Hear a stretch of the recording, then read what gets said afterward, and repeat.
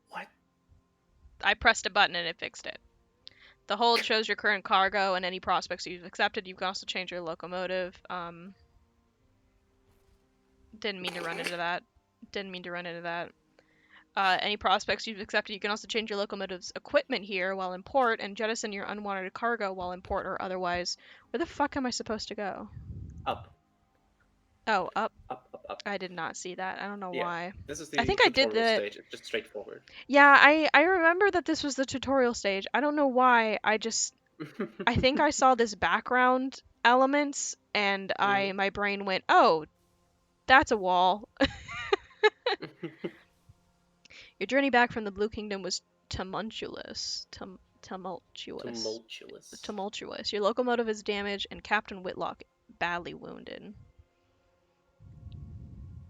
As first officer, the crew looks to you. The nearest station is New Winchester. Can you get the Orphean there safely? Okay, cool. It froze again. There we go. Don't scare me, please. Oh, Scavenge. goodies. Much to the relief of our stokers, you find a barrel of fuel amongst the detritus. Reko drifts here, less fortunate even than you. We should scavenge her for repairs, a crewman suggests. The Osmandius. Ozymandias. The wreck hangs in the sky, pocked with recent gunfire. You and the boarding crew don your sky suits, garments of waxed canvas lined with felt. Why am I getting a notification? Lined with felt to protect against the cold of the sky. Two of the crew are whispering as they dress. What business did Captain Whitlock have in the Blue Kingdom anyway? Why the devil did we trespass on the districts of the dead? You silence him. Now's not the time. Leap across to the wreck. The gap between the two engines isn't wide, but the endless fathoms of heaven gape beneath it. Leading the way, you jump. Your stomach lurches with vertigo as the stars blaze above and below. The air of the heavens is thin and torn by unpredictable winds. Then your boots hit the running board of the Osmandius. Your leather-gloved hands fumble for a hold. One of your companions throws you a line, and you lash the two engines together. Only then did the rest of the boarding party follow you. One of them follows. One of them forces open an exterior hatch, and you clamber inside. The interior is cold, unlit, and whistles with wind. Your party's lamps spread buttery light over the narrow, paneled passages. You make your way towards the hold and step over the bodies crumpled in the corridor. Unfortunately, your way is blocked. A bulkhead has been mangled inward by a well-aimed barrage. Clear the obstruction away. You locate a length of pipe to use a pry bar. This will test your iron skill. Iron is the skill of confronting and overcoming. Lead your party on a more precise path, go to the Osmandias' hull, climb past the blockage, and enter through the window on the far side, and do so carefully. Veils is the skill of deceiving and evading. I always prefer veils. I'm a sneaky little bastard. I like being a sneaky little bastard. Why do I hear ringing in my ears? The rest of the boarding party follows you without enthusiasm. You recall the first time you climbed outside an engine, helping the captain fix a leak in the exterior pipe. The wind had shrieked, buffeted at you. You asked the captain what would happen if you slipped. You fall, she answered tersely. But where to? You asked. She looked down, then up, then back. The sky's depths spiraled all around you. Away, she said, and you heard her fear.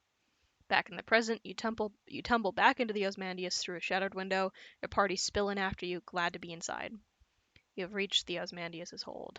A cargon of cargon, ugh, a ruin of smashed cargo and spilled supplies.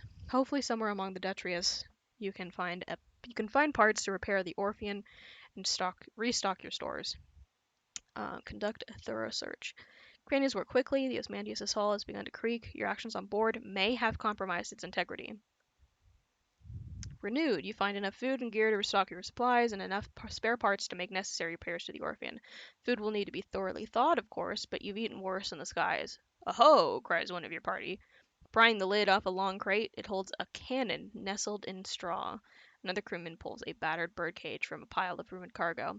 Within the cage, something winged and furred opens a sullen eye. You examine your finds. 4 supplies and 15 hull. Osmandius emits a long, juddering creak. Your boarding party exchanges nervous glances. From the chaos of its hold, you retrieved repairs and supplies and discovered some useful equipment, a gun that could be mounted on your locomotive, and an educated bat. Mount the Jerusalem cannon on the Orpheon. Her own weapons were damaged. During your flight from the Blue Kingdom, you can claim both this and the bat. Leaves you vulnerable.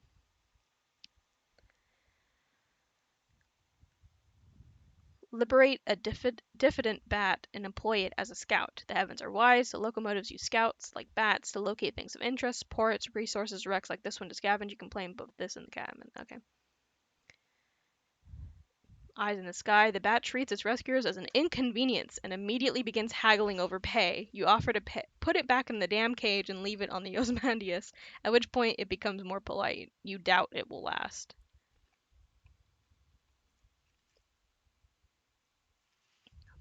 The Cothrell and Hathersage Jerusalem fires single shells to a good range, more or less accurately. Two of your party get it back to the vessel and fit it immediately. The Osmandius groans again. The structure shudders spasmodically. That is hard to say. Okay. Press on to the engine room. You might find more fuel there, but you'd better hurry. The Osmandius is beginning to tear apart. You abandon anything you have not yet claimed from the hold. Return to the Orpheon. I think this may risk one of my Mm. crew, but Mm. I'm willing. Yeah, this is a little bit of a harder pass to do. Yeah. Um, the wreck of the Osmandius screeches as its metal buckles and tears. You press on through the shuddering corridors, searching frantically for the engine room. Send a smaller party ahead to retrieve fuel. It's foolish for all of you to go. Send your quickest and lightest to retrieve fuel. Hearts is the skill of convincing and enduring. Go yourself and conduct a hasty search. Send the rest of the boarding party back to the Orpheon. Go on alone. Mirrors is a skill of investigating and deducing. Yeah, I don't want to risk my bros. In the nick of time, the wreck's engines are choked with old ash. You search swiftly, aware of every creak in the bulkhead, every tremble that runs through the dead locomotive. Finding several sacks of coal, you drag them to an exterior hatch and fling them across to the Orpheon before leaping after them. Unshackling your locomotive from the Osmandius, you stoke your engines and steam away, restocked, refueled, repaired, and rearmed. Hell yeah. Cool, ran into it. That was perfectly timed. Okay, sending out the scout costs supplies, Oh yeah, that's right. but it's It good. will tell you where things are. Yeah. Summoned by Captain Whitlock, the walls of the captain's cabin are lined with a hodgepodge of curios from across the sky. Captain Whitlock lies in bed. Black marks cover her skin like a monstrous brand. When she coughs, coils of acrid smoke pour from her lungs. Inquire after the captain's injuries. The locomotive's doctor attends to her. His lips are tight. Approach the bedside. The captain opens her eyes as you draw near. She attempts to smile. Her mouth is blistered from the blue fires that dance on her tongue. Her hand grips your arm. Her skin is as hot as a kettle. Made arrangements. The Orpheon will be yours. Her voice is just a rasp of burned meat breath. But promise. She breaks off to scream a word in a language that was not made for human mouths. When she resumes speaking English, she is weaker. Her request little more than a gasp. Promise me one last service. Promise. Promise her you will obey her last command. Whatever it is, you'll see it done. Make no promise. Tell her to rest. She will need her strength. There is a hospital at New Winchester. They can help her. Pull away? What if her condition is contagious? Demand to know why she took the Orpheon to the Blue Kingdom. It was folly to visit one of the lands of the dead. Now you are all paying the price. Um, yes, okay. I'll do it. Yeah. She sinks back relieved. All in my will, she gasps. Be a better. She breaks off as the sigils burned into her bones flare, glowing cherry red through her flesh and skin. Better captain than I. The effort exhausts her. She sinks back into the scorched pillows in a twisting, frantic fever. The walls of the captain's cabin. Oh, yeah, I already read that. Take your leave. You have an engine to command. You leave the cabin and the scorched stink of the air behind and return to the bridge. New Winchester is further than you'd like, and the captain hasn't long left. After much flattery, your bat admits to having found something. Oh, I forgot that I can't just go past these. I have to. Don't. That's mean. Don't do that. How do I how do I fire things again? Oh, I Yeah, forget that primary it's button. yeah, it's been a while. Just left click. No, I Yeah. meant aiming. Sorry. Oh, okay. Yeah, I'm used to I the last time I played any of these games, I had a homing bullets basically. So whenever I Mm. fired, I Yeah, didn't you have have a to little bit of that. I didn't have to You have be gentle. aimed at like the front whenever I fired. Mm. For Oh fuck's yeah, sake. it curves slightly. That's nice. Oh, definitely not as much as I'm used to though. Yeah. I wish it was I wish it was more. It'll be better when it's more. Mm. Yeah, you can't fire too much or Yeah, I know. you overclock yourself. Yeah. Sorry, not if I'm explaining things you already know. It's not for you. It's Oh, for it's for everyone I'm else. sorry. It's Right. okay. Sometimes I forget that we're streaming at all. Yeah. Okay, you approach the buckled wreckage, poised to plunder the plunderers. Behind you, someone is humming a song of victory. Raid the remains. Marauders pillage homesteads and hunt travelers all across the reach. They often carry stolen valuables. Strip it for repairs. Um, yeah, let's repair. Your engineers scour the remains of the Marauder for intact parts. Even before its defeat, it was rusting and rickety. It's plating a patchwork of reclaimed steel and repurposed bronze wood, but enough can be salvaged to repair some of the damage to your own locomotive. I think, do I have a? Yeah, there we go.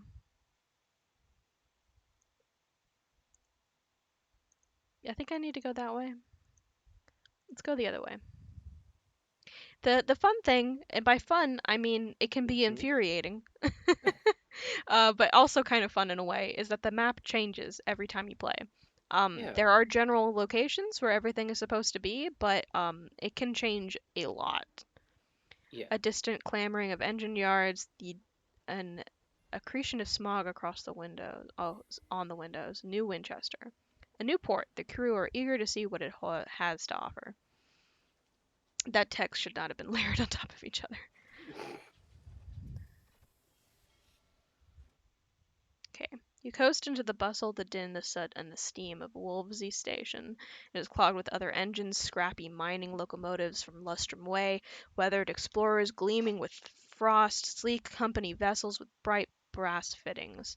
No sooner than you pulled into the sidings than a brusque station master bustles over. He requests to come aboard. I must speak with your captain, he insists, brandishing a ledger, the usual formalities. Look to the Orphean's doctor. He has just appeared at your shoulder. His face is solemn. His hat is in his hand. He lowers his eyes. The passing. The crew exchange bleak, wordless looks. The Orphean itself feels suddenly more empty. The station master looks confused. You inform him that, unfortunately, Captain Whitlock has just passed. Ah, he says neutrally. Sorry to hear that. Very sad, very sad. He waits for what he considers an appropriate minute and a half before continuing. Alas, even amidst the tragedy, the cogs of bureaucracy must turn. If Captain Whitlock is deceased, the station authority require their answers from the first officer. He dons a set of spectacles, locates its pen.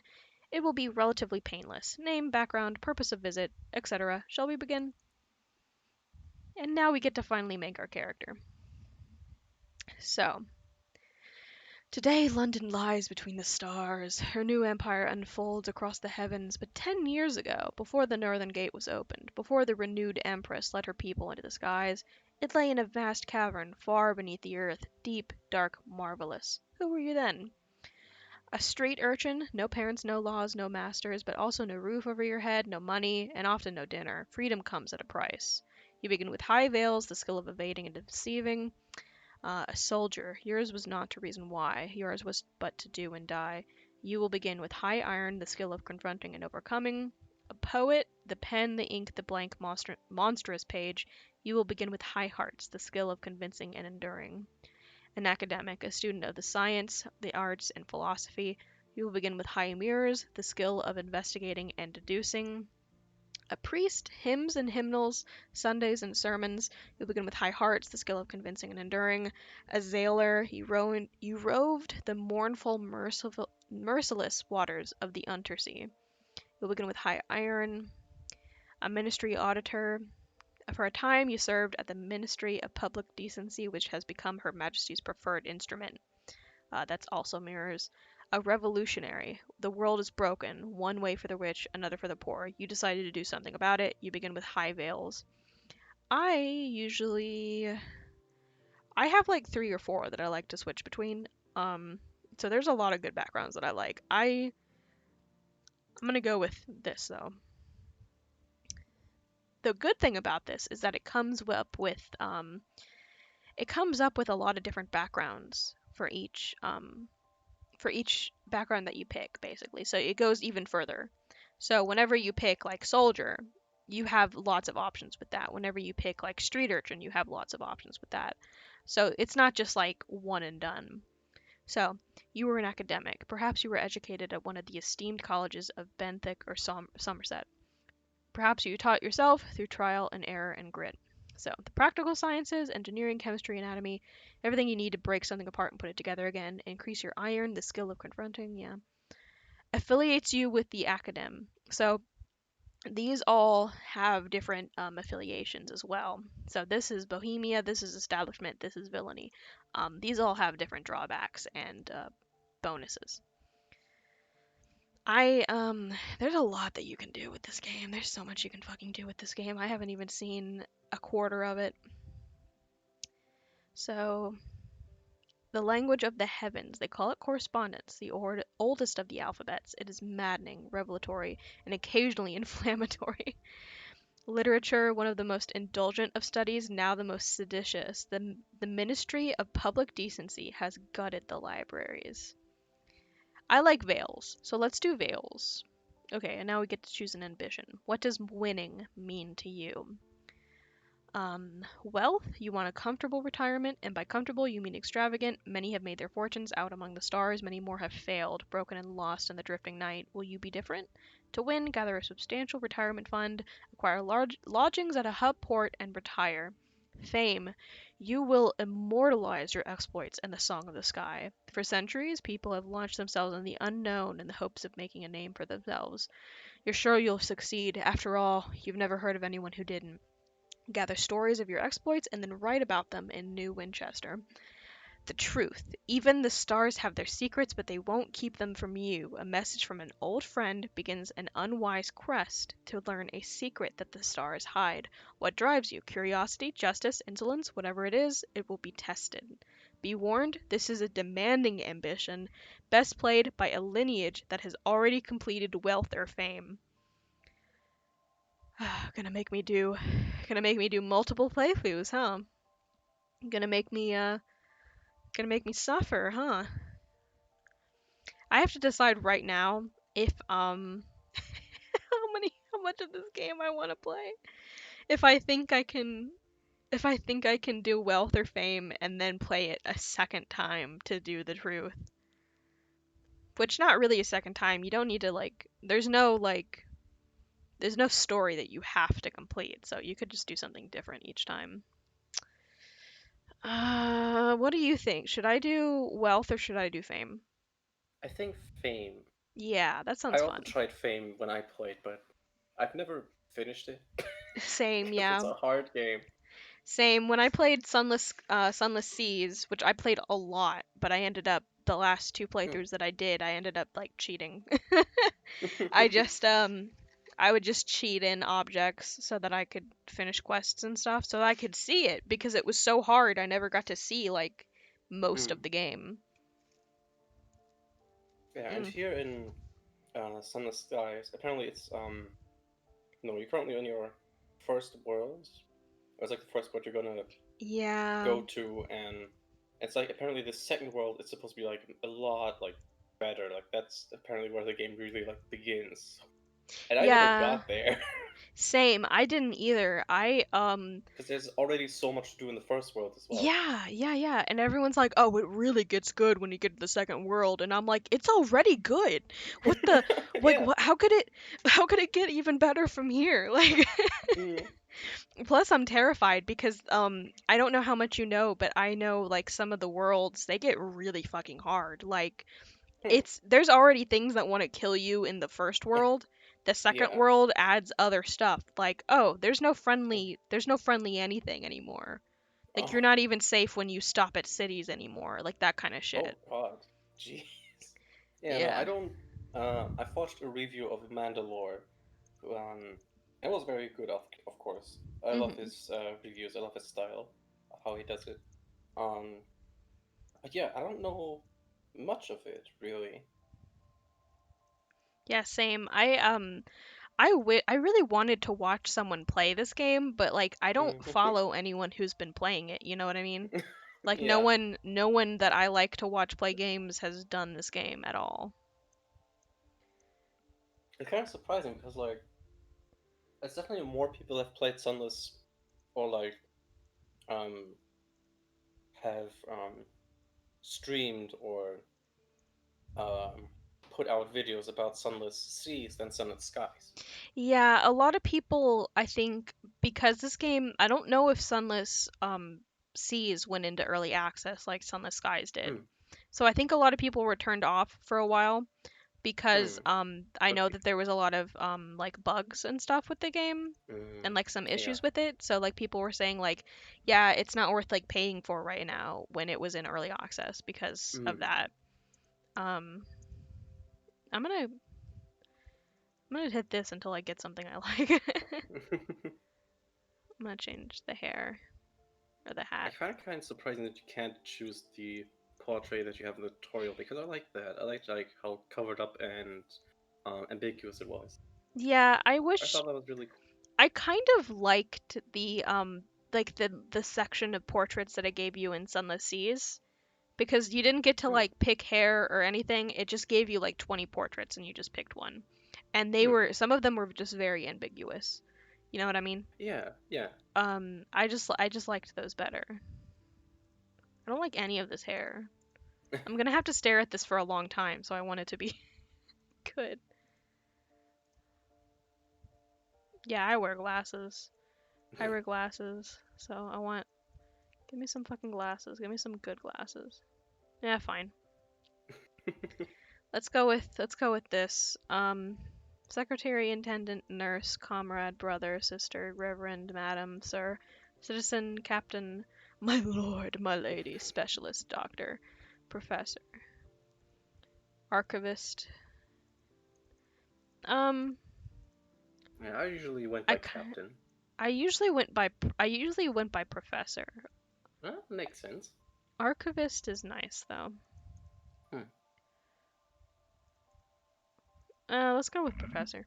Um, I usually use the name Honey in all of my Hmm. in all every single fucking one of my games, but lately I've been using Maisie. Lately, Yeah. I've been trying to get used to It's it. the same with me because like I've been constantly using Vera, and then when I changed to Valary, I started using that name. Yeah, yeah, this looks good. Hell yeah. The reading of the will. So, 3 weeks have passed. This morning, Captain Whitlock received a simple memorial service. Her body was consigned to the Acropolis train bound for the Serene Mausoleum. Now you sit with a handful of her relatives in the threadbare offices of her solicitors. A methodical notary is reading the will. The captain was wealthy once, but squandered her capital on mysterious expenses before her expedition to the Blue Kingdom. Listen to the end.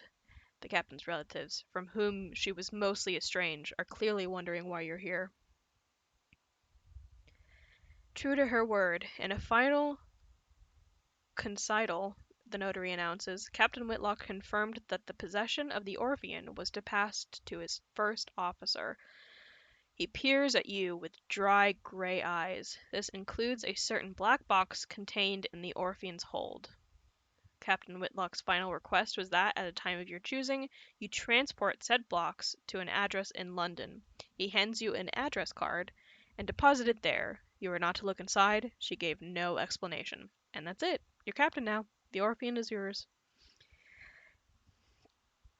So we could take it to London, or we could sell it. Um, yeah, we need to buy more supplies. This is officers and mascots. In addition to your ordinary crew, you now have an officer or perhaps a mascot. You'll need to formally appoint them before you can benefit from their skill, abilities, or animal charisma. To do this, open the officers panel. Okay.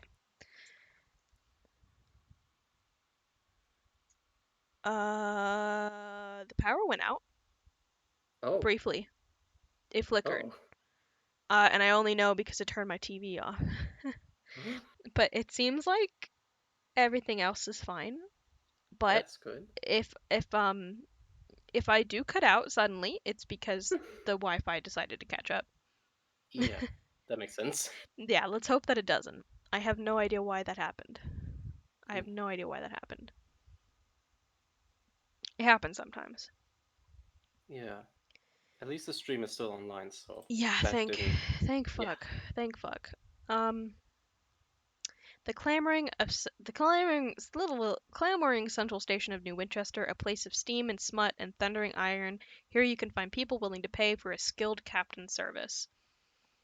Um, so we have a lot of options here. Let's recruit the incautious driver. I specialize in test driving, but I'm looking for something quieter. The driver indicates a crashed engine, still smoking, like that, without the screaming. Requires a sign-on fee. What harm could it do? You get a chief engineer who will increase your iron by 6, your hearts by 2, and your affiliation establishment by 1. I need 20 sovereigns to hire you, and I only have 100, but I think that's worth it. Brave or fearless, the driver boards, eager to get started. I recently parted ways with the Windward Company, they explain. Personally, I think a crash a week isn't so bad. They disagreed. Oh well, live and learn.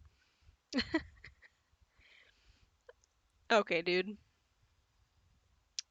We're gonna go through all of these later. I'm gonna go through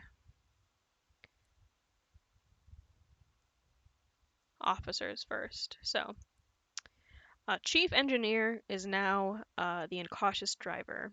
It is impressive that their engine lasted as long as it did. They must have good reflexes, at least. So, equipping officers helps with your checks, basically. So it gives you more irons, give you more whatever you need. So it's always beneficial to have that equipped. They also, like in this case, they give affiliation with places, which can help you in some ways.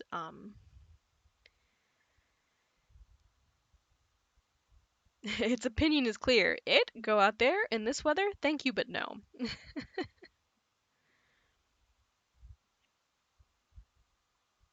He gobbles fuel like a starved wolf and sulks worse than a cat kept in from the rain. It will at best suffice. So yeah, our our ship is not great. We have 6.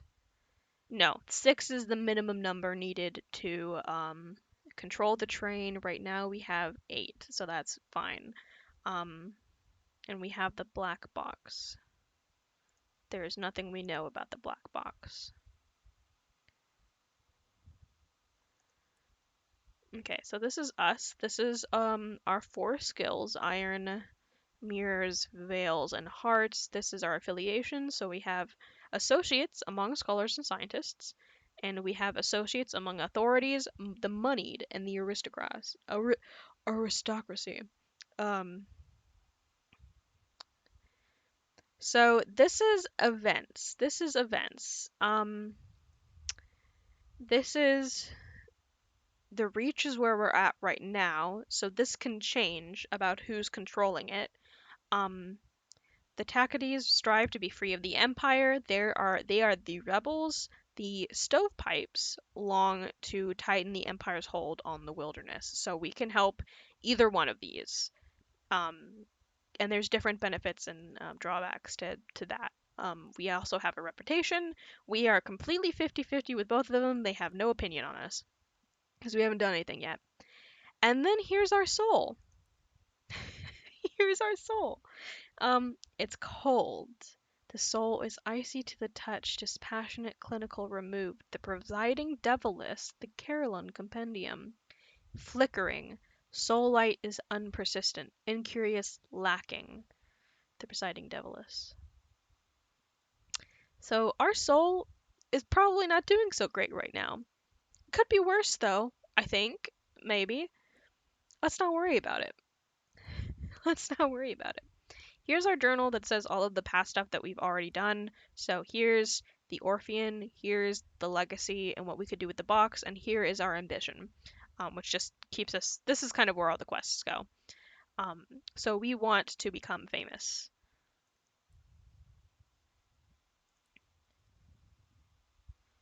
This is what we have of a map so far. I'm gonna tell you already, this map is really fucking big. It's really fucking big. Look at that shit. It scares the shit out of me. Hate it. And we've Not a only fan.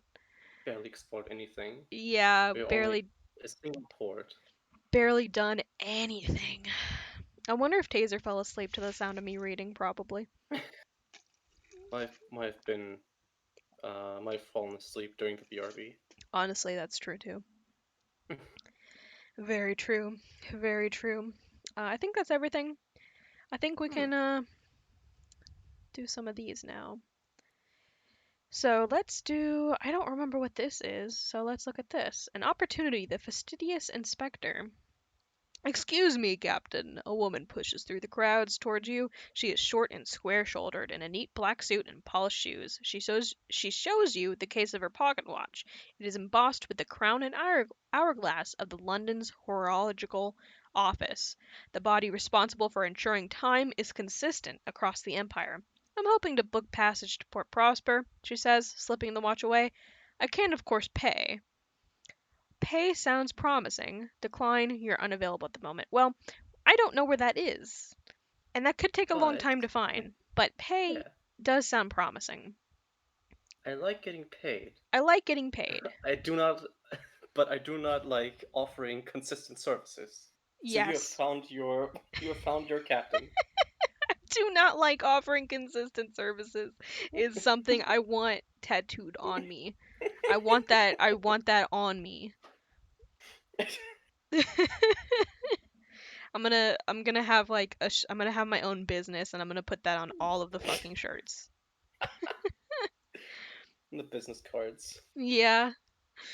Thank you. The locomotive I was on broke down following a boiler rupture. The chief engineer's fault, I suspect. A gentleman fonder of brandy than of diligence.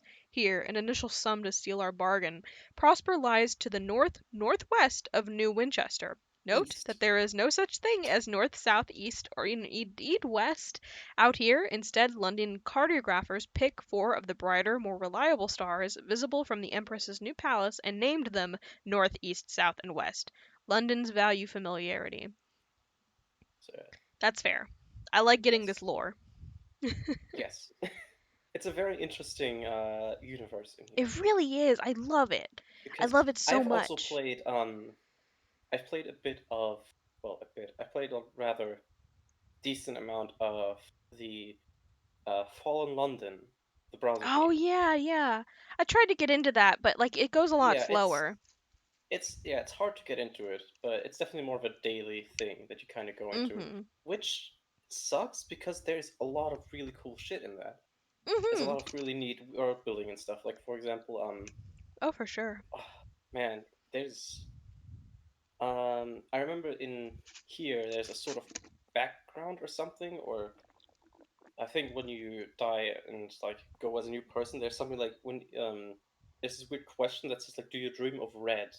or something like that. Yeah, yeah, yeah, yeah, These yeah, are the yeah, yeah, Prince's yeah, yeah. dreams, and that's like something really cool in Fallen London because that's like this sort of dream world that it's a very odd world to describe because it's like it might not even be real, Mhm.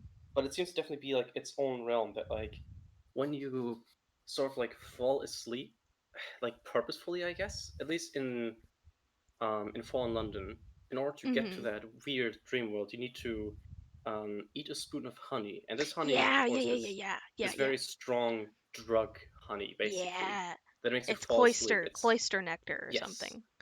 I believe it's probably illegal in some Yeah, way. it definitely is. Definitely fucking Definitely is. illegal. Um, There's even an because enemy that will attack you if you have it on your person. If you yeah, have it in your ship, the enemies will target you. yeah, They want it. um, yeah, and if you decide to eat a spoonful of it, you will be transported into this dream world. I think it's called the Crimson Court or something. Yeah. Yeah, And yeah. yeah, it's this hard to navigate world where um, I think you're in a sort of way your value is measured by the red things that you have on your eyes, on your eyelashes, basically. It's Yeah. like this sort of dust that gathers on your eyes, and it determines like how long you can stay in that world. Mhm. And it's so interesting. Another thing is also like this island in Fallen London, I think island or place rather, that houses devils, and they offer their like soul cleaning services, and it's very interesting. Like you give them like you can trade Oh, souls that's and in stuff, this and too. That's in this too. yeah, yeah, it's like Great. it's so cool. Like where what this universe is, and I'm glad that Mhm. they made like Sunless Sea and Sunless Skies because that's a lot easier to get into and Right. go through the narrative with it. And they It's very keep a cool. lot of the same lore. It's just kind of a shame Yeah. that some of it is like some of the storylines and characters are based off of stuff that happened in Fallen London and you just have no idea unless you play Mm. that. Because Yeah. there isn't even really like a good wiki, you know? Like Yeah. you can't even just do a deep search on the Wikipedia and be like, I want to learn Oh yeah. everything, like, because you can't. Like, there just isn't Yeah. available. Because I tried. That's, yeah. Because I tried. Um, Captain Whitlock left it to you in the hold of the Orphean. Her will described it only as a black box, a description you consider to be an unhelpful understatement. It is a casket of black basalt, longer than you are tall, unadorned with a small, single recess that contains a keyhole.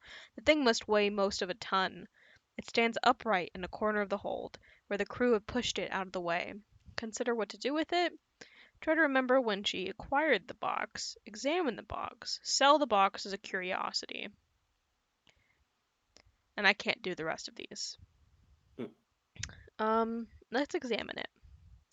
Has the dimensions of a sarcophagus plundered from the tomb of some forgotten prince of Egypt. There are no carvings or inscriptions on it. The join where the lid meets the body is too thin to admit even a knife blade.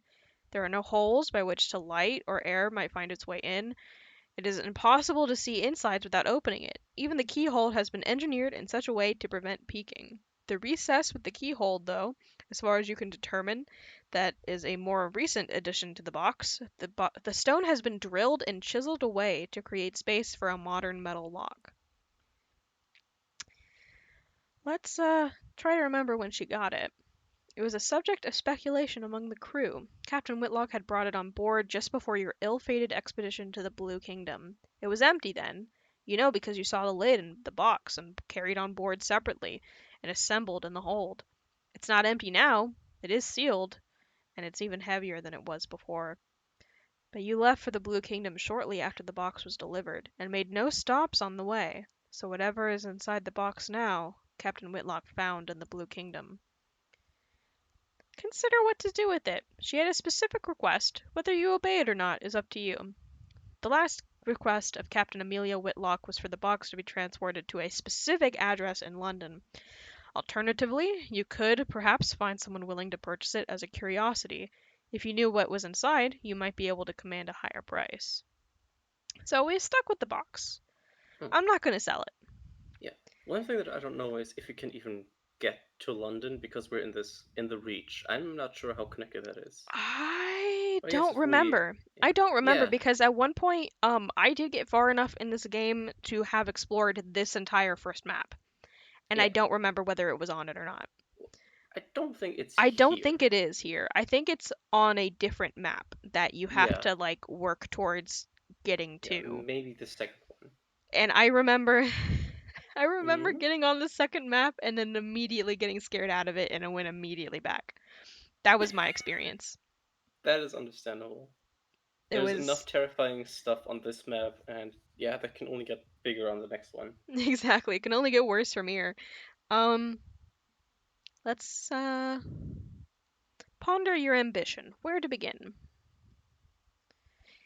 Take advantage of a quiet moment to pull out your journal. The blank page sits before you, smug and unblemished. The horror. At last, inspiration strikes. You need fresh material. That's the ticket. Go out and explore the high wilderness. Gather sky stories and tales of terror to begin the song of the sky. Um, you collect those kinds of things. They show up in like your journal or your inventory as like tangible things, so you can count how many that you have, and you can use them for various things. Um, some of them it's going to be hard to gather them because those are valuable commodities and it's very sometimes you need to sell those for like fuel and stuff. Let's explore. The smoggy, clanking, singing, stamping, thronging, frantic heart of the Reach, an ever expanding port of soot smudged glass and bright steel, spilling across a drifting, mist wrapping archipelago. Its factories thunder, its engines shed ring with hammers and hiss with steam, locomotives chug into the slidings for repair, or flare across the sky and away into the high wilderness. An opportunity, learn about trading. Visit the Promise of Days, inquire about the Winchester War. Okay, so this last option is going to tell us about how the Civil War is going in the area. Like I said earlier, we can help either side, and each side has like benefits and drawbacks. The short of it is like, do you want to help the common people or do you want to help the rich people? And I think I already know what our answer is. I can already tell you what the answer is. Visit the Promise of Days, a club where seasoned captains gather to trade stories and share advice with younger skyfarers. Ooh, I like that picture. Old pistons gleam on the walls. The shelves are crowded with mementos from across the sky. The clientele raise their voices to be heard above the comforting clamor of the adjacent engine yards. You might find helpful advice here. You introduce yourself to the seasoned captains. You're always happy to offer words of advice, sometimes many words. That is correct, Taser. Hold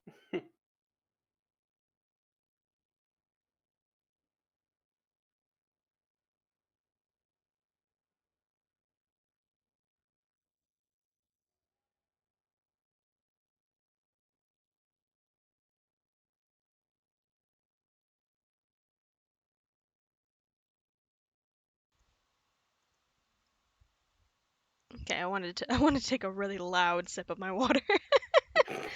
Yeah, it's I'm at the very end of the container now, so it's really loud. I'm gonna I'm gonna do a quick BRB because there isn't any downside for me to stay on the screen because nothing happens here. Like I'm not using supplies or anything, so it's fine. Hmm. Yeah. So I'm just gonna do a quick BRB just to use like the bathroom because we've been surprisingly talking for a while already. It's already been an hour. Um, yeah, I'll go to the BRB screen so you guys can hear Hmm. the nice music.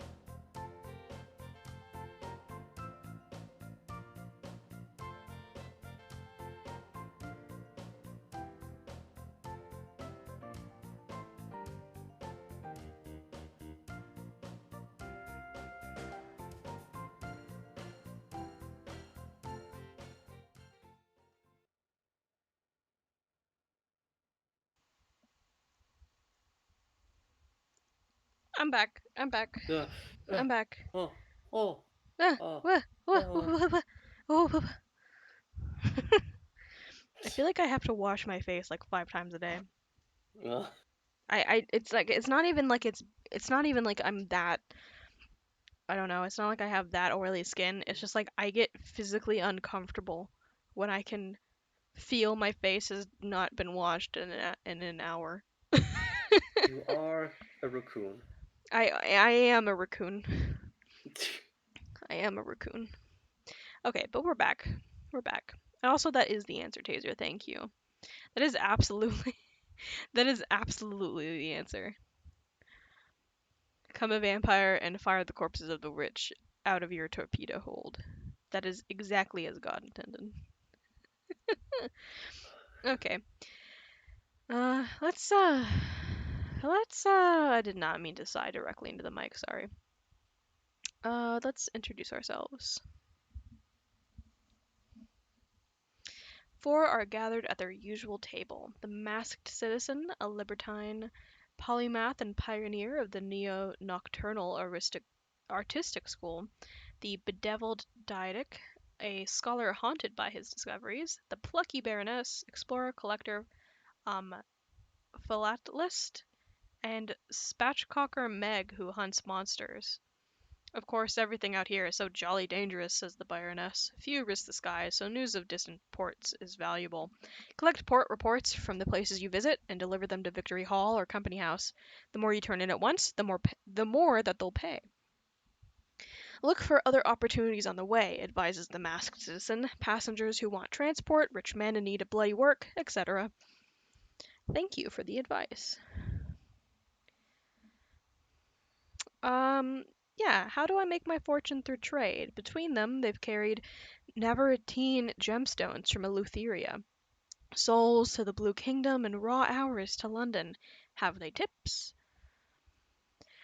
Ah, the Didac says, fiddling with his innumerable talismans. An essential topic. Meg slides you a stool, and the captains shuffle around to make room. The masked citizen buys you a drink of their own invention. It is violet and foggy. The plucky baroness gives you a brisk, encouraging grin. Ask away. That's a lot. Um, It sure is. yeah, they give you this because they know that they didn't give you a tutorial on the first game. They said, "You want a fucking tutorial? We'll give you a fuck tutorial. Give you a fucking tutorial. You can sell practically anything at a big trade hub like New Winchester," the Baroness answers. "If you want to buy, though, you'll need to travel to more distant ports. Each specializes in a particular export." Meg spits chewing tobacco on the floor. No money in buying at market prices and selling them at that too, though. If you want to look for bargains or prospects of people offering better money, buy cheap, sell dear.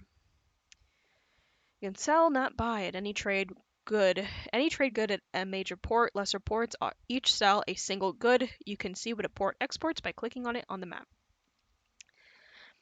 Okay, I already know this, but it's kind of like to the benefit of everyone Oh. else. The mass citizen sips their drink. The biggest port in each region has a bazaar where captains do business. There you'll learn of people at other ports prepared to pay over the odds for a commodity. When you accept the commission for a prospect, it's yours. No other captain will pursue it. It's all fantastically civilized. Their smile is droll. You have to source the goods yourself, of course, says the bedeviled Didac. Find a port that exports them. The client will want a certain amount. You can supply some or all of it, but if you provide all they need, they may furnish you with an additional reward. Accept prospects. You may accept up to 4 at once. You can review and abandon them on the locomotive screen. Prospects is what really makes you money. Um, Ask them if they know of a good prospect available. Ask about bargains, how to expand the prospects and bargains available to you. Yeah, this is through affiliations. Let's just go in order. In fact, "In point of fact, I do," says the masked citizen, tapping an elegant finger on their elegant glass. "The host at Magdalen's needs an urgent delivery of seeds, paying a pretty penny too. If I were you, I'd get to the bazaar straight away, put my mark against it." Meg grunts. Broker in Port Avalon is selling cheap seeds. Chirpy chap. Oh, God knows why. This vase looks like it's been pushed through a mangle. An opportunity. Port Avon lies to the south-southeast of New Winchester, and Magdalene's lies to the north and northwest of New Winchester. Accept this prospect from the bazaar if you haven't already, then buy seeds from the bazaar in Port Avon and sell them at Magdalene's. Okay.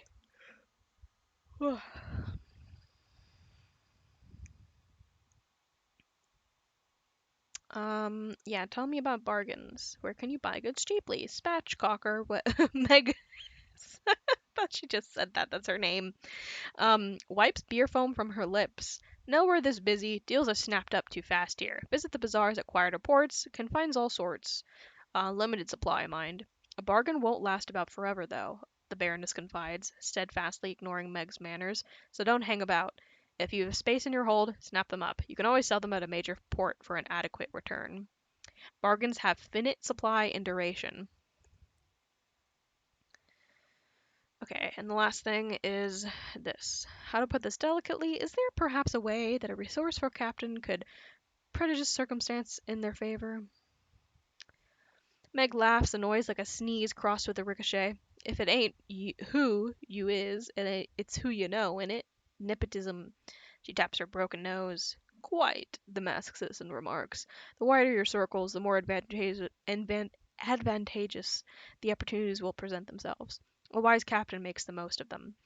So, as your captain increases in level, your affiliations increase. Academ, Bohemia, Establishment, and Villainy. They will unlock new, more rewarding bargains and prospects. Affiliations allow your next captain to inherit certain resources should the unthinkable happen. Okay, let's change the topic. That's it. So we're gonna go onwards. We already have 8 out of 10 crew. That's pretty good. I'm good with that. Let's because you can always pick up more crew from other places, you know. Let's go to the bazaar.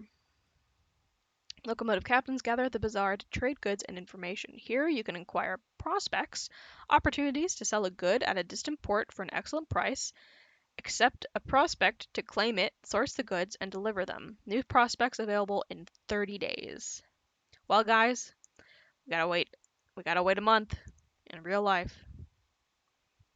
I'm just kidding. That's not how it works. You don't have to. You don't need to do any waiting in real time. This is all game time.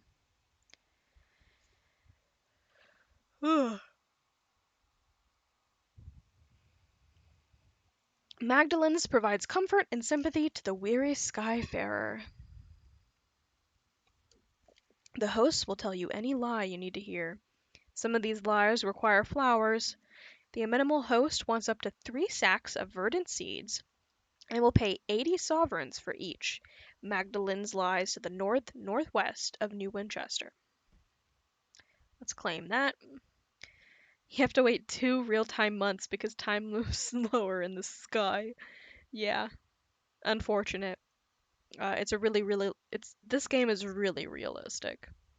Really realistic. If you die in the game, you die in real life. You know, like like uh like that anime. Don't get me fucking Yeah, started I on it. knew that would I make have you make a noise. today I have been trying so hard not to talk about it because I feel Yeah, like slowly the letting it anime infest my Digimon. life.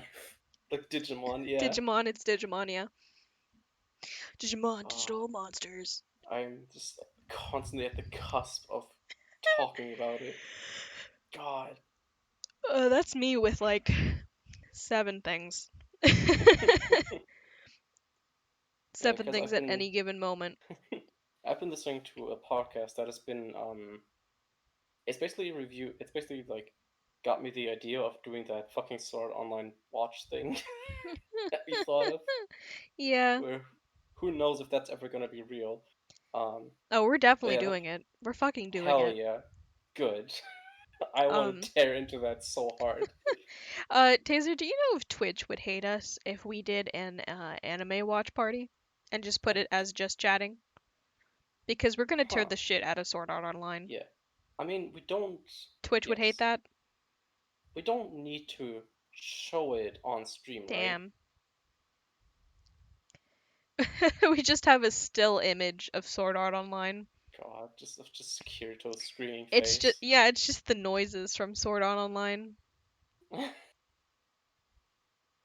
That's kind of weird though that they don't have any system in place to do that.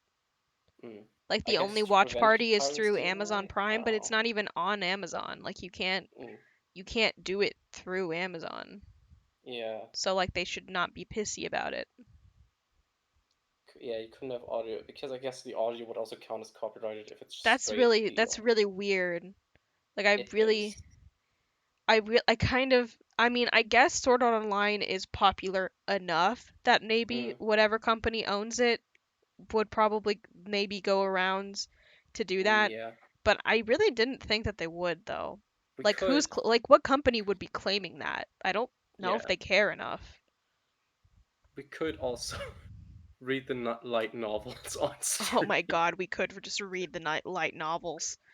We could Uh, just read the light novels. I What are have they I gonna have do? not Copyright our voices? I have not read the light novels. Thank God for that. I have no idea what's going on there. You're about to, bitch. Oh God. Oh man. I think Oh. I think what we could do Mm. is we could either do it through we could either watch them ourselves Yeah. and then just talk about it on stream, you Yeah. know, That was while my doing original something thought. else. Um Yes. like Minecraft or something. Something Yeah. simple that would make it Something really easy simple. to talk about.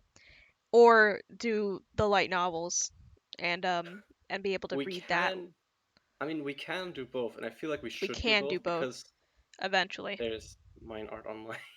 Yeah, God, we literally. should find a Sword Art Online texture pack. Oh God, shut up. God. I hate it. Thanks. I hate this. I hate this. Uh, I'm already regretting these decisions.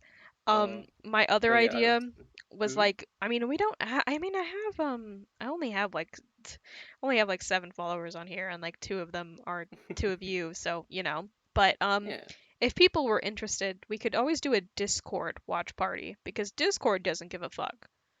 that'd be Discord fun does to maybe not do. care. Yeah, even if it's not gonna be like popular, um, like now basically, like it was still be a good idea to like have it preemptively. That's a nice idea. Yeah. Yeah. It would be fun. It's gonna be fun. Yeah, I'm yeah, I think excited. that's a good idea. We should do that. Yeah. And then yeah, because I am the like local sort of online professional, and even then I'm like not that well versed in it, and I would prefer to stay that way. But Right. for the sake of education, I am ready to make sacrifices. Yeah. Yeah, mood. Taser, quick question. Can you hear game audio and is Valary's audio doubling? I've been wondering. I just wanted to check. I Hmm, figured if it was bad you probably would have said something, but I didn't know if it was yeah. like I mean, honey, right now in the game menu okay. there's no sounds, right? There is sounds, but they're very quiet. They're Okay, very because quiet. I'm also not hearing them, but I think that's just because it's very quiet. Yeah, it's very Like even on quiet. my side. And Yeah. especially you wouldn't be able to hear it over the sound of us talking. Yeah. There's like basically ringing noises. Like you Yeah. can hear like Some ambience. yeah, there's some ambience and that's pretty much it. There's no music or anything. Yeah. Okay, well that's good. Thank you for clarifying that. Yeah. Um Nectar for okay, this is what I was gonna do. The Devils of Carillion are yeah, I'm pretty sure that's right. Are Oh experimenting yeah, with the a new devils. penance. Huh? Yeah, the devils were all about the penances. That's right. That's how you Yeah. clean your soul, and that's how. Yeah, Uh that's right. Involving close harmony singing, they request up to 5 gourds of chorister nectar, which is considered a vocal panacea by opera singers and actors. Carolyn lies to the west of New Winchester. Yeah, fuck it. 5 quarts of nectar. Jeez. Yeah, 5 whole gourds. I It don't could even be a think I've while. gotten a single gourd of nectar. I guess naturally, I didn't find any I space bees. I did because I played long enough to kind of. regularly do markets and trades and things Mm. like that, but I definitely did not get far in any plot though. Mm. It takes so long to make money in this game, you know? I've been when I played, I was mainly focusing, I guess, on the Civil War and focusing on progressing. But Mm, because I haven't been focusing on the trading and marketing aspect, I have not right, had a lot of money or right. resources. So Yeah, the smart way that's to play this game is to balance it, definitely, definitely. because this is a hard game and it's meant to be that way basically. Yeah, and like you have to spend a lot of money to get upgrades for your Hmm. ship too, which is Yeah. ideal because it is just so easy to die, and then if you die, you have Hmm. to start all over unless you have a proper heir. Or Yeah. if you're like me and you set it to be where if I die, I can just reload the last save, which isn't Yeah. the ideal way to play. It's definitely not, I think, what the game wants you to do. Um, but you can still work with the heir system, which is basically like Mm. you still have to complete your legacy and then have like some kind of either a child of your own or someone that you like give your legacy to Mm. when your character passes, so that when they Yeah. die, they already have a will. And that means that they can get more benefits than you had as a captain. So it's ideal actually to do multiple characters. Yeah. Take 6 generations to beat the game. I don't think I can get anything here. Fuel and supplies. I have 4 We have fuel enough and for 4 supplies. some runs, I think. Yeah, I'm gonna go ahead and get one more fuel Mm. for sure, and then one more supplies. Um, because they like you can already see down here, they're Mm. already like close to Yeah. going to the next one, so they're gonna be used pretty quick. Yeah. I definitely can't afford any of these. Yeah. Okay. Yeah, I think that's it. I don't think there's anything else I can do here. I don't need to. Oh, I can inquire about the war. The slow burning war for the Reach forms the backdrop to daily life in New Winchester. Citizens wishing to keep up with developments in the war turn to the New Gazette. It is famously the only newspaper worth reading in New Winchester, as well as the only paper that hasn't bankrupted itself. Its quality speaks for itself. Here you can read about the progress of the war, check your reputation with the factions, and who currently controls the Reach. Read about the current political situation in the New Gazette, a careful analysis of the balance of power in the Reach, which should be nobody. The Assembly runs New Winchester from Victory Hall and seeks to strengthen its hand in the Reach. London's proxy, the Windward Company, however, maintains a considerable presence in the Reach. Although New Winchester is still neutral ground, tensions are mounting within and without the port. Um, are they talking about me? No, they do not know me. Your name does not appear in any of the Tackety focused reporting on the war. Apparently, you are not considered worthy of comment. There's no mention of your name among the stories of the Stovepipes' recent fortunes. You are not of interest to them. So, the thing that I tried to avoid doing is pissing off affiliations. So, when I was doing the Civil War, I was definitely trying to help the Tacketies, but I was trying to do so without pissing off the Stovepipes, which is a little bit Mm. hard to do. Yeah. Little bit difficult.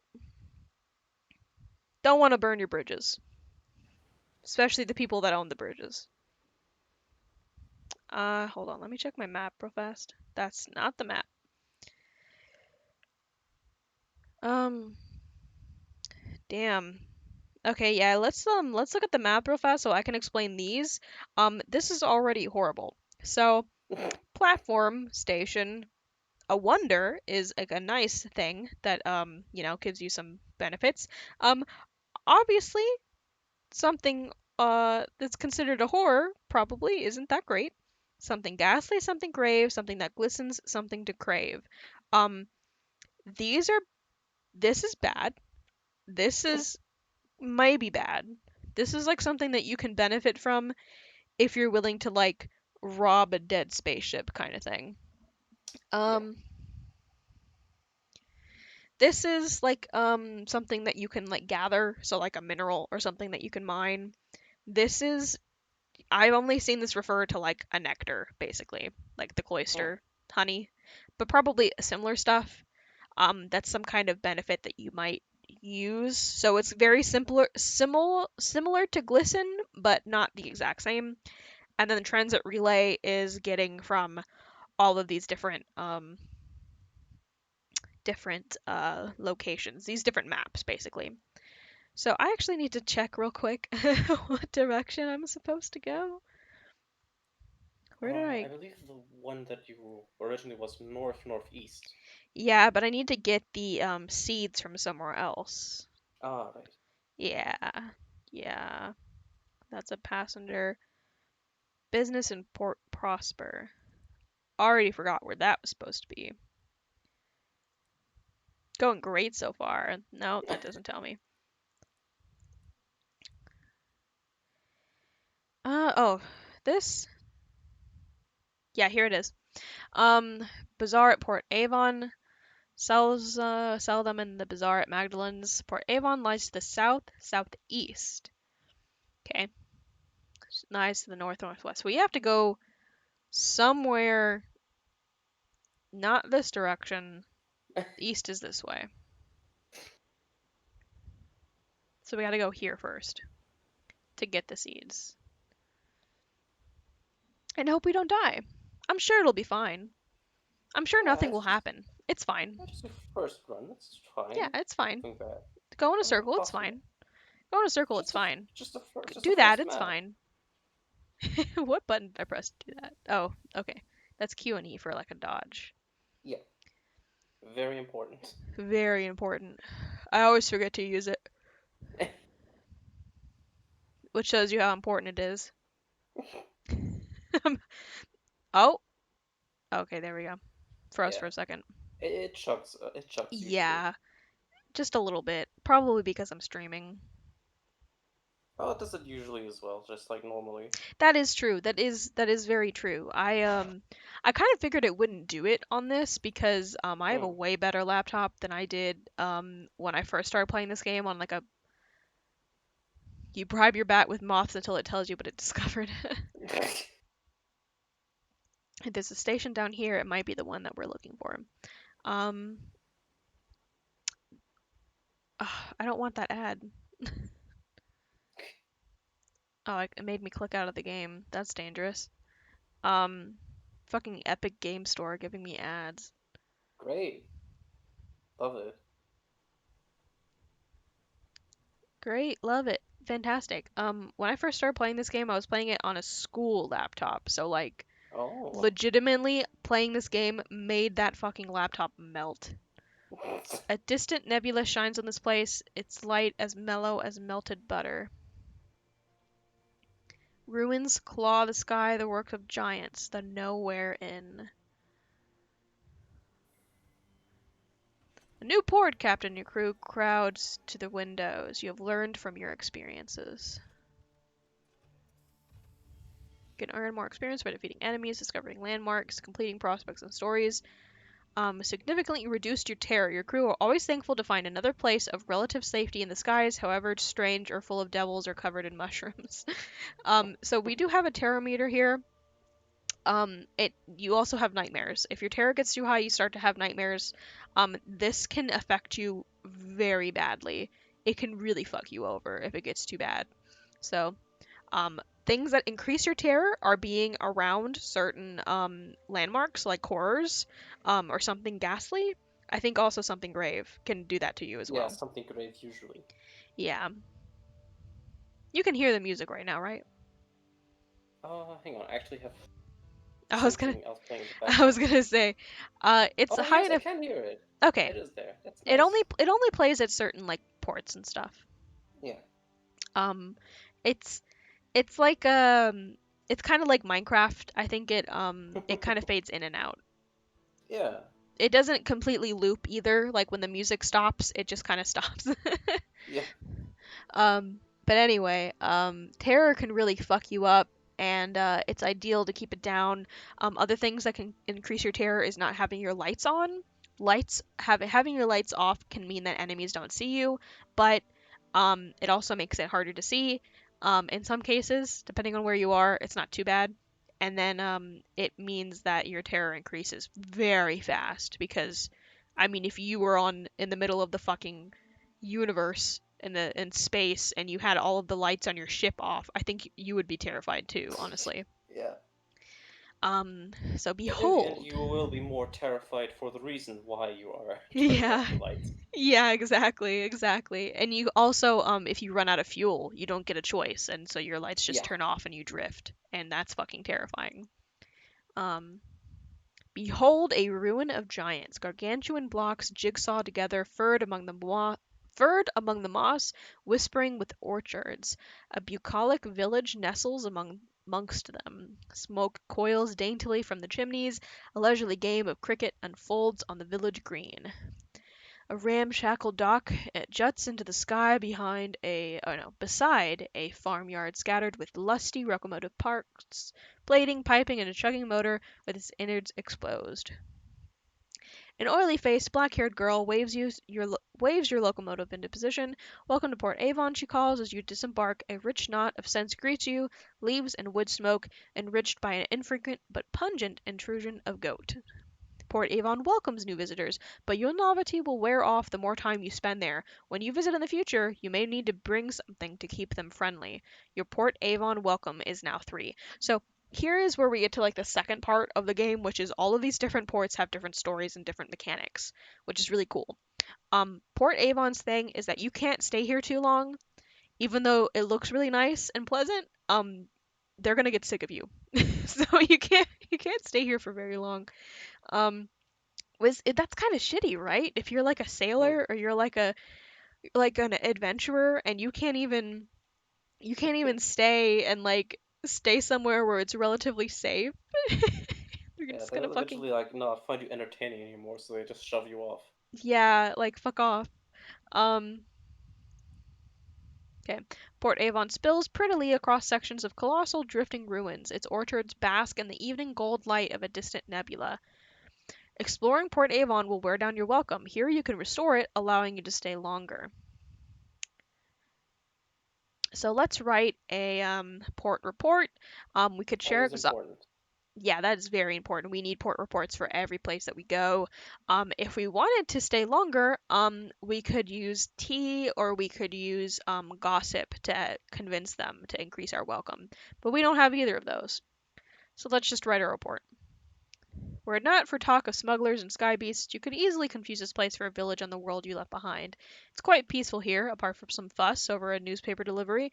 The villagers frown and change the subject when you ask about it.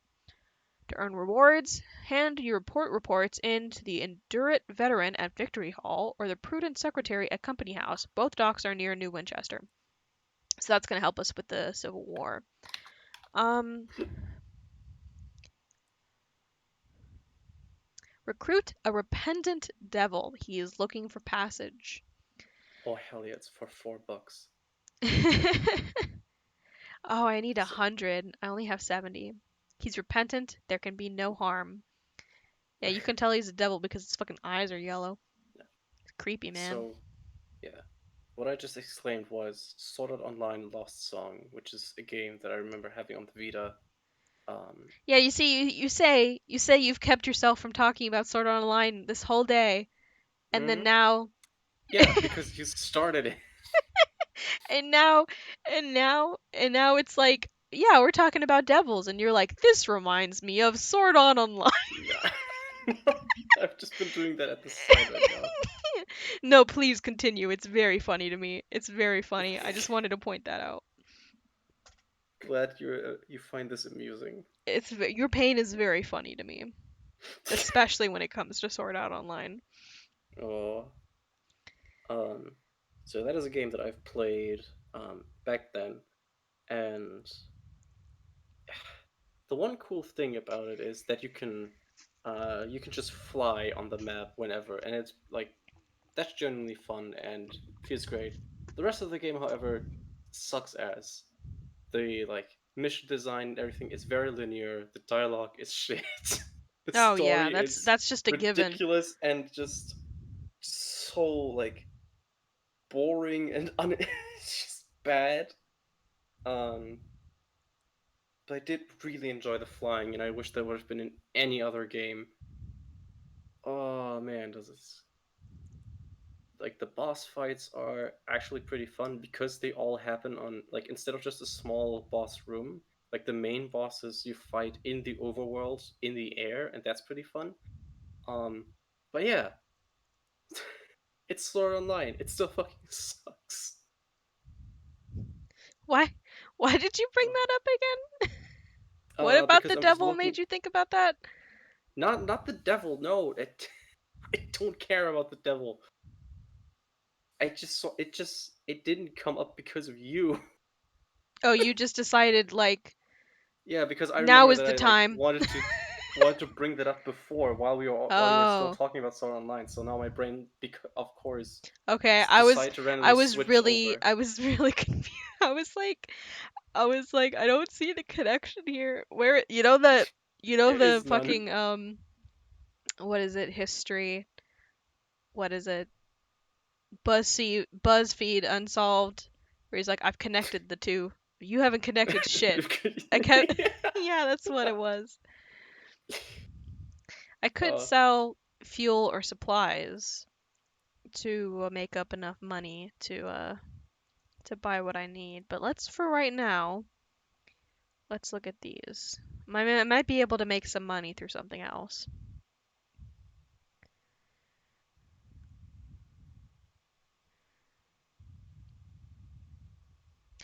The auroral sommelier. Someone has grafted brass wheels to the carcass of an old armoire and impaled its top with a jaunty, damasked umbrella. A man stands behind it, flesh and finery, the colors of the dawn, shepherding customers through their samplings of wine, sweet wine, sour wine, subtle wine, sinful, spirits of every vintage, save, of course, the Hesperian cider. He gives a small, sad laugh. I know because I looked. This is the only place with real apples, but even here, that cider eludes me. He beckons you with a gloved hand. A rare vintage, unheard of and unseen since London. This merits investigation. Come closer, come listen. You effervescent thing, I have a story. An associate of mine, he once gave me a sip of it, one golden drop to place under my tongue, and my life was changed. A carnivorous pleasure steeps into his voice as he speaks. I went back to the store immediately, of course, but the price was too much. And then eventually the dreams drained away, and now I'm here serving wine to drunks. His laugh is black and bitter, but the auroral sommelier gives you the address nonetheless, just in case. If you decide to risk the same grief, savor it for me. So, we're searching for the Hesperidian cider. Apparently purchasable from an unusual shop in London.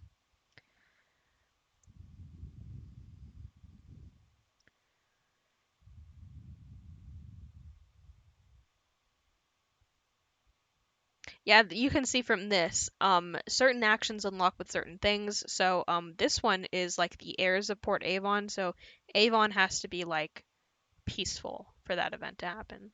Um, The heart of the village surrounded by orchards of real apple trees that were shipped through the avid horizons as seeds. An endowment of years from her renewed majesty grew them to swift maturity. Um, the crack of willow on leather, a hesitant smattering of applause. How is that? The game could charitably be described as stately, but there is a moment of excitement when the batsman hits a six and the ball whizzes over thatched roofs over the edge of the port and is lost forever in the starry deep. Okay, cool, that was my email.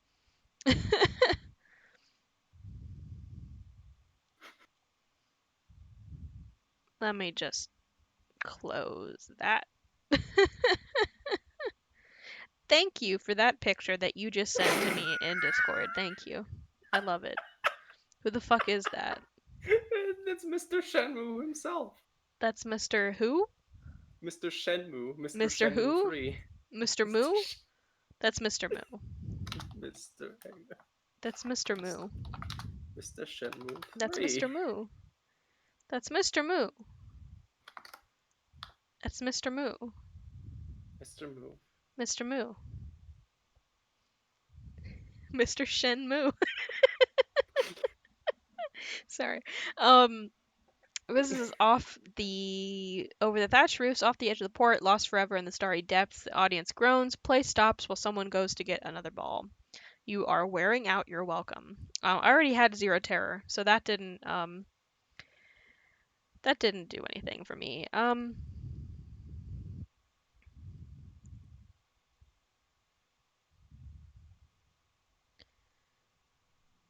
What palace was this? What giant king made his home here? And why did he abandon the vast stores of souls that the locals still quarry from beneath the stone? Perhaps you might risk a furtive excavation of your own. Not one of the looming stones is quite square, yet they all slot together immaculately. Actions here will wear out your welcome. What were the ruins before their fall? Even the bones are tall and stately as the finest cathedrals of old France. What purpose did they serve in the past plentiful days when the sun still shone? Conduct a nocturnal excavation. Port Avon's chief export is souls, quarried from vast stores entombed within the ruins. You'll need assistance, luck, and discretion. The locals will not approve. You need 5 crew for this, and it's a 29% chance of success. Enjoy the picturesque surroundings, how they soar, how tragic, how solemn, like the most rampant vision of of Turner. Success will give you a vision of the heavens. All is well. Oh, that makes me nervous. Perhaps not. I don't like that. The Nowhere Inn. Botheridge's A Tour of Heaven describes Port Avon, a single public house, as a welcome respite, justly famed for its authentic old earth cider. Um, the locals can be welcoming for a while. You may be able to recruit more crew here. Port Avon's first public house stands amidst a nodding copse of apple trees. I think I'm actually gonna go for the night. Yeah, go to I'm bed. getting real.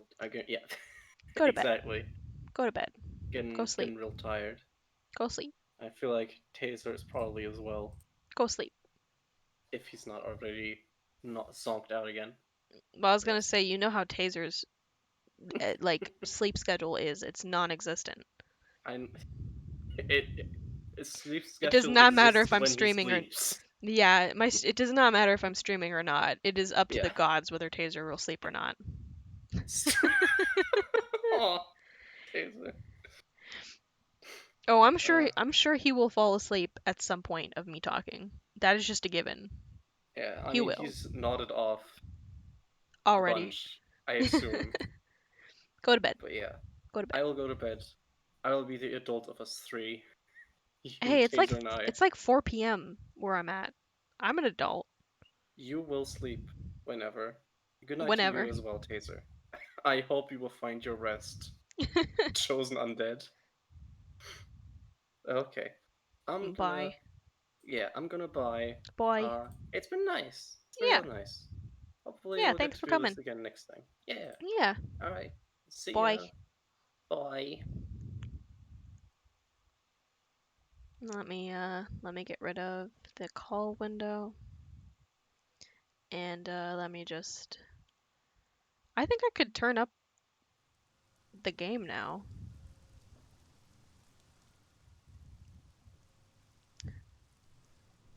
Yeah, 'cause now I think I had it maybe too low. So let me know. I was a little bit worried that if I turned it up louder, that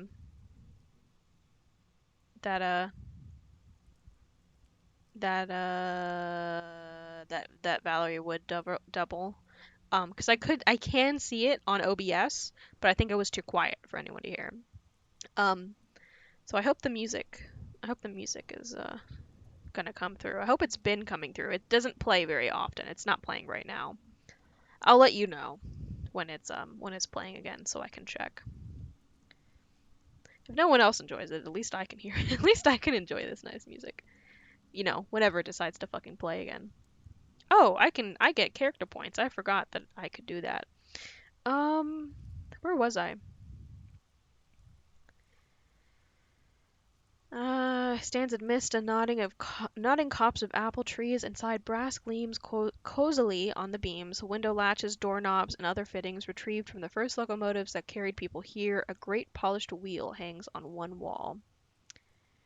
Actions here will wear out your welcome. Read a work of speculative fiction. Appreciate an amount of cider. Made from real apples, from the world you left behind. That costs money. No thanks.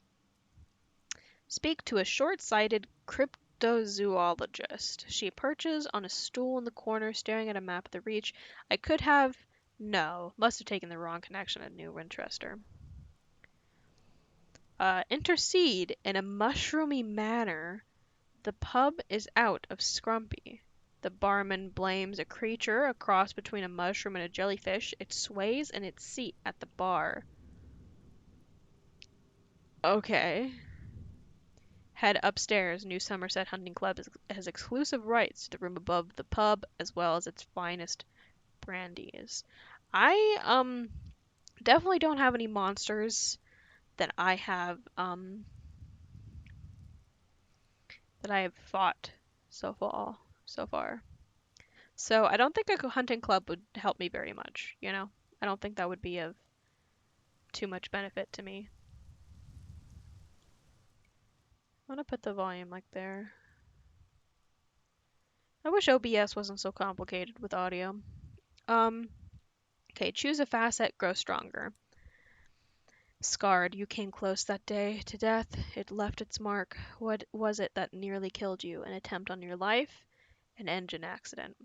There's a bullet scar beside your heart. You have learned since to be more judicious in your choice of friends. A breached pipe, a jet of scalding steam. You spent a week on the brink, trapped in boiling dreams. The scars are still livid on your skin. No. A scandal. You are the gossip of London salons, and the target of blistering editorials in the Gazette. Mad, they say. Bad, they said. Mad, they said. Bad, they said. Dangerous to know. What was the incident that exposed you to the buffeted winds of public opinion? A torrid affair. Secret letters, warm and yearning. Furtive assassinations. Assassinations? Assassinations. Of where desires, among other things, could be unlaced. The reports were salacious. A parade of debauchery. Absinthe, wantonness, more absinthe, brawling, gambling, blasphemy, and slander. Absinthe and prisoner's honey alone, prisoner's honey in company. Is there a vice you haven't explored? It's possible. There are only so many hours in the day. I'm kind of looking at the torrid affair option, I think. You lost your mind once. They put you in a splendid hotel managed by a cheery gentleman who would determine when you could leave. How colorful the other guests were, how red the curtains, how gold the fittings, how secure the locks. Eventually, you were allowed to leave, but was your recovery genuine? Yes, you're feeling much better, thank you. Through trial and error and determination, you learn to tell what is real, what is from what is not. The manager said he was sad to see you go. No, you just learned to lie. You said what you had to. They sent you home. Even now, your world is red and gold and splendid. I don't know the consequences of that one. The judge, stony faced, condemned you to New Newgate, the stalactite prison of old London. Its dark was thick as tar, its cells were small as pantries. How did you spend your days there? You served your time quietly, you notched each dismal day into the cell wall, you steered clear of the monsters and the meek they preyed upon, you dreamed of the day of your release, better the wolf than the lamb. You ruled your corridor like a robber king. Even the guards knew better than to push you. Your punishments were less than you deserved. No, I'm gonna go with a torrid affair. 'Cause those are the things that I like to use. Okay, so I have 17 hearts, 20 veils, 16 iron, and 25 mirrors. That sounds good. Let's speak to the zoologist. Tiny figure weighed down by two backpacks and a heavy duffel coat, looks through thick glasses at her map and then up at you. Excuse me, I need passage. I don't suppose you could help me? I'm on the trail of unusual beasts, and I can pay for your time. Where does she need to go? Trader's Wood, beams the short-sighted cryptozoologist. She leans in conspiratorially, as it turns out, to the wrong person. They say that there's all sorts living in that place, and oh, sorry, she turns to you. There's all sorts living in that place. Possibly even an ape man. Wouldn't it be fun to find out?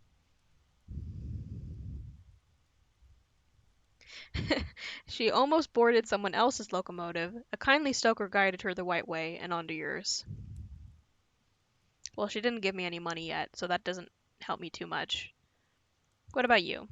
Intercede in a mushroomy manner. Who does this creature belong to? Bellows a man, fuchsia with rage. The Blemigan he points at is a grizzled member of its species, most of whom were left behind in the neath. The fuchsia gentleman roars in fury. Between bellows, the truth emerges. The Blemigan is no one's pet, and far worse, no one will admit responsibility for its tab. The Blemigan is unconcerned with tumult. It nods its cap at you with grim respect, then flops a tendril into a mug of stout. It stares bleakly through a window. Settle its bar tab. The Blemigan is looking to sign on for one last journey. If you settle its bill, it'll join on your locomotive. This will give you a mascot that raises your iron by 2 and your mirrors by 1. Oh, I gotta spend $50 for that. Leave the matter well alone. The creature does emit a rather aptly aroma. It must consumed an orchard's worth of scrumpy. It would be unduly charitable to pay its bar tab. The Blemigan drinks serenely while squabbles continue above it. This is of course a problem for someone else. You can always drink cider.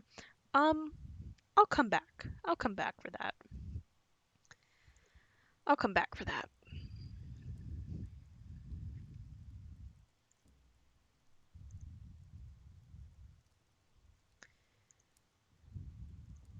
I I definitely don't have enough money. When you have seasoning, the fuck does that mean?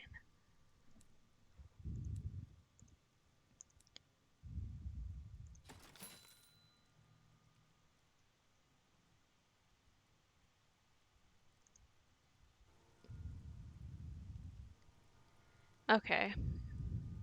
Okay. Um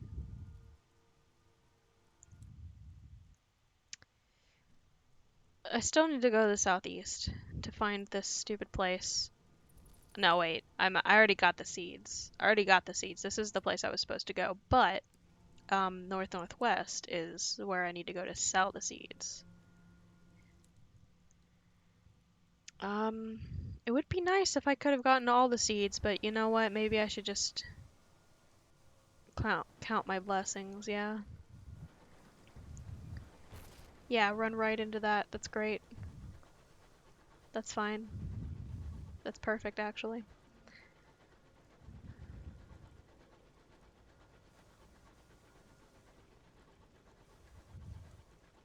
I would.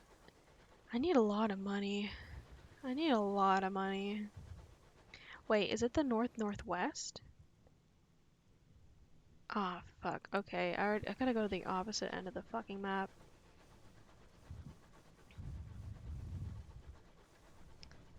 Well. Oh, it's getting dark and spooky. I'm not a fan of that. Your scout returns from the wide sky. It has nothing to report. Great. Um. I don't have a lot of things to sell. I don't have anything to sell. Lights in the distance, a stoker begins to sing a ballad about the chimneys of New Winchester. I think it would be beneficial, I think, to go near. Are you hostile? No. It's not red, so it's fine. To go near New Winchester so I can find where,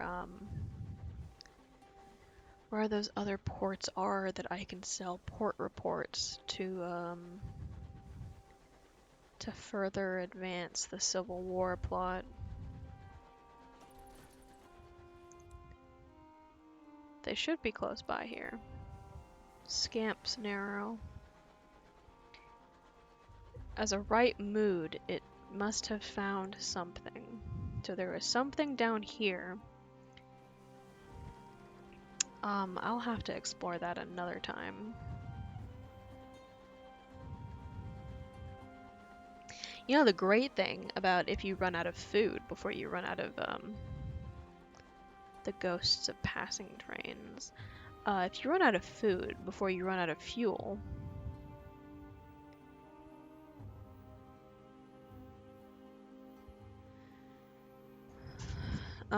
you can just eat your crew.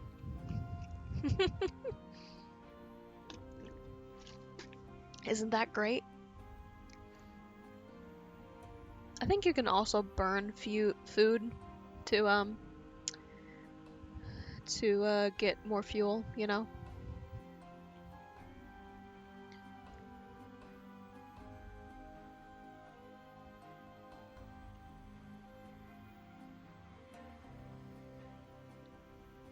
I get so many fucking emails. Go away. Go away, emails. I don't want to deal with this. Okay, the fastidious inspector approaches you in the galley. Captain, good day. I noticed your ship's clock has stopped. Perhaps you'd permit me to repair it? She has a little case of tools and a hopeful expression. Sure. I prefer things to be right more than twice a day. She gives a grateful flicker of a smile and sets to work. Soon she has to back off the clock and spread tiny cogs among the gallery cable. Obscure horological tools gleam brassily among them. Everything has a place.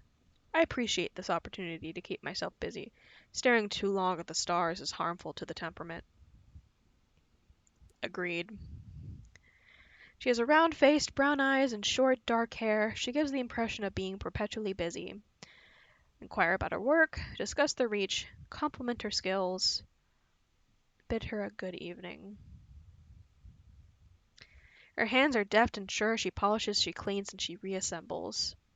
Thank you, she says. A small, embarrassed silence. It's possible to tell that the inspector is pleased. It's rather hard to tell. What are the duties of an agent of the horological office? A higher calling. She sniffs. It is of a fundamental importance that 10 o'clock on the 2nd of June in one corner of the Empire occurs at the same time as 10 o'clock on the 2nd of June in the opposite corner. How is an empire to function if it can't agree what day it is? Unfortunately, the process is complicated by the fact that time is less reliable than it was. The hours trade has seen to that. The fastidious oh, that's already did that. News of London.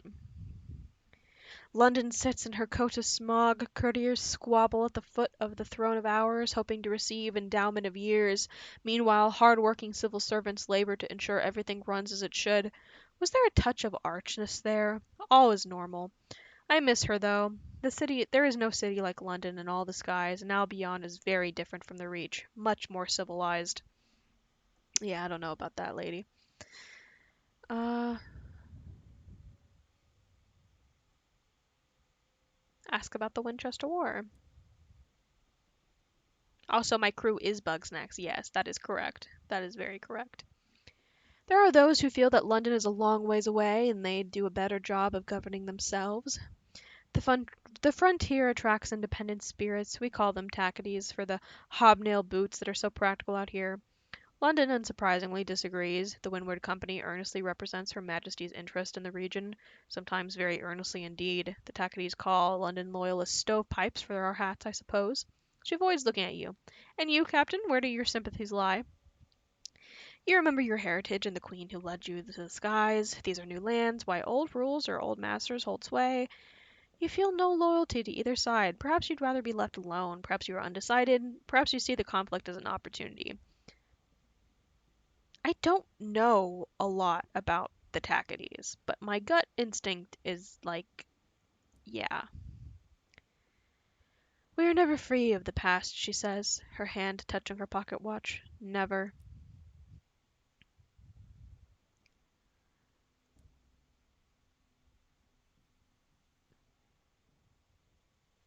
It is an uncouth splendor, but I miss Albion, the steady light of the clockwork sun. These sunless reaches are so misty and quiet. She pauses, but critical. The territories here are rich with raw hours, and enough vegetation grows on them to feed the whole of London, even if some of it is in a dubious shape.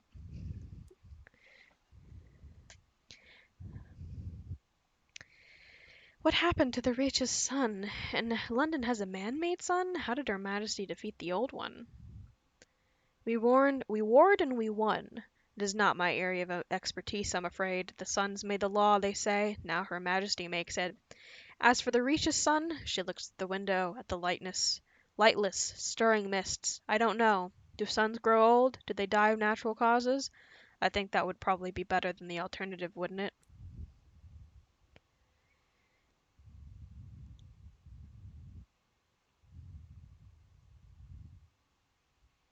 Um, I already read that, yeah?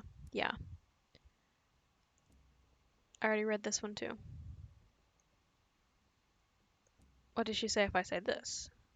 What a remarkable indulgence, she remarks, with a raised eyebrow.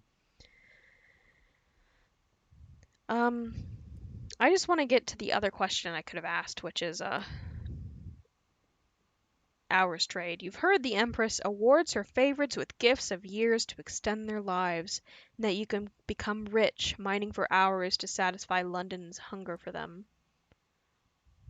Oh, hours have more use than that. We use them to increase the efficiency of work worlds, to speed journeys to distant regions, to resolve overcrowding in prisons. It does make my life more difficult when time knots and stretches like wool on the loom. More difficult, but not more vital.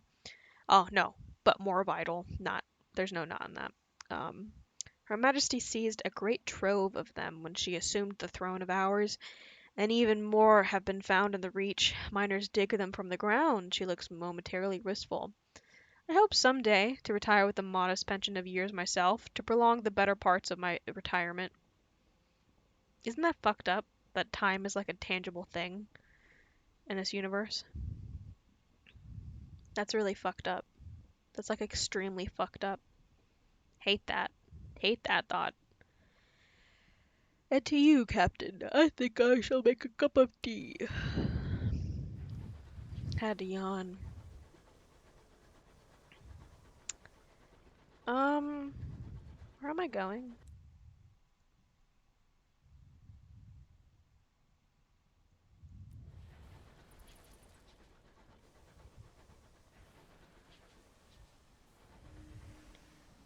Oh, found something.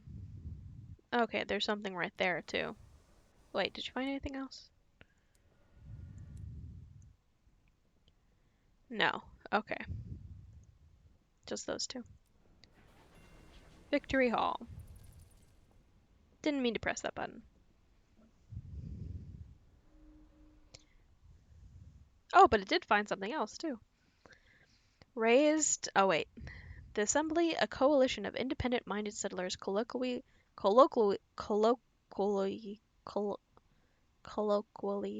called Tacadies, gather and argue here, deliver reports here to receive awards and win the Tacadies' favor. Raised in the wake of the blockade of New Winchester, this magnificence of glass and steel houses the Colonial Assembly. Time smells like blue. Yes, time smells like blue. That's my final answer.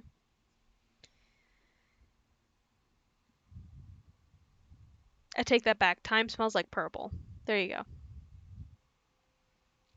go. Deliver your port reports. Her tireless exertions during the blockade earned her both a seat on the Assembly and enemies in London. She likes to keep abreast of these events. This will influence the balance of power in the region in favor of the Tacadies, the colonists seeking independence from London. Chat watches the stars burn coldly in the mists. How can you be of use? I can't do anything else. Her skin is brown and her hair is beginning to gray. She wears a heavy, unbuttoned coat. Metals gleam in the shadows behind its lapels. One half of her face is scarred from frostbite. She is enjoying a quiet cigarillo while her peers argue in the chamber of assembly. You talk for a while about life in the skies. When her cigarillo is just a stub, she says, "I'd be grateful to hear reports of your travels, Professor. I suspect all manner of strife and imprudence is going to kick off in the foreseeable. I mean to be ready for it. Does he visit ports? Yeah, port reports.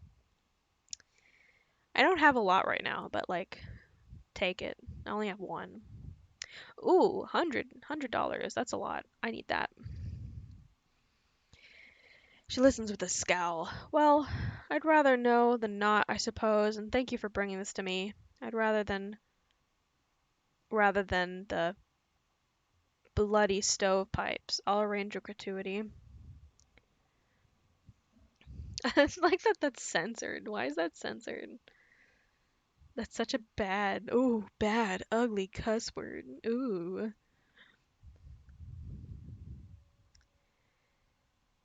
Okay, I have 26 fortunes with the Staccaties, and I have 24 with the stovepipes.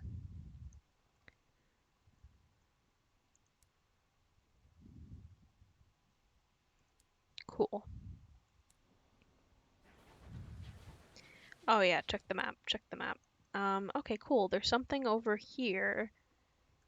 That is probably not the port that I want to go to, considering my port says it's supposed to be, yeah, meant to do that. Meant to do that. Absolutely meant to do that. My port's supposed to be to the northwest. And that's not west enough. Yeah, the hardest part of this game is not to hit the fucking walls. Local headquarters of the Windward Company, lends proxy, and the Reach deliver port reports here to receive rewards and win the company's favor. Following the uprising, the fortunes of the Windward Company fell in New Winchester. Now their modest offices occupy an ex-tinning factory in the murkier resources of town. Continues to smell faintly of beans. Chat with the prudent secretary. Foyer bristles with stovepipe hats. Pushes between them, narrow and unsmiling, with a blousy shirt and black trousers. Trousers? Yeah, no, I don't care about you. She's just gonna try to convince me to give her port reports, and I don't care. I don't care.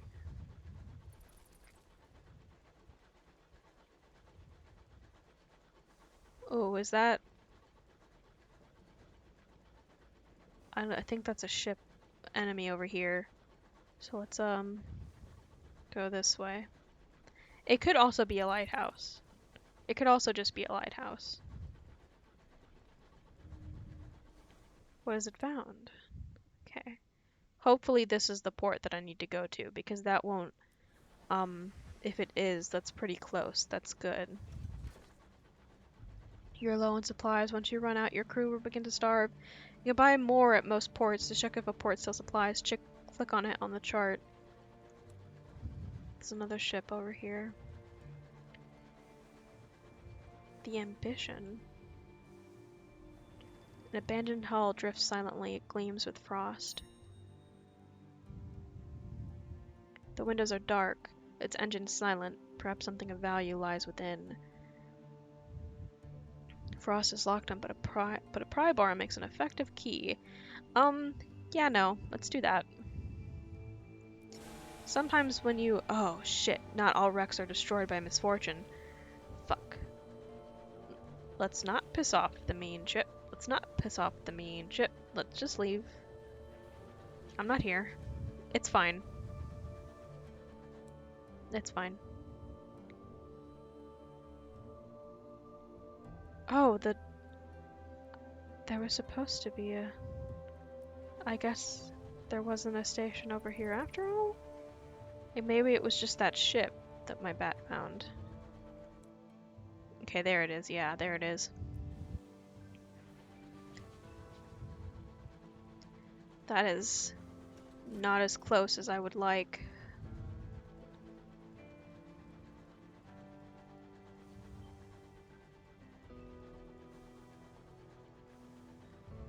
I am dangerously close to the edge of the map, and I don't like that. I'm not a fan of that. I don't like that. The closer out you get to the edge of the map, the shittier shit there is.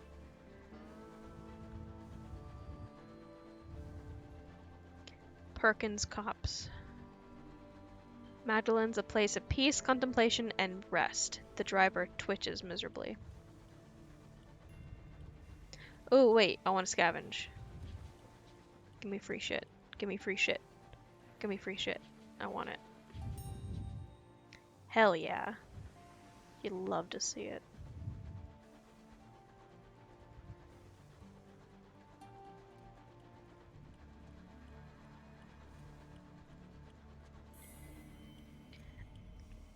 A new port, the crew are eager to see what it has to offer. Yeah, just get my butt on the wall, why don't you? The House of Small Comfort. Magdalen's is the closest thing many skyfarers have to a home. It offers services to alleviate the strain of a life spent too close to the stars. I don't have nightmares right now, and I don't have terror, so we're fine. The glass spire of Magdalen's pierced the clouds like swords. Shadowed figures can be seen moving through the gleaming corridors, their identities obscured by the hued glass. Crowds of skyfarers, ministry officials, and merchants mill about at the forecourt. Struggled with that one, and varying degrees of distress. All watch the clock set in the great clock tower, waiting for their appointed hour.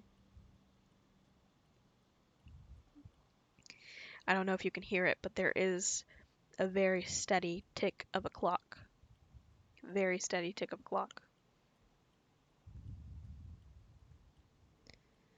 Um, Speak with an attendant. The staff at Magdalen's promise treatments for the deleterious effects of the high wilderness: loneliness, desperation, folly, regret, love. Oh, that's sad. There is a drill. There is a drill, but it's not, the drill is specifically for mining hours. So there is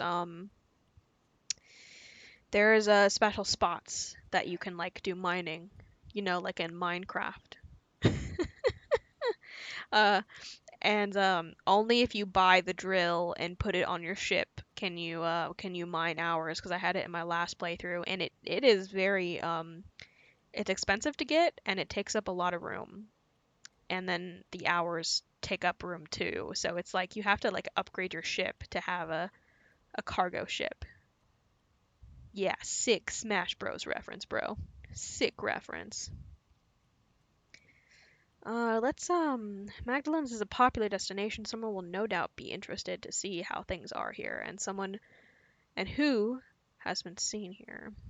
So let's write a port report. Magdalen's is abuzz with activity. Barely has the clock chimed than a clamor goes up at the front desk. Guests rushing to and from appointments. Lord Blank was seen in a conversation with the amenable host.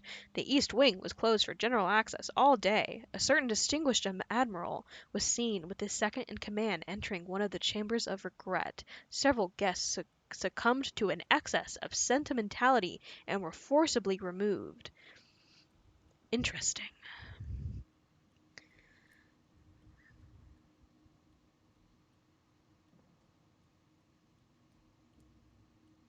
Let's speak a meeting with the amenable host. Unfortunately, the host has many calls on their time, and you have yet to become a known face around these parts. Perhaps once you have availed yourself of the services, they will have time to speak. I'm gonna BRB. I'm gonna BRB for just a few minutes, if that's okay.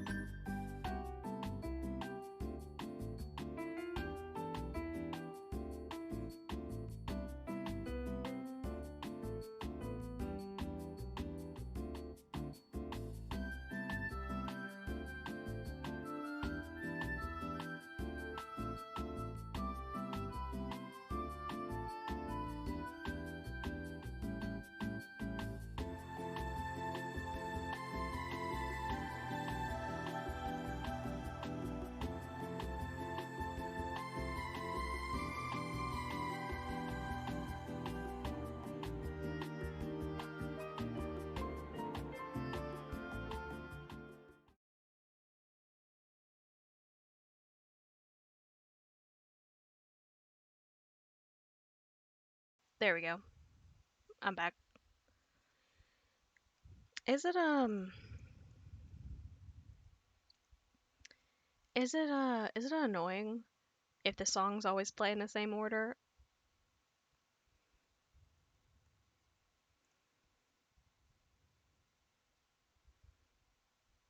I've been wondering.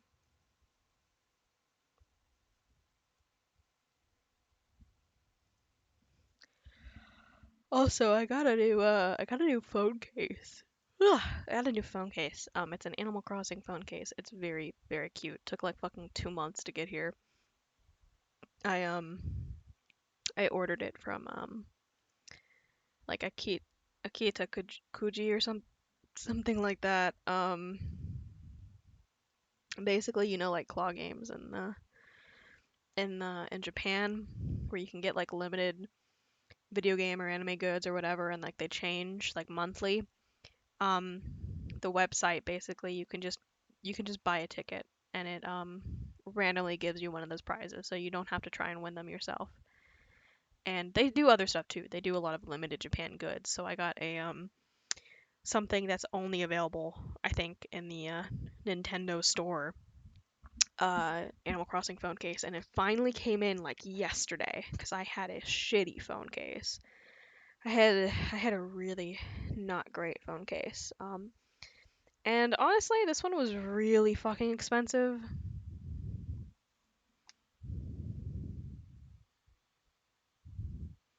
This is kind of, I'm not sure if it was worth it yet, but you know what? Like sometimes you have to like treat yourself a little bit. Yeah, same. I'm not annoyed by it. I like it personally. It also lets me measure how long when I leave and I come back and I hear what song is playing, and lets me know how long I have left before all of the songs run out, and lets me know how long it's been since I went to BRB. Same with the pre-stream. Pre-stream's better though because it only plays once a day. So like, you know, it's gonna take some time to get sick of that, you know. Plus, it's all songs that I like. Um, yeah, I'll just try not to constantly go to BRB. I might sometimes just leave it on this screen if it's just gonna be for a minute, you know. I might leave the BRB screen for like when it's gonna be at least like a little while, you know, a little bit. Anyway, I'm gonna I want to play more of this game. I want to play more of this game. I might stop in maybe 30 minutes or so. Maybe give or take. That's my estimate. That's my estimate on that. Let's keep going. So, let's speak with an attendant. An attendant in the foyer schedules appointments with the aid of a hefty daybook and a very accurate clock. They are eager to explain the procedures and the rules that govern here. This is a hospital for the spirit. Our staff will become the person you need. Here you may say farewell to a doomed comrade, resurrect an old love, spar with a defeated enemy, all for a fair price. But do not overindulge. Our services are to heal, not to become an addiction. The inimitable host strides past, ignoring the crowd of admirers that follow him through the hallways. Um,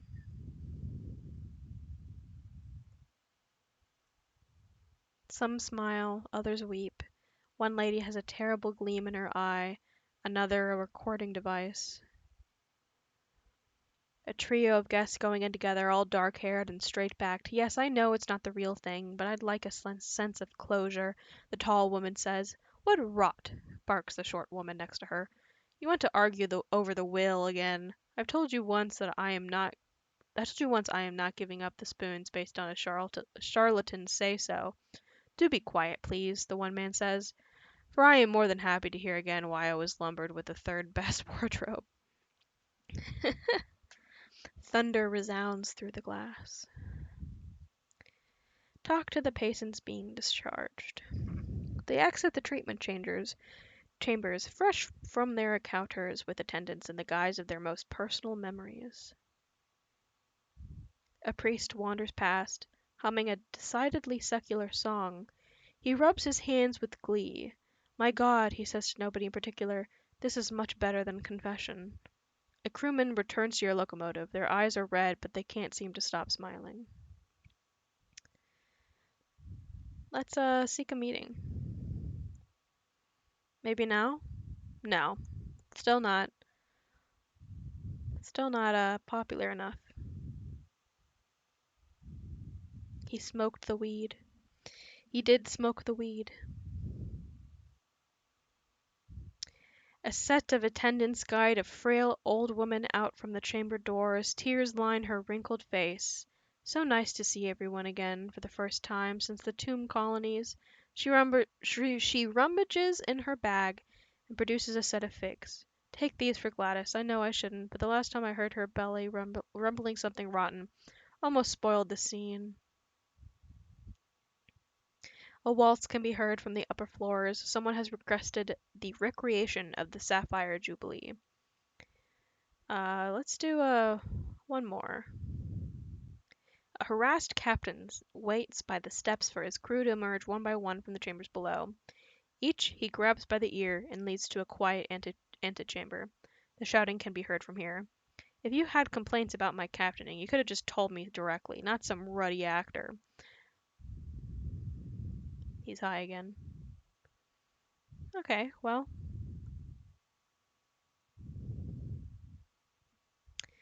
Um, I could sell those.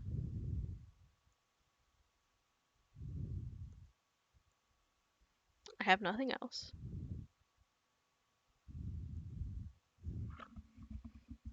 I might need to buy some more fuel and supplies. Okay, I need to go,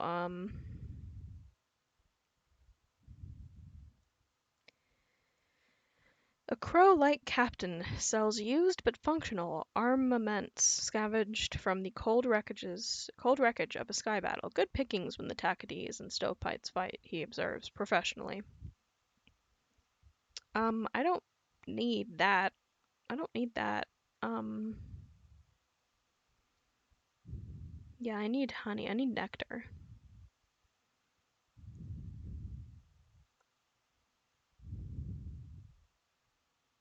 Yeah, and they cost 40 each. And I have limited space, so I'm not sure about that. Let's let's buy one more supply.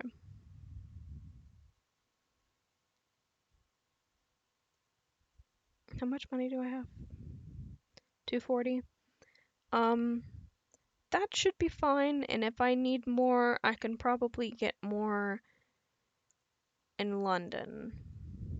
I mean, New Winchester. I need to go all the way back to Port Avon so I can get that, the Repentant Devil and the weird, the weird, mushroom thingy. Let's go a different way. Let's see if I can go this way, because it's useful to be able to have multiple routes to kind of plot out this map a little bit, yeah? Oh, that's a dead end. It found nothing. Okay, maybe I need to go a little bit this way. Oh, it doesn't look like that connects at all. Mmm. This is not as convenient as I was hoping. Well, I mean, if worst comes to worst, I have enough money that I can go back to Magdalen's and buy more supplies and fuel if I really need to. Oh, why is this blue and creepy? I don't like that. Oh, this is creepy. I don't like it. I'm not a fan of whatever the fuck is going on over here. The fallows.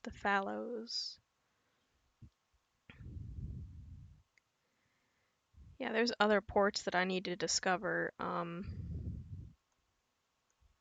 Okay, that is not a port, and that could be something very bad. So let's just turn around, yeah? Let's just turn around and not go that way. Yeah, it's fine.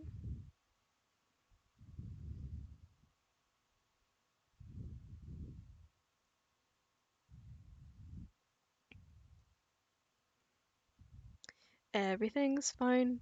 Everything's fine. Nothing's going wrong. Everything's fine. Oh, I love this song.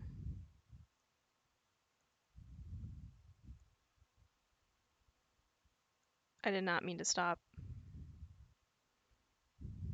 This place is well frequented.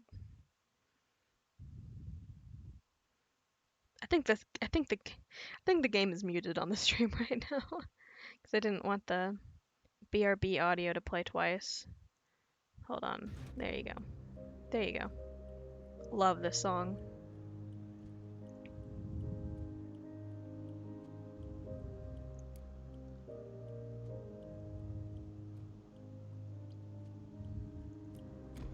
Yeah, I'm fine. Let's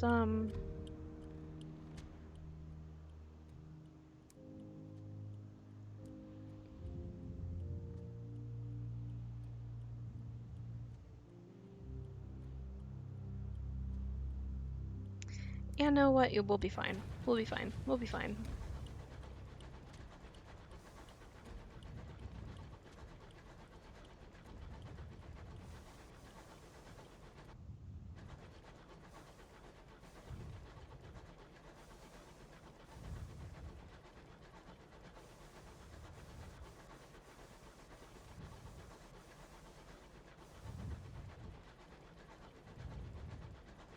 Like, I know it won't, but I'm always afraid something's gonna come out of this fucking background scenery and come get me.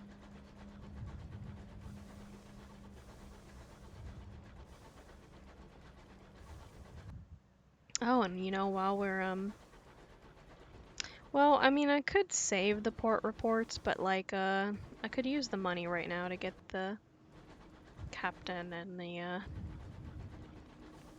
everything else. I wonder if that's a dead end or a path. Oh yeah, this fucker is still here.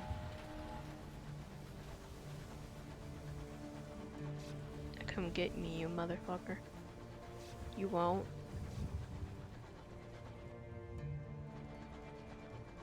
Yeah, whoever that is, it's fucking stupid. Oh. Okay, that's interesting. Built watchtowers here, a fruitless attempt to deter Mataros. Is that? No, it's slightly different than the one I crashed into. A homestead. Settlers who live so far beyond the edge of civilization relish the hardships of solitude. They will fiercely defend their small territories, but occasionally welcome company and trade. The homestead is warm and welcoming in the wide night. Its windows are gilded with lamp fuel. A sturdy settler beckons you in. Hospitality is important on the frontier. The settlers invite you to join them for a meal. This will reduce your terror, and if you are starving, buy you some time. You'd rather not risk hostile encounters with strangers. Trade some munitions. Oh, I could have bought, Okay, well now I have an idea. Whenever I go to homesteads, I can trade munition for bronzewood, but I don't need bronzewood right now anyway, so that's fine. I don't have sky stories, so you enjoy a meal of sticky porridge and viney vegetables. Afterwards, you and your host exchange non-committal observations on the war between the stovepipes and Tagetes. Your crew are content for a time. One of them even speculates idly about settling down.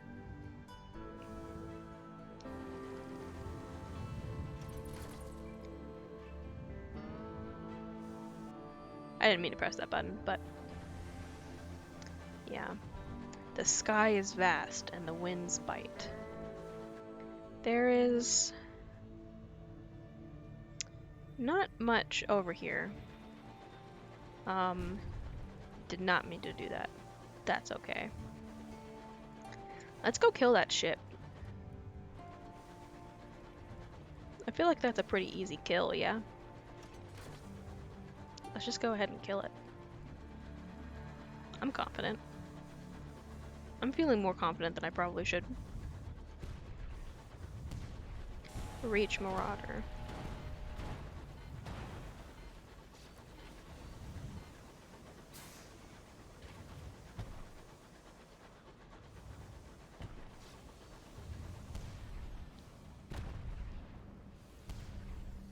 Oh man, debris got in the way.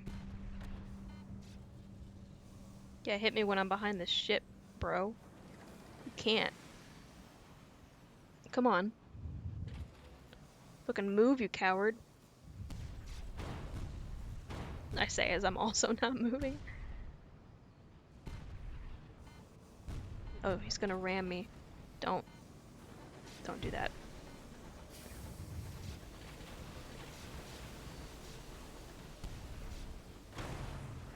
There we go. A wreck, Captain, your driver informs. You might be worth a wee look, they add delicately. The Reach Marauder is defeated. You approach the buckled wreckage, poised to plunder the plunderers. Behind you, someone is humming a song of victory. The crew of the Marauder lie dead in the corridor, killed not by your guns, but by knives and small arms fire. The only survivor is the captain, locked in the brig with a bottle of brandy. Chalk eyes stare back at from every wall. When you ran out of chalk, he began scraping them in his fingernails, little remains of them but bloody stump. Seen this before, Cap, says a crew member, grasping your arm. Sky madness. Magdalens can treat it if you're bothered to take the poor sod. The high wilderness is cruel. This could easily be you one day. Yeah, okay. Let's help him. We have one tale of terror. I hate that image. I fucking hate that image. The crew wrap the sky-maddened captain in blankets, then secure them tightly with belts. It takes 4 to transport him safely to your locomotive. He might not be happy restrained, but it should keep him from harm until you get him to Magdalen's. Magdalen's lies to the north-northwest. Captain Security, you have a moment to see whether there's anything of worth on his locomotive before abandoning it to the wilderness. Loot the hold. We may gain unusual cargo. Also, yes, it is You Are a Pirate from Lazy Town. That is absolutely what the that's absolutely what the victory song is. An intriguingly bulging sack. Newly minted coins fall with a heavy thud from the up-hidden sack. Bright imperial sovereigns, her renewed majesty's many faces glare up at you. You've gained 26. Cool. Let's check the other one. And I guess go back to Magdalen's. I don't think I can. I think I already did. I don't think it's like renewed or anything. Even though, yeah, definitely no. So the text they gave me was just because I was near it. I can't actually check it. Because I already did. Like, oh, here's the date right here. Here's the date. 31st of March, 1905.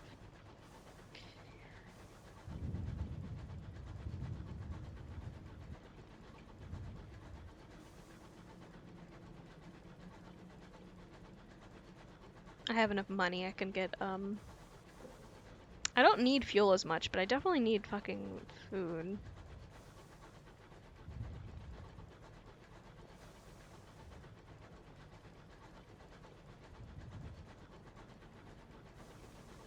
Fuel takes a little bit longer to wear out.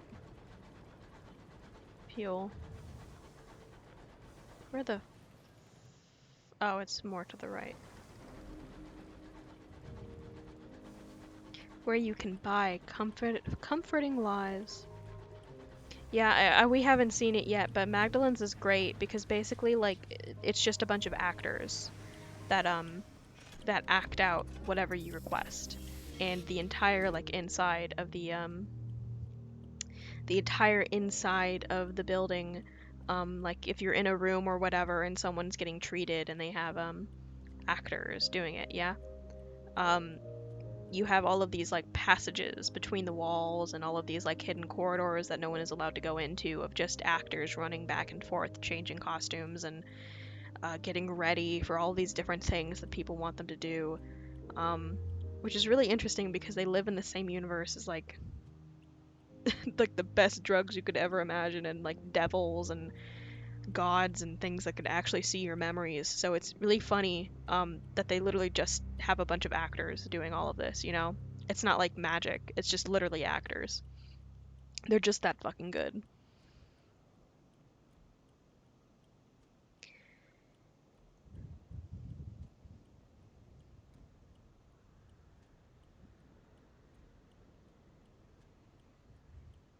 Yeah, so these you have to pay with certain things to get your treatments. And I don't actually have any of those.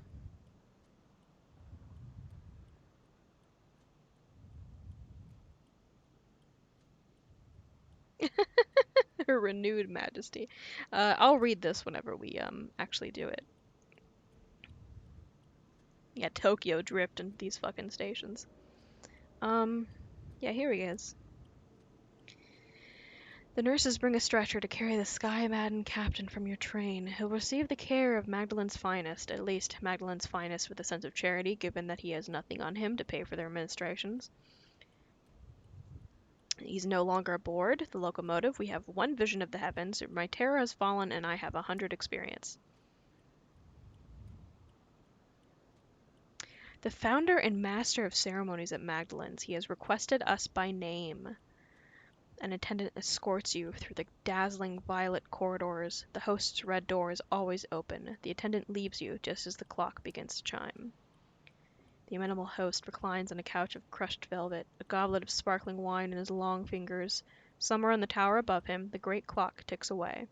As a policy, the host's atrium is always open to guests. He is available to hear opinions, friendly criticism, and suggestions. Today, he has a headache.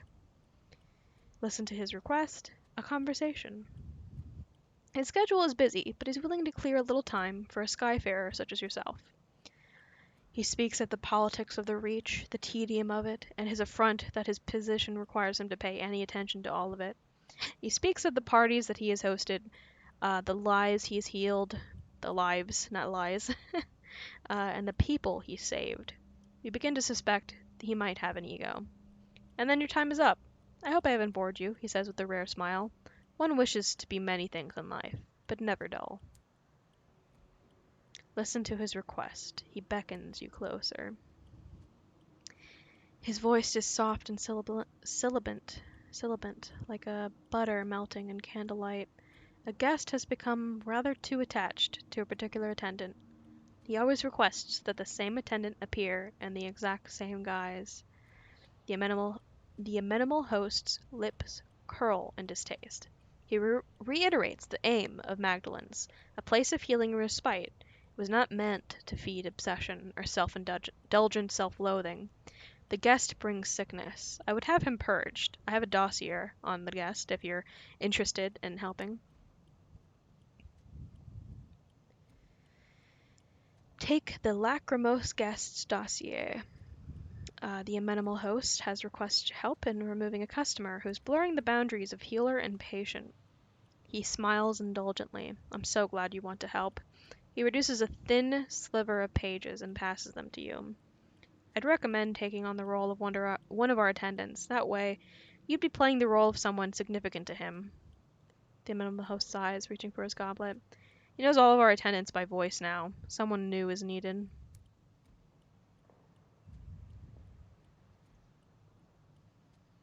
Let's deal with it. He stands on the threshold of the treatment chambers, his hands trembling. The attendants on duty have been informed about your involvement. How do you plan to deal with him? A treatment chamber has been emptied for you, should you wish to adopt a guise from his past. Alternatively, he is standing right there. He does not seem to have noticed you, his eyes instead boring through the doors of the treatment rooms. Disguises have caused the poor sod enough trouble. Disguise yourself as his mother. She drove them apart once.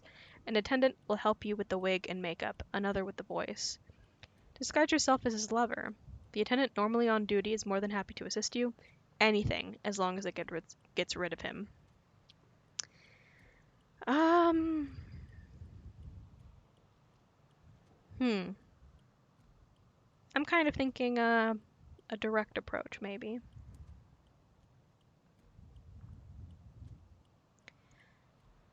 The Lacrimosa's guest's eyes widen as you approach. Has there been a problem? You invite him to sit. Stiff brandies are ordered.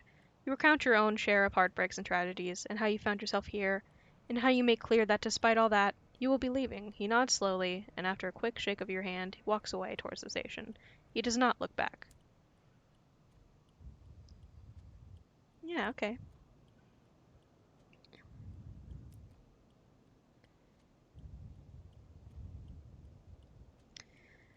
For better or worse, he will not be returning to Magdalen's.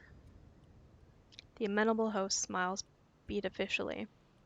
Of course, my staff will be pleased. It is a risk of our trade when our clients can no longer separate identity and illusion, but seldom pleasant. He sighs deeply, echoing around the chamber like a newly freed dove. It's a trap any of us could fall into. His face darkens briefly. Here, take this. He fishes around beneath his couch for one of his goblets. It'll fetch a pretty price. Take it with my thanks, and do visit us again. I have done him a significant favor, and I've gained 100 coins.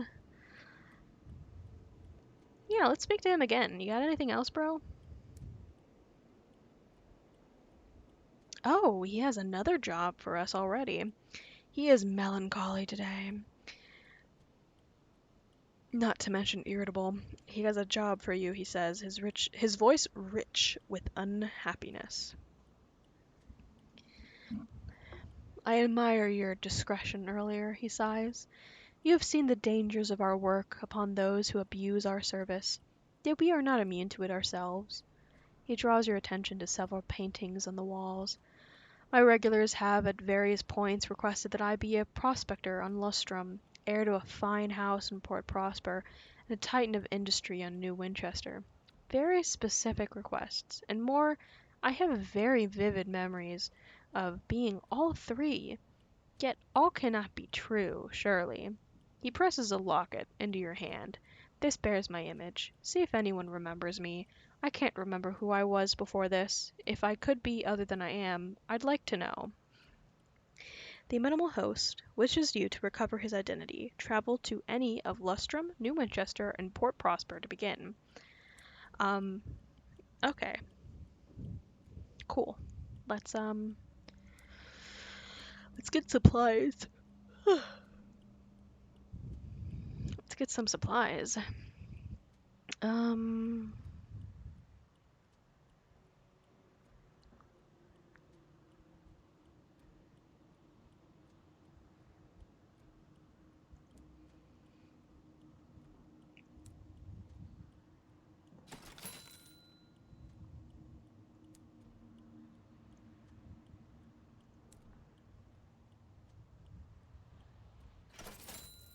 okay.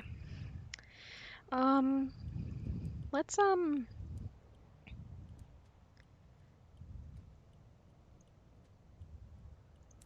let's get at least one of those.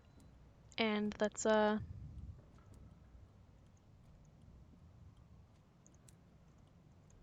just keep it. Yeah, let's just keep it just in case. And now let's go all the way back down to get that new captain and ooh, speaking of captain. Yeah, here we go. The driver has no tolerance for uneventful voyages. When not on duty, they stare through the stained glass windows as if willing excitement to ride in on a wave of disaster. When they take the reel, the rest of the crew grips the nearest available supports and whispers quiet prayers to various gods. Rumors not intended for your ears suggest that the driver is running an illicit poker game in the hold. You enter the hold and find the game well underway. The driver sits cross-legged in front of a pile of freshly won sovereigns and three newly impoverished members of the crew. A stoker angrily throws an expensive-looking watch under the pile of the winnings and departs in a fury. The driver looks up. Professor, care to make a wager? Driver deals the cards between the players. The cook and a crewman whose name you can't place at the moment watch each other with barely disguised suspicion. Behind you, a small crowd gathers to see their captain's coin. 24% chance of success. Let's do this when my mirrors is higher. The remaining crew around the circle relax as you stand to leave. The driver shuffles the cards, ready to begin the next round. Yeah, this is hardly enough. This is harmless enough. The crew needs a break. The driver nods to you, idly scratching a ear just for a moment. You spot something green winding around their finger.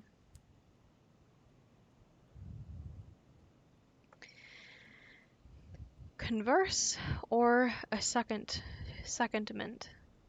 Listen to their suggestion.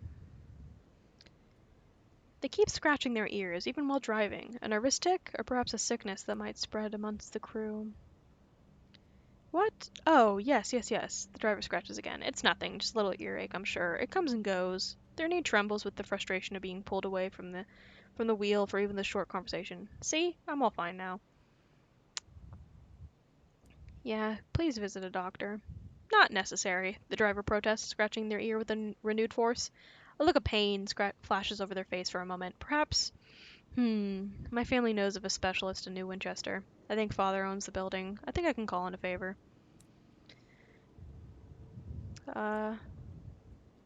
Recently they've been roaming the corridors of your engine, whistling and getting in the way. Is there something they want? The driver blinks. Can't keep anything from you, I see. I've been feeling a bit on edge. Would like to make myself useful if I can.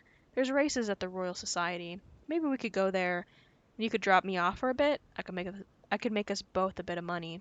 They take out a coin and flip it in the air. It comes down on heads. Just a thought anyway. The driver will join the Rochester Club and take part in races and generate winnings for you while on secondment. Okay, so if I get another captain, I can just take them to wherever the fuck that is and make some extra money.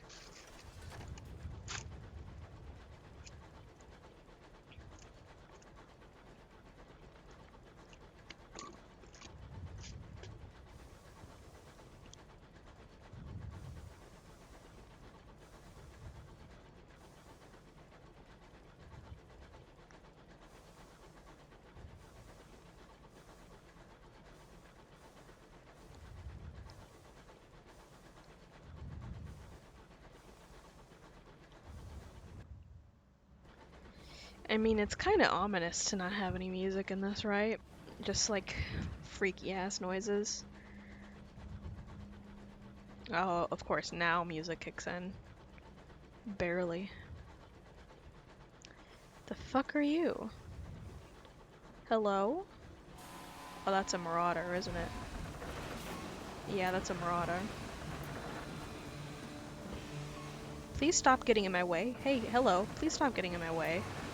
It's really rude. You're really bad at driving. Has anyone ever told you that? Oh, shit. This is not... that's the wrong button. Oh, fuck.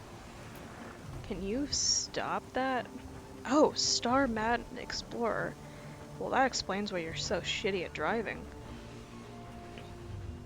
Yeah, go the fuck away, you bastard. Your hull is a little worse for wear. Try to repair it soon. You can do this for a small fee at New Winchester. What's this? What the fuck are you? Oh, Tackety Scout. Ooh, if I can get them to fight each other, it'd be good. Please fight each other. Please fight each other. Please, please, please, please. No! Stop. Stop trying to kill me. Fight this guy.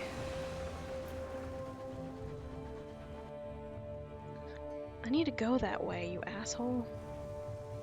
Yeah, help me. Help me. I didn't do that.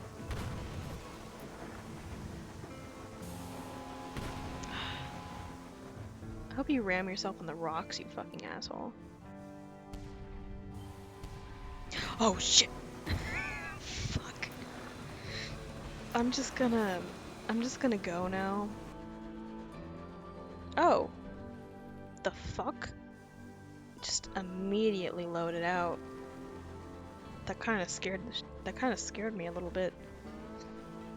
I'm not sure if that was supposed to happen or not. You know, sometimes some enemies aren't actually real and they're just generated by your terror. So maybe that could have been that.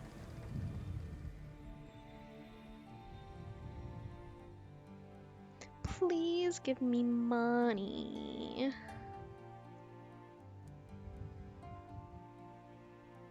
Thank you. Thank you. Thank you. Thank you for the money.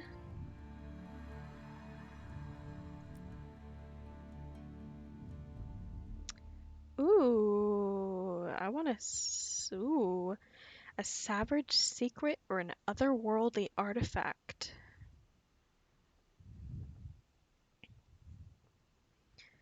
Ooh, let's get one of these.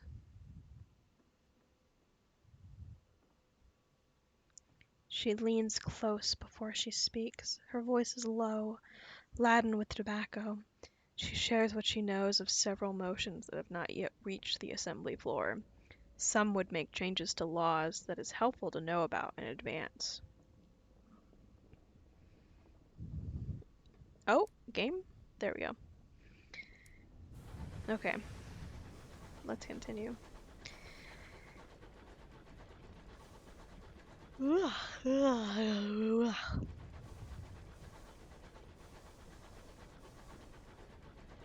New Winchester.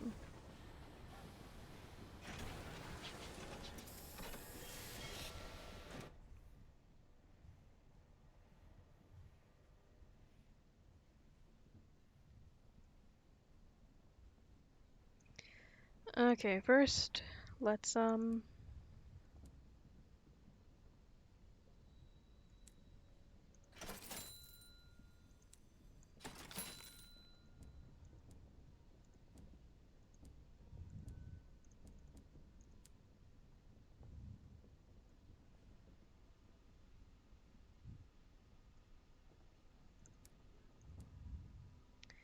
Okay. Scrubbed clerk begs a moment of your time. I represent Hollages, the banking house.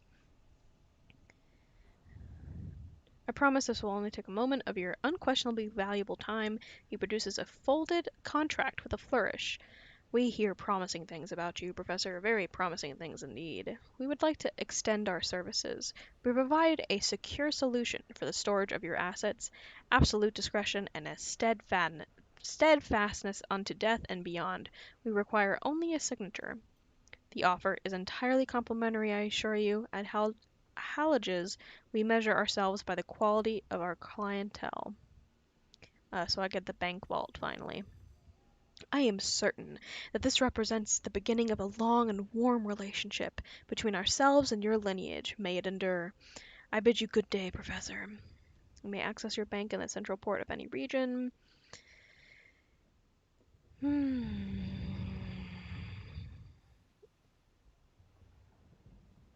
Okay, yeah, the contents of your bank will be inherited by your next captain. Good, good, very good. Yes, very, very, very good. I want to put that in storage, please. Thank you. Thank you.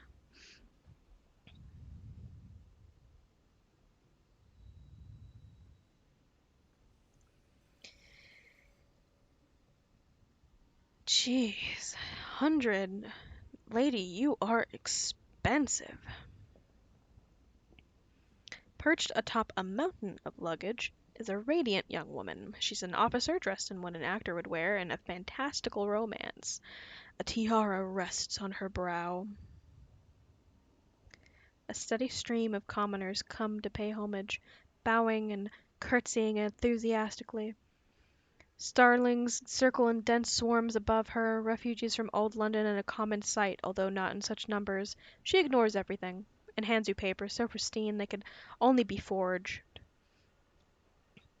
She would certainly make an interesting addition to your crew. First officer, creases mirrors by 6, hearts by 2, affiliation Oh, hello. Hey, you've been converted. Congrats. Oh man, it really is. It's so good. I fucking love this game so much. I have not been playing it as much as I should. I hope, damn, I hope my followers thing is working. Hold on, I can update that. I'm debating on whether I want to spend 100 coins on, yeah, there it goes. It's gonna be, I should probably center that. It's just in the corner. It's kinda funny.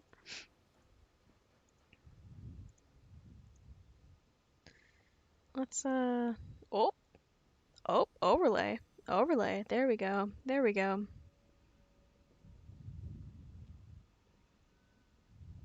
Oh, same, yeah. I'm very.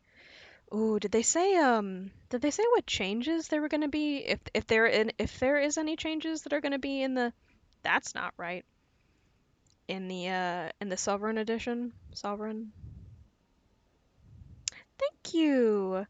Thank you so much. I've been trying to I've been trying. I've been trying to make a little thingy. And I settled on a possum. I might change it at some point. I think having a Garfield one would be pretty funny. The followers thing is gonna look weird until, cause I accidentally cleared the last session. Oh well. Ooh, UI changes. That's interesting. Storyline events too. Ooh, like that. I like that. Console optimization is really needed. This is not a fun game to play unless you're on PC, honestly.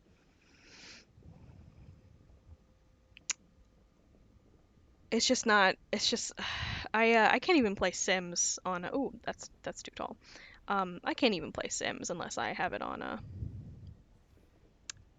PC. It's just too hard to read.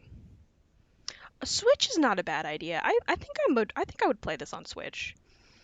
I might I wouldn't mind getting the game twice. You can do so much with it. Lady, you're nice, but I need the money. I need my money right now. Let's keep going.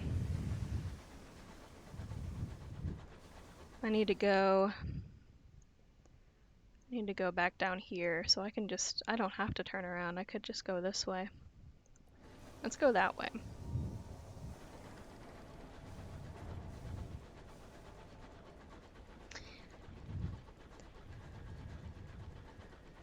Did they have a time estimate for the new edition?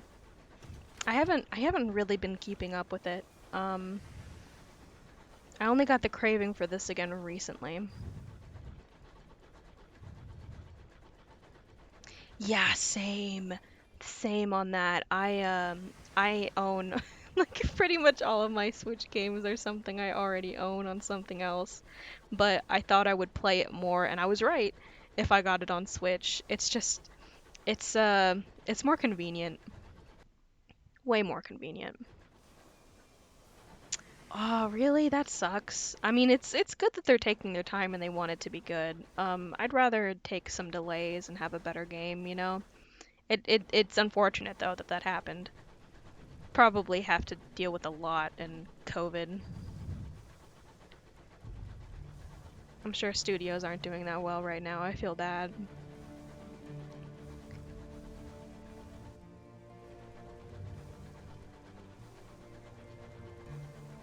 Oh, same. Same. I've been doing Dragon Quest Builders 2 in bed because that's just a really nice, relaxing game to do and not have to use too much brain power, honestly.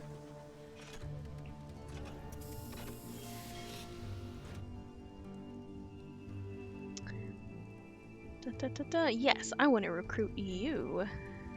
Because you only cost. Oh, yeah, you also cost 100. Well, it's okay. I found you first, so it's fine. Signaler. Yeah, okay. He has very little luggage. A single satchel of books and a folded greatcoat appear to be his only personal effects. His manner is calm, almost pedantic, and he negotiates his duties and his pay, but you have a sense that he urgently wants to be out of Port Avon. Okay, we still have 186.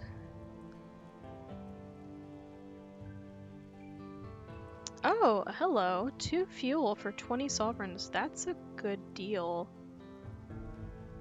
She could use the distraction. I need that. Oh, I fucking forgot that my, uh, that it was that bad. Thank you so much. The engineer works swiftly, hammering the battered hull into shape. Good as new, she announces, squinting sadly at your engine. Near as, anyway. That works. Spills prettily across sections of colossal drifting ruins. Is there anything I can do? Yeah, let's write a port report. Need that.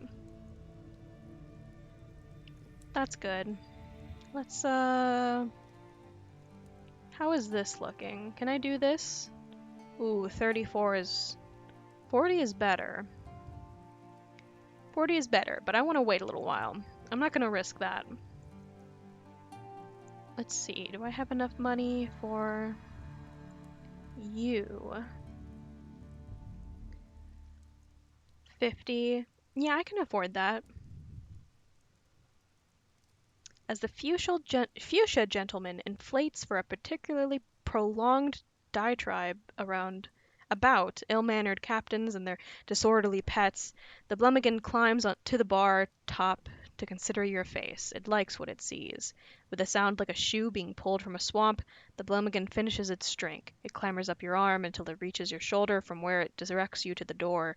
It is experienced in surviving the cold of the heavens and the heat of those too cowardly to traverse them. It respects you, and it will serve you well. I am wearing out my welcome. Ooh, one of my favorites is the vampire squid. It can live in extremely low oxygen waters because of their bioluminescence. Yeah, same. They're fucking rad. They're fucking awesome. I am terrified and love the ocean.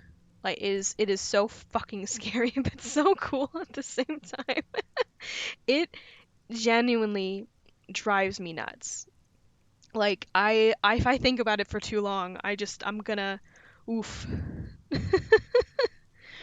Which is one of the reasons why it took me so long to play Sunless Skies, is because I thought Sunless Seas was so much scarier because it's about the ocean. It's just terrifying thought. Yeah, yeah, mood. I right now unfortunately live like not too close to the water, but I am close enough. Close enough to worry about hurricanes. And I would not get any closer. I don't go to the beach. I don't like the beach. Freaks me out. Oh yeah. Yeah, I feel that. I want to move further north. It's too fucking hot here. I live in like the deep south. It's fucking hot. Yeah, mood. Fucking mood. I hate sand. Fuck sand. Nobody likes sand. The only sand that I enjoy is that kinetic sand. I don't know if you've ever seen the commercial, but when I was a kid, I used to see it all the fucking time, and you can like squish it and it becomes like hard and like shapeable. And I enjoy that. Nothing else though. Yeah. It's I like those. They have like they have a nice texture to them. I like them. I there was a bunch of toys that I used to see when I was a kid on TV that I wanted so bad, but like my family would not order anything from a commercial. And you never saw it in the store either, so just, I never got it. Where am I going?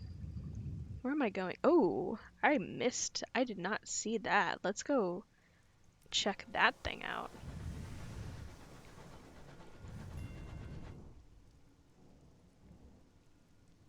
Oh, your newly acquired repentant devil is standing most unrepentantly over a body in the hallway. You don't recognize him. You haven't seen this person before. One of your crew, but the deceased is no one you know. A stranger on your locomotive. Peculiar luggage you brought on board, says one of the crew, when some of the others have gathered. Wouldn't have thought it would fit in your little bag. First, clean up. It won't do to leave the body in the hall. Then your repentant devil can explain himself. He still has blood on his cuffs. He's killed someone on board your locomotive. You need to understand why. I feel you. I completely feel you. I have to constantly be fucking doing something or I go nuts. Like genuinely. Um I have I got in trouble a lot. I mean I would say still, but I'm not taking classes right now. But in college, several which I'm still in college, but you know, several of my professors have been like, "Hey, stop doing things. Stop doing things in class. You need to take notes and like pay attention." And it's really people are really ignorant. Yeah, people are really ignorant of that kind of stuff. Like I'm not on the spectrum on anything except like I have ADHD really bad and I have to do things or I just my brain turns off. I have to like fall asleep. It's either I either do something like several things at the same time or I just fall asleep. And sensor like processing, oh my God, don't even get me started, bro. I feel that. It's so it's so bad sometimes. Like I just can't be in classrooms sometimes. Like the lights drive me nuts and the sound of people talking can drive me up the fucking wall when there's just too many conversations happening. It really really gets to me. Not always though. I'm very lucky. I still have some what's the word? Anyway, I'm lucky. I don't have to deal with that all the time, but I have I have quite a few memories of like certain classes I'd be like, "Yeah, don't want to go to that class today because I know it's going to be a fucking nightmare. Just don't want to deal with it." Yeah. Yeah, look at my soul, bro. Just take a quick little look at my soul. He looks younger than most devils, but he is significantly older. His gaze is blank and yellow, a wall against speculation. He grooms his sideburns artfully and knows how to be tactful with less seasoned members of the crew. Yeah, why'd you kill someone, bro? You're kind of a liability, just a little bit. I was just talking with my friend Kate how I used to skip PE. Yeah, yeah, that's a mood. Oh my gosh. I fucking hated PE in high school and junior high and like literally every year I ever had to do PE. Um, and I like my town is like kind of too small when I was a kid, so I couldn't like if you left campus, like there's no way you could get away with that unless you're I don't know, unless you don't care what your parents do. But there wouldn't even be a way to get off of campus in our case. You'd have to walk um so far to get fucking anywhere. And then I didn't have a car for the long time and then they had this thing where if you did when you did have a car, you couldn't even leave the like high school parking lot. Yeah. So people would call in pizzas and stuff and then they go pick it up in the back parking lot where the teachers park. And then that was a whole thing. They tried to get kids in trouble for that for a while. Yeah, fuck PE. Like I no blame at whatsoever. Like I constantly asked for notes to get out of PE, which like at the time everyone thought I was faking, you know? Like everyone thought like, "Oh, there's nothing wrong with you. You're just chubby and lazy." And no, I genuinely I had good reasons. I had several good reasons. Um all of my PE teachers just fucking sucked. I remember I had like severe blisters on my ankles one time, so I didn't want to run because the shoes were really bad and fucked them up even more. And I told them that, and they just said, "Well, that's your problem, you child. Keep running the fucking mile, you stupid kid." Yeah, fucking mood. I just didn't see the point as a kid. I was like, what's the point to this? Like, What is purpose? Yeah? I have books I want to read, man. I'm reading the fucking Warrior Cat series. Leave me alone. There was this stupid game that the gym teacher made us do in like 5th or 6th grade where they like had a pack of cards and the pack of cards that you picked would determine how many laps that you run. And I said like that's not a game. That's just what is that? That's not a fucking game. That's not, that's, what does that mean? Why would you do that? Like, why wouldn't you just let us play kickball or something? And so some kids would get fucked and they'd have to run like 12 laps or whatever because they got like the king or the queen. Oh yeah. I feel yeah. It's so bad in some places. It's so genuinely upsetting. Like the US education system is so bad. Um, I think my schools were relatively okay. They weren't the worst with when it came to budgets and funding, but that budget definitely was not available in all parts of the school. All the money always went to the sports department and like the football team, and that's pretty much it. So we had like 3 new gyms and then barely any art supplies. And that's really that's the summary of like all of my school experiences.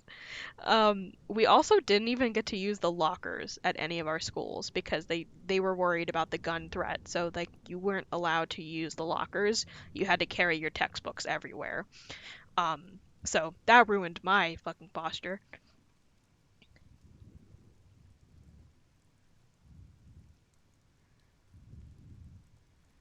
We didn't have designated PE activity. You just go to gym and do some sort of physical activity. And if you weren't physical, oh damn, that sucks. They made us it's definitely different at every school. For mine, they made us do like a lot of stuff regularly. We had to do laps like at least once a week. We had to do the mile fairly regularly. Um, and then there was the stupid pacer test. Oh man, I remember getting ready for like ages to do the pacer test, and there was all these other tests just to like test how many push-ups you could do and shit like that. Like it was weird government statistics. Really weird. I'm how old am I? That's a good fucking question. I keep forgetting if I'm 22 or if I'm 23. I'm 22. I'm relatively sure.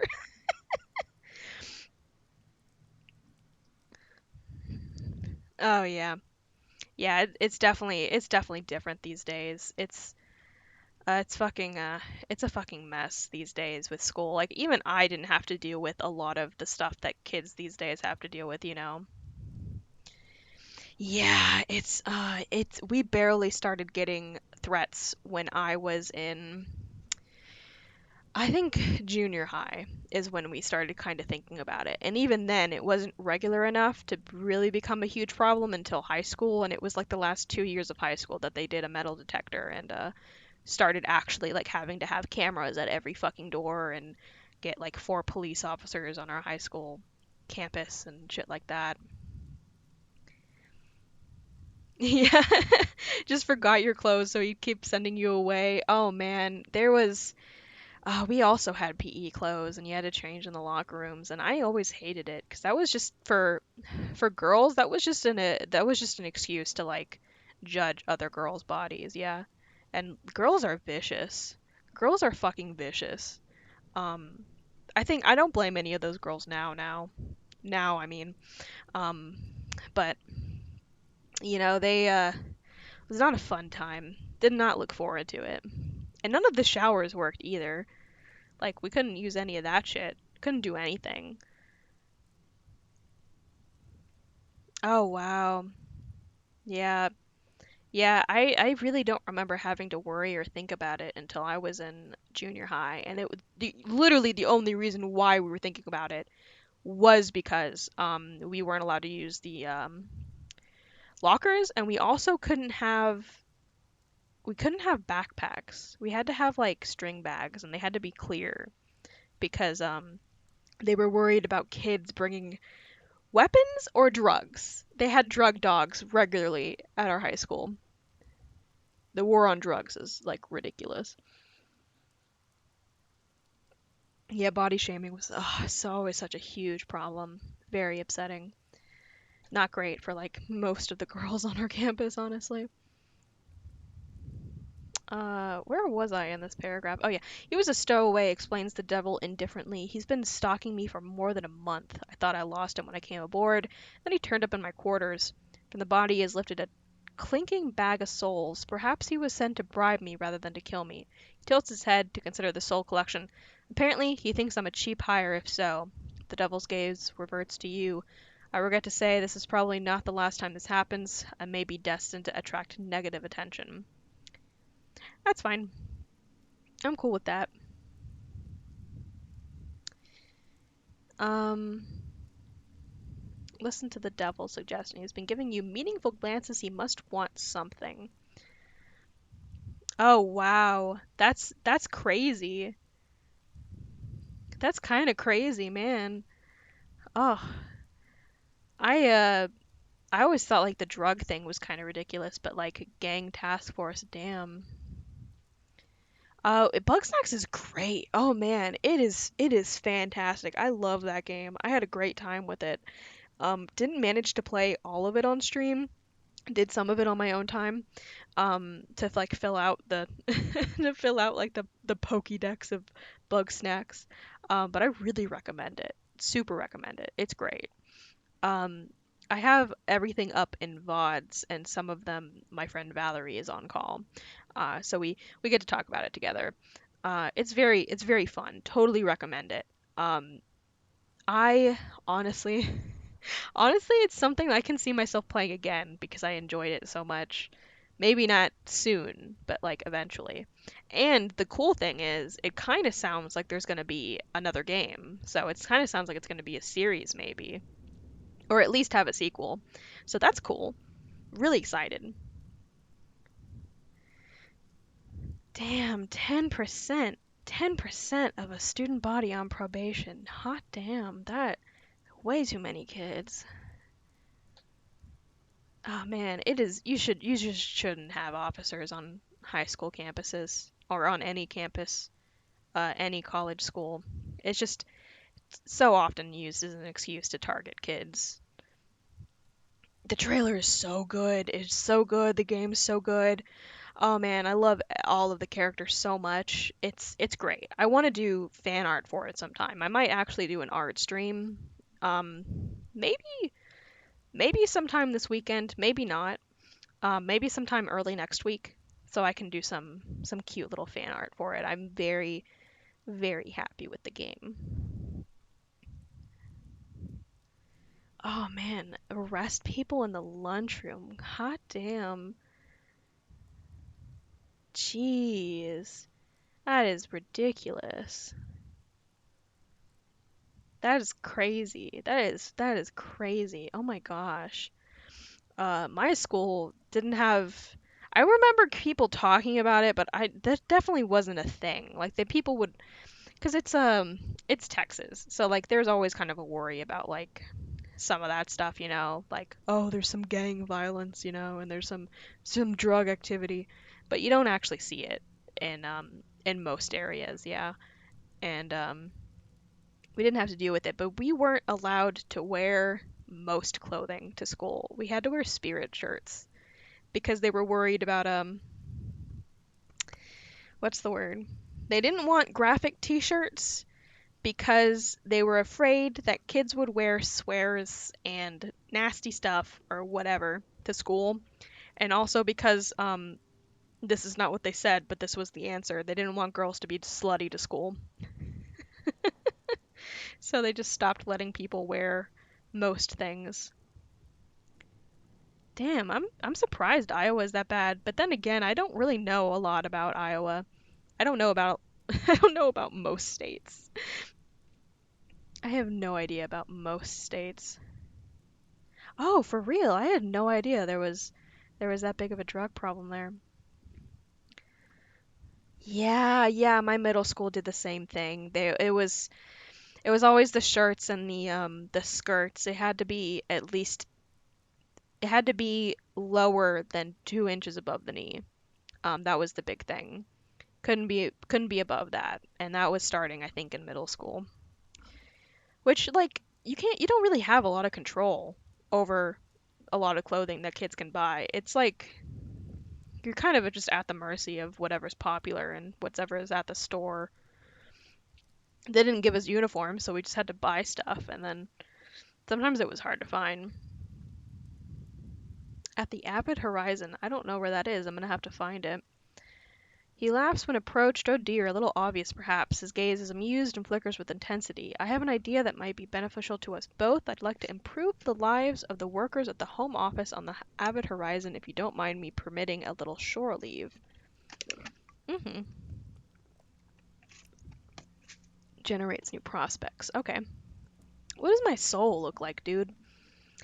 It's not worth much. I'm not worth much.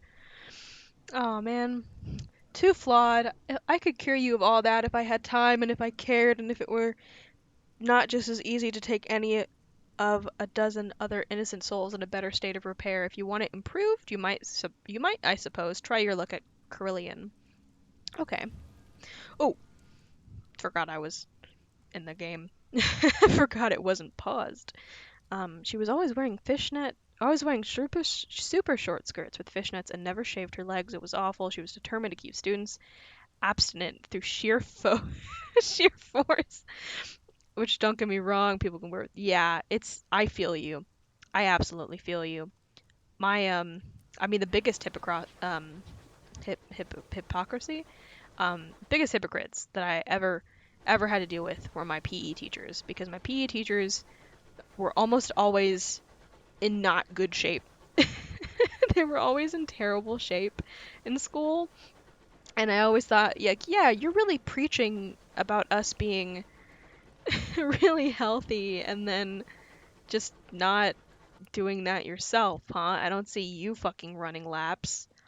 Yeah, yeah, exactly. And then there was there was at least one, if not two PE teachers that we found out about. Like, I mean, all of the girls always had these like what's the word? They always had theories, but we didn't know until like years later. He got in trouble for it. One of our PE teachers was a total pervert who would like spy on middle school girls, not even high school girls, and I was like, "Oh my God." Like, y'all didn't fucking catch that? Like, even girls who were in middle school thought there was something wrong with this fucking guy. And it took y'all like 2 or 3 years to catch that? Jesus. I was in a boys' town though. My PE teacher was the football coach, basketball coach, and wrestling coach. Oh my gosh. Oh my gosh. I had all of our we had a bunch of different sports people at my school, and some of them were like not some of them, but like all of them had to have other jobs too. So the history professor, the English professor, all of them were sports people, which I feel like really really undermines your education. Oh gosh, a bus driver like that? That sucks. That's shit. Especially 'cause like especially if you have to ride the bus, you can't avoid something like that. Oh, that sucks. Uh, okay, what do I want here? What do I want here? Let's see what I have. That's irons. Maybe this. This gives me a moment of inspiration. Oh. Association with villainy. Maybe. The gradual erosion of that which separates you from someone else, the fitting together of two lives, and as intricately and intimately as the threads in a tapestry or the cells in your skin. And when one of those lives ends, what remains of the other? You loved, you lost. How badly does it hurt now? A moment of inspiration. Okay. Like a gnawing ache, a hole in the heart, you feel always that there is something missing. In the middle of other things, you will look up and around and then remember that they will never be there. Um, kind of. For a time, you enjoyed the favor and protection of a mentor, someone who saw your potential and decided to nurture it. Who took you under their wing? blind bruiser, his attempts to distance himself from his larcenous past were of mixed success. His guests were scarred and rough-spoken, told tales of smuggling and thief oaths and nameless murders. Oh, I forgot to add a Pikmin. I forgot to add a Pikmin. Hold on. That occurred to me very suddenly and had no there was nothing. There was nothing about that was about Pikmin, but I just suddenly remembered. Here you go.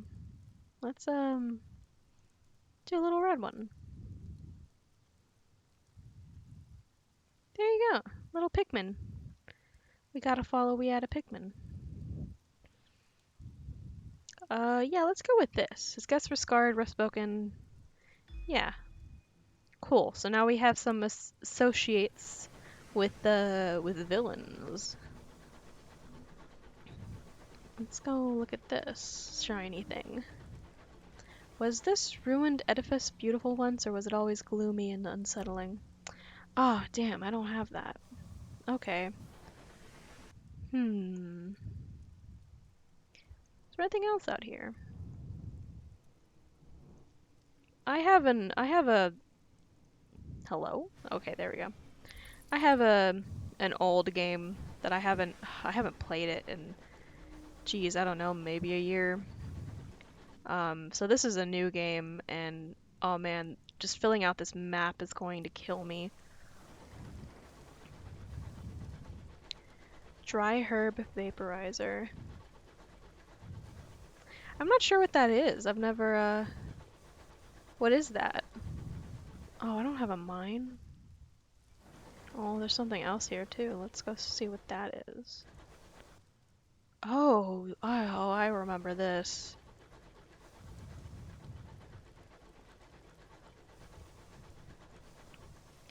Where's where's the port on this thing? Oh, didn't mean to do that. That didn't happen. That didn't happen. It's fine. Oh, okay. Oh, that's really cool. I didn't know that they had something like that. That's smart. I've always worried about not like I haven't done it myself, but I've always like in theory, you know, when people tell me about it, I've always worried about the smoke that's associated with that kind of stuff.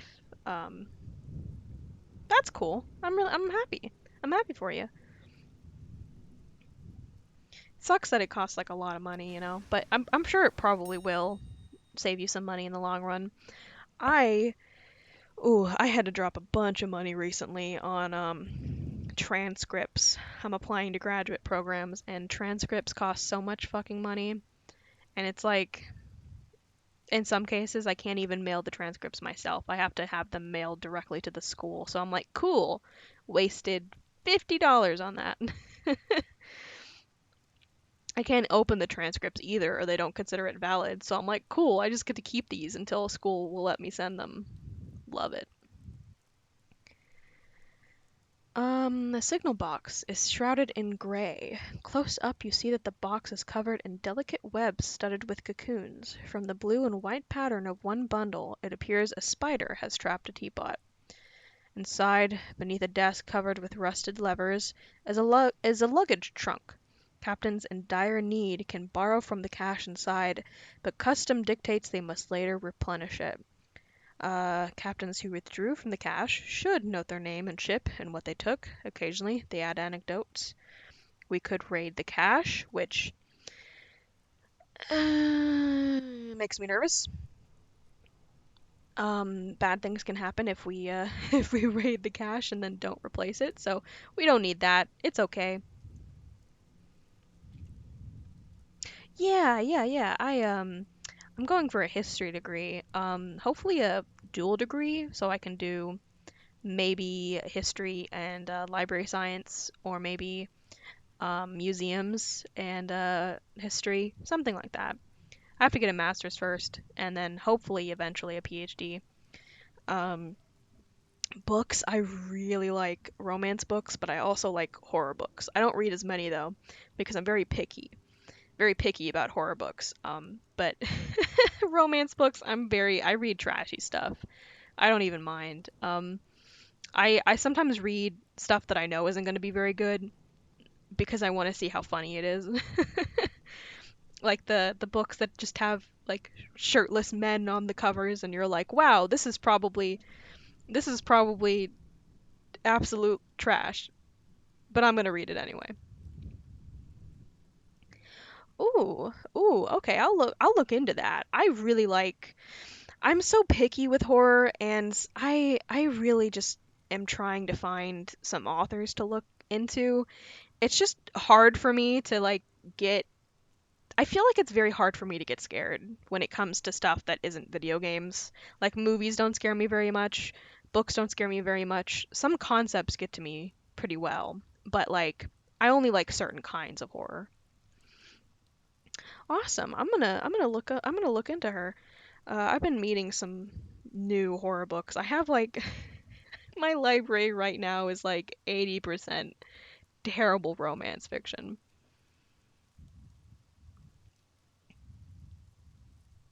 Oh yeah, same. I can enjoy horror films a lot. I think jump scares are pretty cheap almost all the time. And even if they don't scare me, I can still enjoy it. It's just kind of nice if I could find something that's like actually creepy that isn't just trying to be horror and doesn't do it very well. Like it's just using like cheap tactics. Like I don't know. You usually see like mental health stuff in horror movies. That's just like, oh, they're mentally ill, and it's like, please stop using the mentally ill for your plot. Please stop.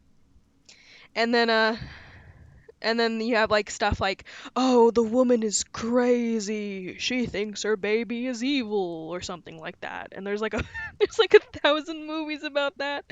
It's ridiculous. I actually recently got Kindle Unlimited, because there was a book I wanted to read that I did not want to pay $10 to read, so I went ahead and picked it up. Because I'm on a free trial right now, so it's gonna last for a month. So I have there is nothing. I'll say it like this: there's nothing that I think is good that I've seen so far on Kindle Unlimited. um, the books that I read mostly I'm reading because I think they might be entertaining, but and kind of like watching a cheesy movie kind of way, not like epitome of literature kind of way, you know. I found quite they have so much on it though that like I'm gonna be kind of entertained just through that. I found some series that look a little bit promising. They might they might just be really cheesy and kind of bad, but that's okay. Ooh, that looks interesting. I'll have to. I really like the style of Twin Peaks. I haven't managed to get into Twin Peaks, but I really like things inspired by Twin Peaks, I found. I really like, what's that game called? Oh man, I have it on Steam somewhere.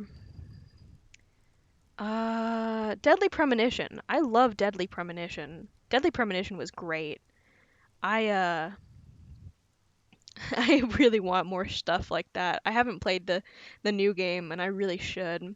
I heard that the frame rates and are really bad though, and it's buggy as hell. So I was kind of hoping it would get fixed before I played it. Oh my gosh. Oh man, that's what I do with like every book. But I mean, if it's that good, damn, I'll have to look into it. I I found one series that looks really promising, and it's this fantasy series, and I can't tell you the name because I don't remember. I also have no idea where I placed my Kindle right now. It is nowhere near me. I don't know where it went. But I found it last night, and I thought it looked really interesting, and it kind of looks like, I mean, it says like Lord of the Rings inspired or whatever, but the premise actually seems like it's about um like a normal world that suddenly has magic in it. So like suddenly you have dwarves and orcs and dragons and stuff. And they have like a very typical D&D party of cast of characters of all these different like races with all these different motivations, and they have to work together to do something. And it did sound very good, and it seemed like it had good reviews. If I end up reading it and I like it, I might next time I stream, I'll say the name because I read books in a day. I read books in a fucking day. Yeah. Yeah, it really is so bad. I like I'm really tired of reading about books that are just, oh, this is Harry Potter. Oh, this is Lord of the Rings. Oh, this is XYZ. Like very rarely do I actually care about that. There's only a few things that I'm like, I want to see that in the description, you know? Yeah, exactly. Like if I wanted something with that, I would have just went and read the original thing. Like there's so much content for the original thing. I could just go back and do that. Also VR games, oh gosh, I really want to do VR games eventually. There's so many. There's not a lot right now, but I would really like to just hang out and VR chat with some friends. That would be so fun. That would be so nice. It's just so expensive. My current laptop is very good for what it is, and I had to spend a lot of money to be able to stream and play games on a really high graphic setting on this laptop just because I don't have the setup for a desktop right now. And I'm gonna have to pay a lot more money eventually when I do want to switch to a better desktop setup. It's Oh, that's cool. I don't like I might even look into that too. Honestly, like I read cheesy stuff all the time. I I don't even mind when it comes to books. I kind of mind a little bit more when I watch shows, but with books, I read them so fast. I don't care if I'm reading like the equivalent of really bad candy or like trash or whatever. It still gives me a sugar high, you know? One of my friends, Valary, she recently got a VR system, recently, and she unfortunately she wanted to play what is it? What's the Half-Life Alyx? That's what she wanted to play. Doesn't work. Her PC can't run it. It was really upsetting. She didn't buy the VR system though. She's just renting it, which is the good news. Hopefully in the future she can play it. I actually want to. I don't have VR right now, but I would like to play VR chat with her sometime. Oh yeah, it's so good. It's so good. I watched Vinny play all of it, and it was great.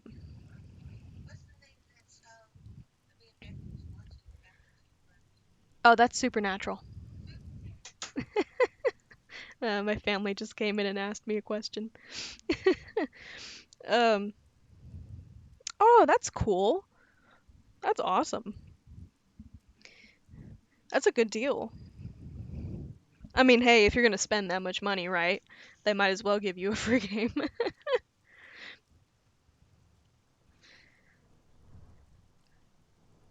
All right, where am I with this? The handwriting is poor but legible. Captain Lockwood deposited supplies, superstitious after a run of bad luck. There is a column for malicious notes, not malicious, maliciousness. Blah, blah, blah. The captain describes a field of debris that through to the flew to through to the reach flew to reach the signal box. I struggled with that. Oof. Each rock was bursting with life. Tiny flowers, the color of milk, jostled in the currents of the engine. The locomotive was overwhelmed with the scent of honey and home. Cool. Let's leave. This place is creepy. Oh, Beat Saber is great. I think that would be really fun to play, but I think I would be really bad at it. I watched funniest thing I've ever seen with Beat Saber is that video of Wayne Radio TV doing the if he if he misses a beat his computer will blue screen and you just hear his scream before it cuts off. It's so good. Oh, it's so good. Um I don't there might be a passage here and there might not. I don't think I want to risk that. Let's just let's just go back.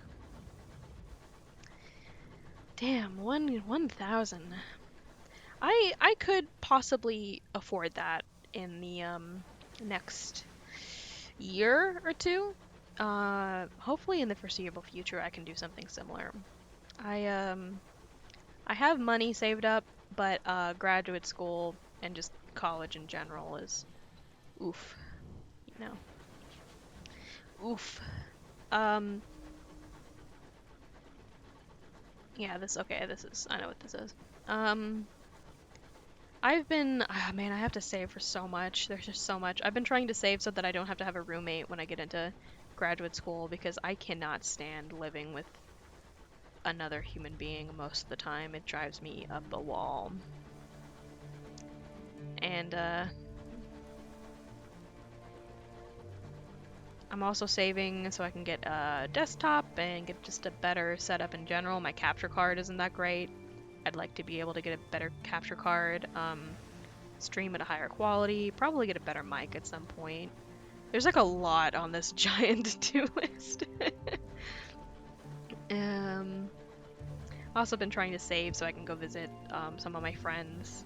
Um, my main mod and my BF, he lives in Germany, so it's a little bit pricey to fly all the way over there or fly him here. I think my biggest concern is probably living situation next fall. Or whenever I go to my graduate program. Some of these programs are in huge cities and oh, they're so expensive. It's just so expensive to live in like Chicago and who knows where else. Um, even not big cities, just everything is so overcharged for housing these days. It's so upsetting. And I really don't want to live in a dorm if I can avoid it. Yeah, I bet. I've heard. I had a friend that lived in Arizona for a little bit, and she said it was really not that great for the housing cost. Texas, I think has some of the more affordable housing when it comes to getting like an actual house. Like people can actually afford to buy a house in Texas, but it's because there's a lot of houses in the middle of fucking nowhere. Um, and there's a lot. There's so many. There's so many more than there is in other states. And I really don't want to stay in Texas. Yeah, yeah, it's so bad. Oh man, it's so awful. Oh man, the South makes me so sad. You want to fix it, but it's so hard to fix too. How much money do I have? 86. 86. It's not a lot.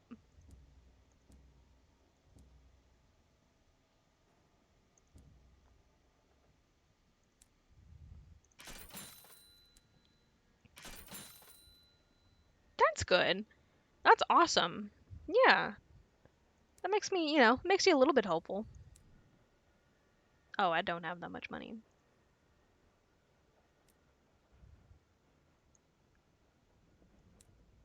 Well, that's okay. I can make it to Magdalen's and back, I think. Oh man, that is very close. Oh man, that's fucking close. Damn. Yeah, that kind of shit is oof. That is a shock. Holy shit.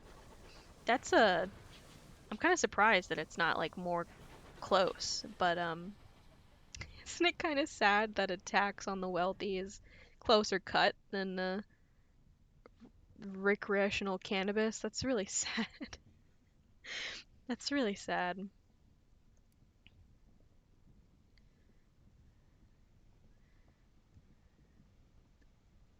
Yeah, give me that.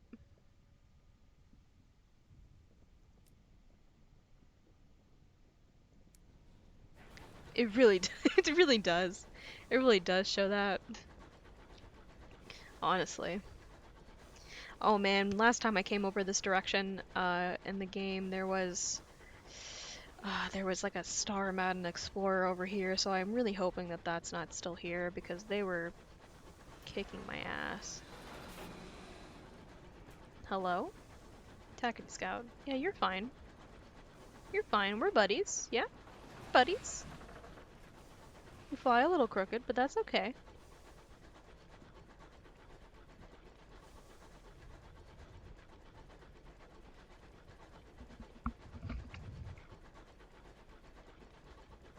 Oh, Hyrule Warriors Age of Calamity out now. Thank you, Nintendo, for that email. I'm not interested in that. I'm not interested in that game. That's I didn't play the first one either, so it's not really my kind of game. Can I? Yeah, cool.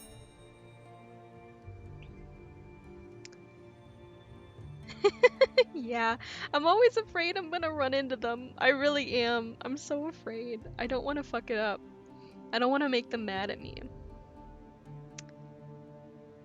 40%. Ooh. I want to risk it. Ooh, fuck.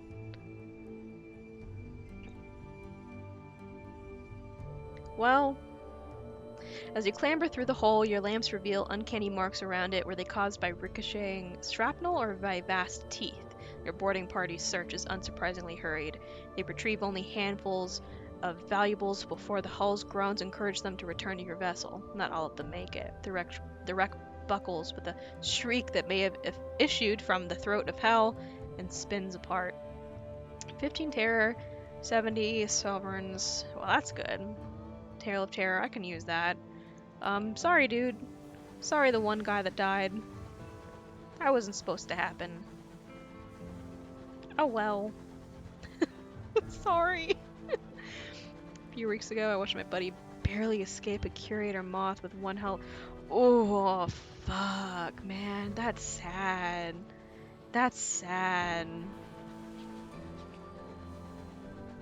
Yeah, exactly. Yeah, they're expendable. I mean, I feel bad because I have I have so much empathy, but honestly, it's worth it. Man, I don't think I've seen a curator moth in game yet. I have seen them on the wiki, but I don't think I've seen them in game yet, even in my old game. I had an old game where I was doing pretty well, but I haven't played it in so long that I needed to start a new one just so I could like remember what some of this plot was. Can we stop at Magdalene's, Captain? The Stoker pleads. We've been too long in the sky. The impertinence. We're going there anywhere, buddy. It's okay. It's okay. The real struggle of this game is not to crash into the dock. Honestly. Can you treat my terrors, please? Um, shit. I only have one of those, and I only have one of those. I don't think I want to use those. I don't have any nightmares yet, at least. Oh, thank you so much. That's so sweet. Yeah, I only recently started streaming. I think I started streaming last week? Question mark. I think it's only been a week or two, something like that. Um, only started a little while ago. I was gonna wait longer. I was gonna wait a little bit longer and start like next spring or something, and then well, you know how it is with like ADHD. Like you get this when you're supposed to be doing one thing, suddenly everything else starts to look a lot more appealing. So I was supposed to be doing a lot of work for school, and I said, "Wow, I don't want to do that," and then spent a lot of time making a stream overlay and making this possum talk, and then everything else, and then I was like, "Wow, I've done everything. I guess I can stream now." And then I just just started doing it in like the middle of a weekday when I was supposed to be working. It was great.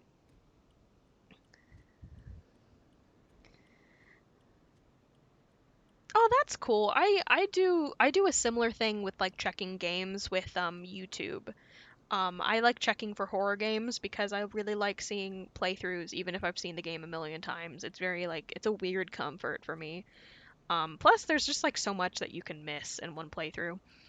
Um, oh wow, yeah. I'm so sorry to hear that. Damn, that's rough. I mean, I'm very lucky, but I almost got into a car crash several years ago. My uncle was driving us in Boston and went the wrong way onto a runway bridge, and oh man, and we were like a foot from the other car going way too fast. Probably at least 60 or 70 miles per hour, and it was fucking close. And he just suddenly threw it in reverse. And I was reading a book in the back seat, and I just look up and I see the car with the other passengers staring back at us, and it was terrifying. and and it's kind of funny in hindsight that I was like, wow, we could have died, and I would have had no idea unless like I looked up at the very last second. If I just didn't look up and kept reading my book, I would have had no idea. And the only reason I looked up is because my grandma like screamed his name. Oh wow, that's so bad. Oh my gosh. That's awful. That's so awful. I hope that worked out for you, the lawsuit and everything. Fucking hell. Also, yeah, there's so much overlap between ADHD and autism. They're like cousins. They're like little cousins. Oh, Lyft driver who had to slam on his brakes 6 times, slammed into reverse and wiped out a pole. Oh my goodness, damn. I have never had that much bad luck. That's awful. I think the most I've ever been through is when I went to London for a semester. The school that I was going to hired a driver to take us from the airport to the school, because like obviously kids who don't live in London, they won't know how to navigate it. And the driver that we got had such bad road rage. It was awful. It was just so bad. I legitimately thought like, I don't know. I was really scared he was going to crash into another car on purpose because he was so mad. And I was just terrified the whole time, and I think everyone else was too, and he kind of realized that and he felt bad. Um it was really awkward to say the least. It was really not a fun time. What am I Oh, keepsake market. I didn't see this last time. An illicit stall has been set up near the port where the doctors and nurses of Magdalen sell off the property of captains in their care who require extensive stays.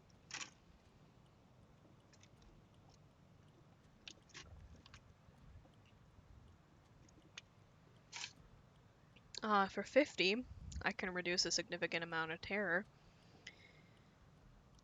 Well, I have 40 right now. I should probably get rid of some of that.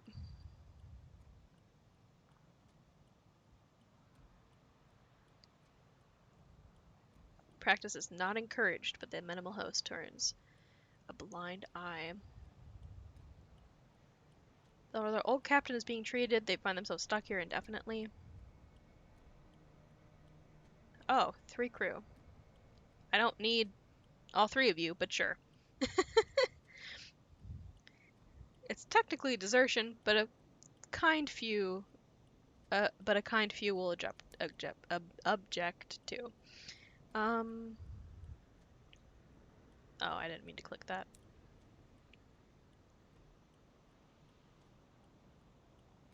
I should have reduced terror. I thought I could do both. Damn, that was a mistake. Oh well.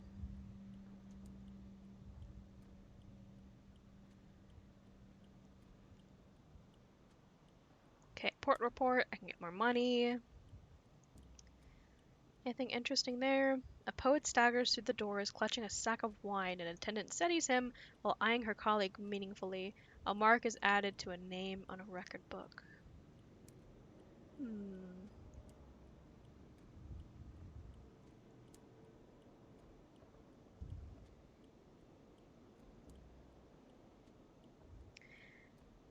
Have you explored my memories? Discovered who I am? No. When the host discovers you have not visited even one of the ports, he shows you out. He is brutally polite. I'm so sorry. I forgot. I forgot, sir. I'm so sorry. Can we just have like a nice conversation? I'm really sorry. Didn't mean to do that. Yeah, that didn't do anything. Okay. Cool. Um, cool. I get a lot of money, and now I get to buy these two things, so I can put them in my bank for later. Hmm.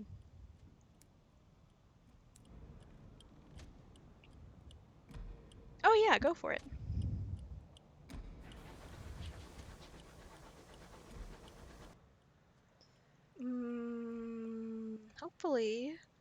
Hopefully I can go down to New Winchester and reduce some of my terror before I get a nightmare. I feel like I'm pushing it. I feel like I'm pushing it at terror's 40%.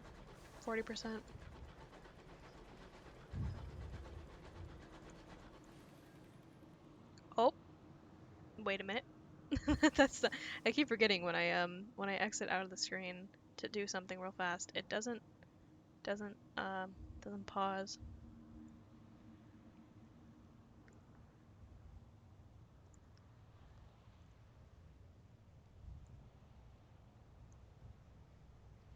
I'm going way longer than I intended to, but I'm having a good time.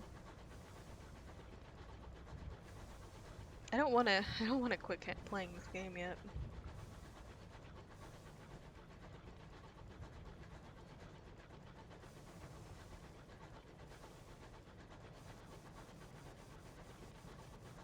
I just hope there isn't an enemy down here. Ah, that's so high. So high. It shouldn't be that high.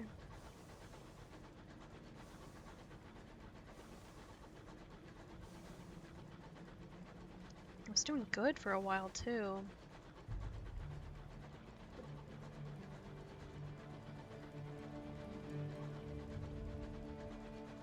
You know, I'm eventually gonna go past this and there's gonna be those creepy black things coming out of that stupid ship. I just know it.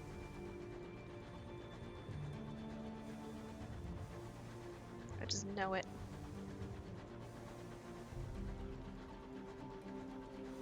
I forget what they're called, but Void or something. An argument breaks out between two crewmen. One owes the other money but cannot repay it. Unfortunately, the debt was sworn on the name of the borough. This is something I'm really bad with pronouncing. I'm so sorry. The borrower below, a roving god of the deep skies and keeper of compacts. The borrower has a low opinion of oath breakers. Your crew mutter darkly. They fear that this will bring them bad luck. Okay, banish him, cursed or not, removing him will please the crew. Skyfarers have invented 1,000 ways to placate the borrower, for she is liberal with her displeasure when it has a new person to take on the promise another made. I could just do that. Briefly, muted my mic. Punish them both. You will not tolerate such superstition, nor will you allow personal disputes to impair the smooth operation of your engine. Yeah, no. I'm not gonna displease an ancient entity. No thank you. Let's This is mean though. This is mean. Let's just pay it. Please don't. Please don't watch me. Actually. Please don't do that. I don't like that. Please don't. One of your crew tattooed with dragons acts as an occasional mediator with the borrower. She conducts a simple midnight ceremony in which you recite the promise that was made and immediately pay the amount owed. Your purse is lighter, but the debtor, Detti, and the mediator seem happy. Outside, the sky's fog are as thick as soup. The borrower below is watching you. Cool. Fantastic. Don't like it. You good? Friendly.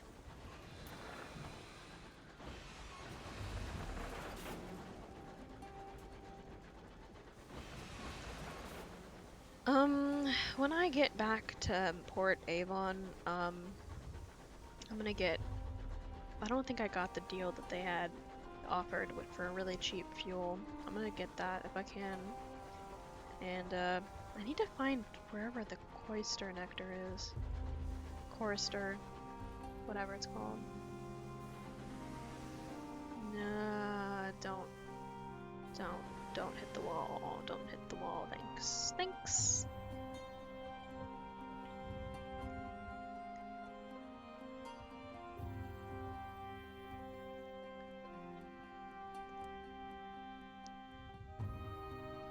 You've gained 1 Takati Gratitude, 100 Sovereigns, Desperate.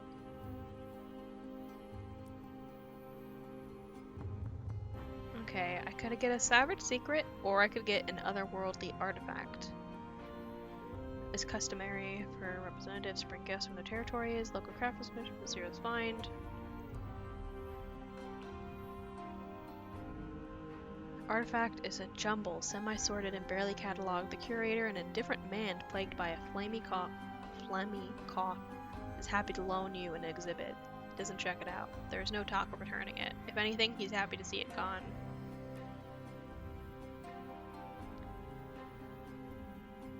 What is that? What did I get?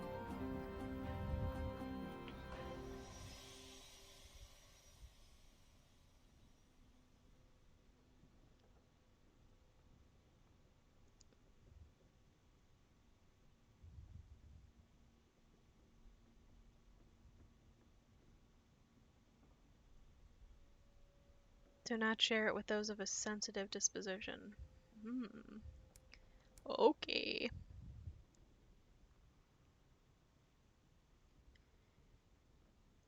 Hmm.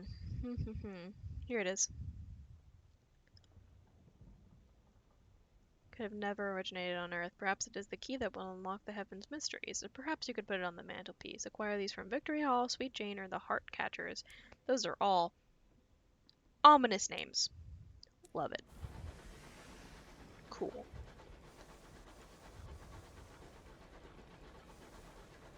Let's,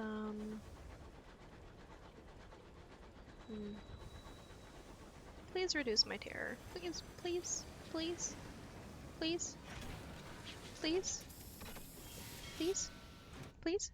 No? Okay.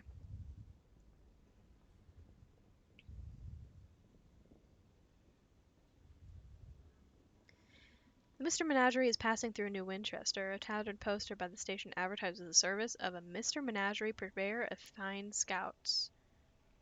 Tattered poster by the station. An accompanying picture displays a tall, cloaked figure, slightly stooped, clutching an array of adorable little beasts close to its chest. A pile of cage looms out of the smog. You can buy scouts from Mr. Menagerie, but he will move on after your visit.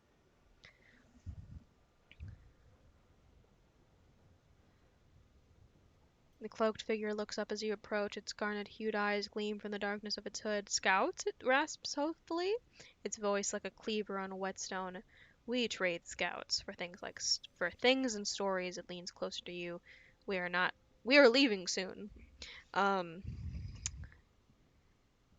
it nestles in the crook of Mr. Menagerie's neck, burbling happily. Its eyes gleam with a pale fire, like one who has looked too long at a star. The star-smitten bat has good range, returns after finding 1 discovery, and conveys little information about what it finds. Requires mirrors of 25 or more to use. And an intrepid cavvy, large guinea pig wearing a plumed helmet, is dozing in a hutch. It sleeps next to an intricate mechanical bat. Good range, returns after finding 1 discovery, but conveys more information about what it finds. Mirrors of 50 or more. The Ratronaut. Ratronaut. Uh, the rat in the cage at the top of the pile is wearing a miniature skysuit and a very determined expression. The Ratronaut has a good range, can find up to 3 discoveries before returning, conveys little information. Mirrors of 75% or more. Condemned experiment. Oh. Okay. Yeah. Can't afford any of that. We're moving elsewhere soon, but we will leave a note saying where we have gone. We will have more things to show and stories to tell. It turns, humming an eerie tune to itself as it gathers up its things and for the next leg of the journey. Let's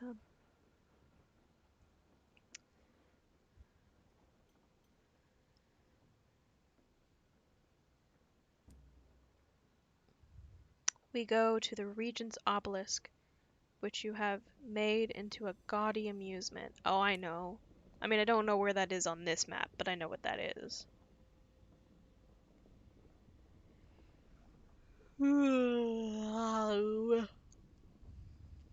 Um,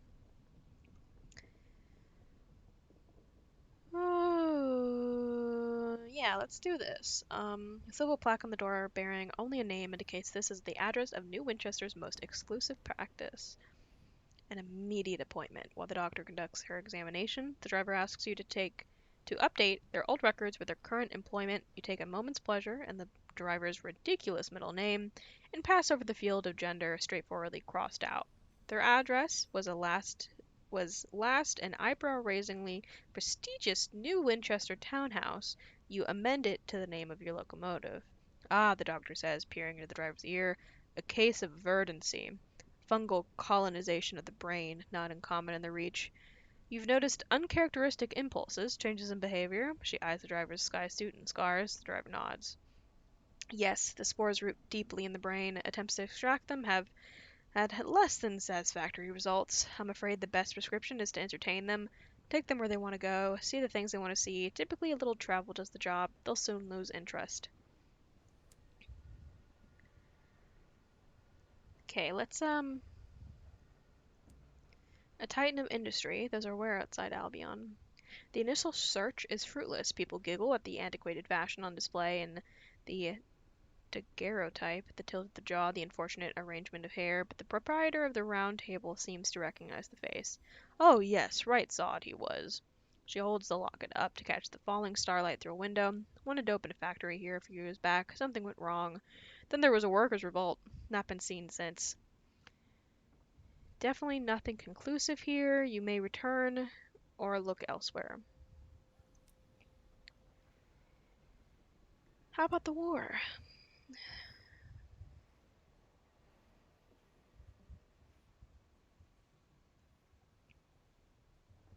Latest news.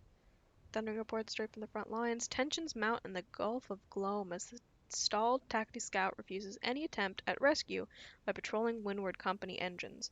The captain has called in aid from a Taxi contingent on maneuvers near Trader's Wood, which the Windward commander is unwilling to let approach. Bloodshed is expected immediately.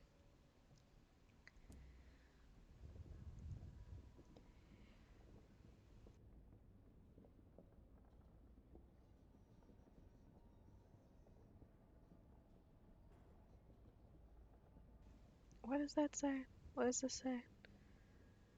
I have eyes. The assembly runs New Winchester from Victory Hall and seeks to strengthen its hand. The Reach, Winwood Company maintains a considerable presence, although New Winchester is still. Yeah, okay. Read this last time.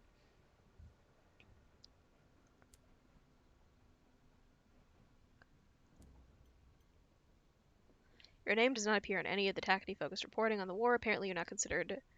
Yeah, I'm not. Still not interested. Still not interesting enough. Um,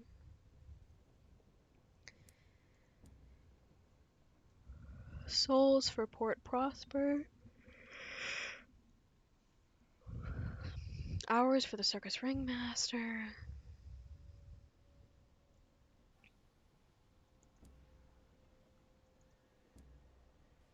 Let's get one of these first. And one of these.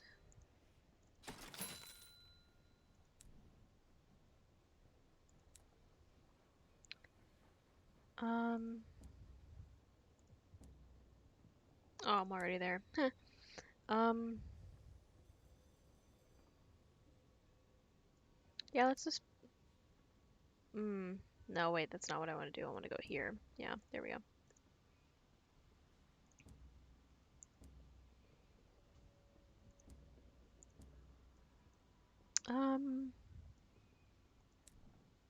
246.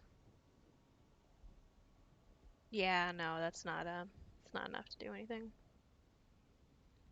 Not really.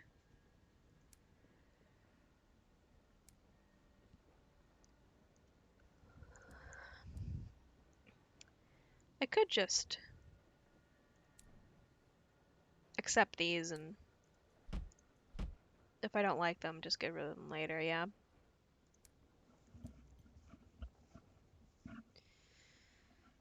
Uh,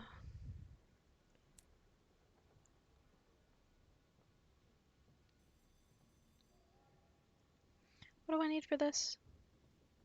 7, 7. Okay,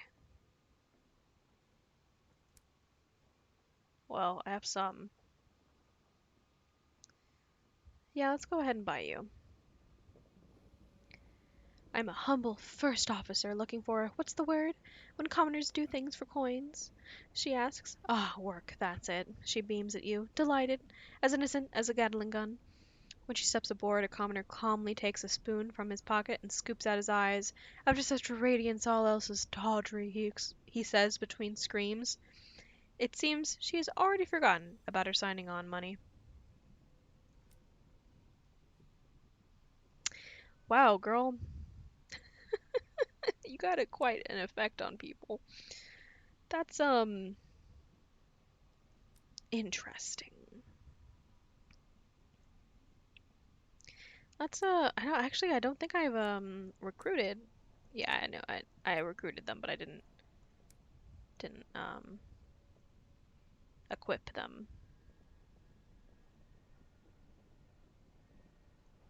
Yeah, awesome, awesome, awesome. We're doing great so far. We just need a quartermaster. Cool. Cool, cool, cool, cool, cool. Cool, cool, cool.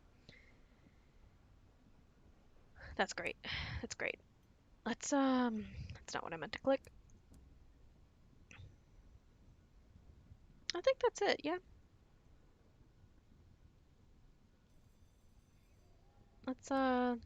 I don't think there's anything here. You got any bargains for me?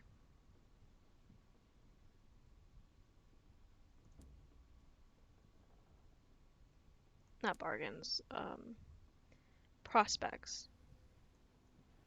Got any other prospects? No? Okay. Okay, that's fine. Yeah, let's just go.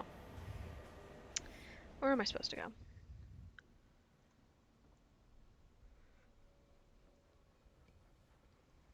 go? I need to find I need to find some other ports is what I need to do. Um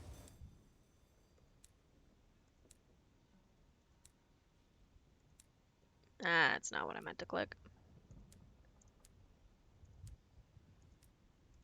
Here. Okay. Um Carolyn lies to the west of New Winchester. Okay, that's to the west. Um Port Prosper lies to the northeast.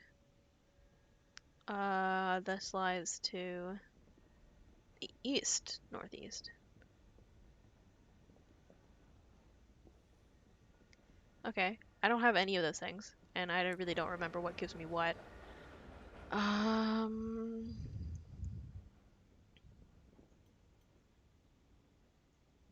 I think it would be beneficial to go to Port Avon first, so to try and reduce my terror first. Eh, didn't mean to press that. What's to the west? Carolyn.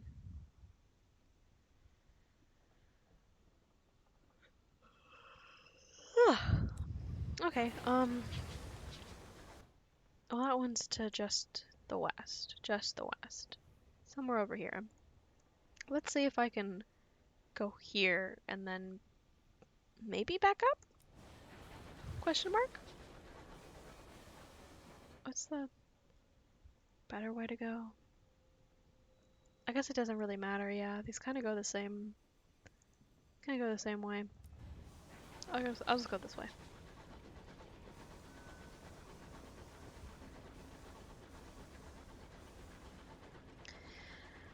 I wish I knew where things were.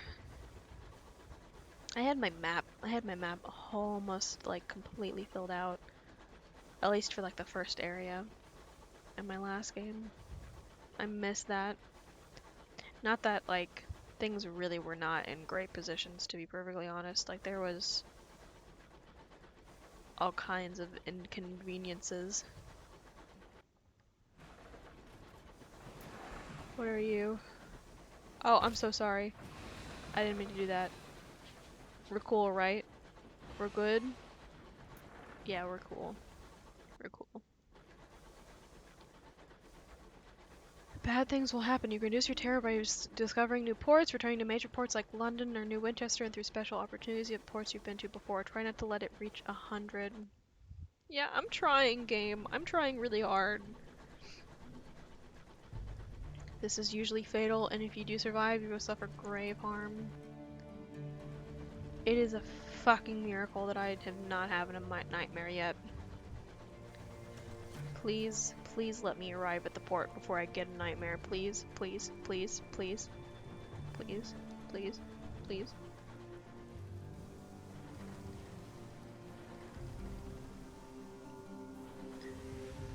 Okay, whew. Oh, cutting it close, cutting it close. It's okay. It's good. It's cool. We're cool.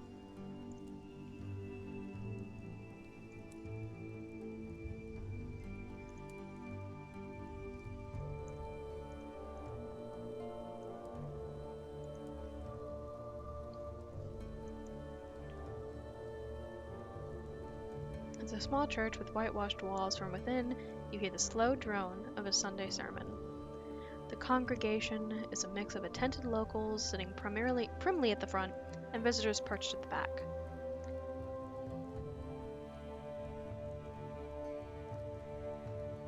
The accordionist coaxes them into attempt at Judge Eternal throned in splendor. Great, didn't reduce my terror, and I'm no longer welcome. The stairs of the locals have grown sullen, they won't even give you the time of day anymore. Great. Great. Great. Great. Love it. Let me in here? No. Cool. A couple of the brawnier McDonald boys are watching the ruins, trudgeons in hand. Best keep out, dangerous place. Yeah. This is going great so far. And yeah, I don't have any gossip to get back in. Cool. Cool. Cool, cool, cool, cool, cool, cool. Love to see it. Well, at least I can get, Cloister Nectar. I need, 5 more. And that was the place I was gonna go anyway, so cool. Cool, cool, cool. Shit. I didn't mean to do that.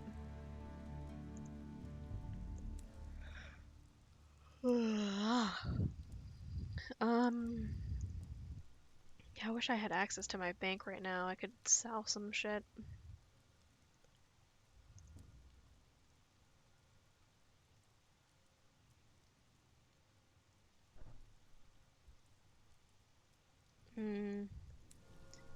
Yeah, no, I need what I got. Let's just try to get to... let's just try to get to fucking... back to New Winchester and then try to go west. Because... I mean, I guess I could go up and go to Magdalen's to get rid of my terror. But then that wastes some of my... I'll waste some of the things that I've collected. I'm not sure if that's worth it. It's getting really high though. And I'm going back to New Winchester too often for it to fucking do anything for me.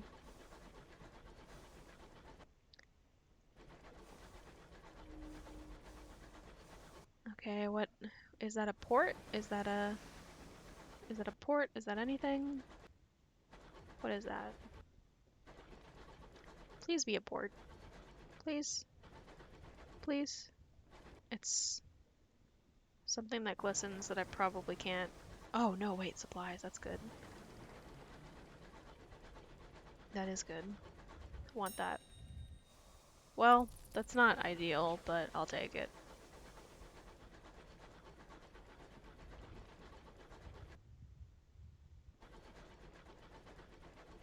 Is that a boat or a lighthouse? I think I could just go around this way so that I could get a little bit of the map filled out. Is it worth it? It's kind of risky. Kissinger Gardens. Well, if nothing else, I'm getting experience, yeah?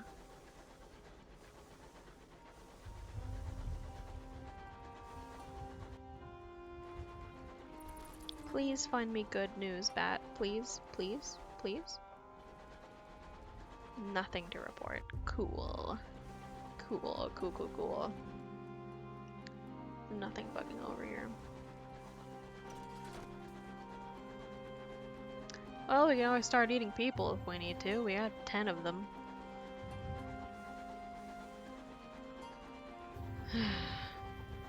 Where's the, It's over here. I'll sell the port report and then go to Magdalen's and,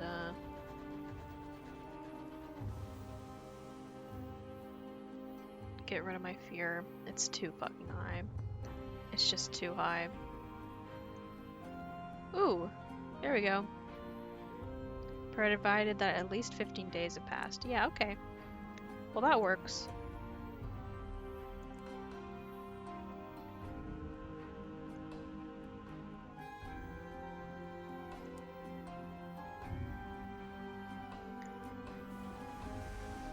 Okay, well now let's just go west.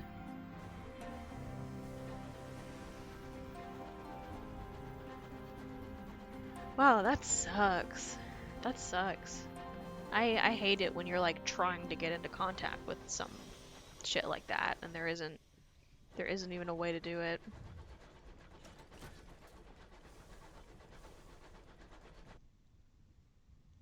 Oh man, it's pretty risky that I only have one left, but hopefully this is nearby? Question mark? Nothing. It's supposed to be to the west of New Winchester. Yeah, that is insanely responsible. That's ridiculous. Genuinely ridiculous.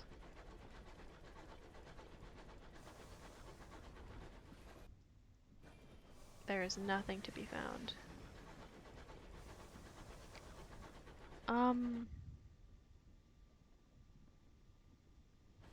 Maybe this way?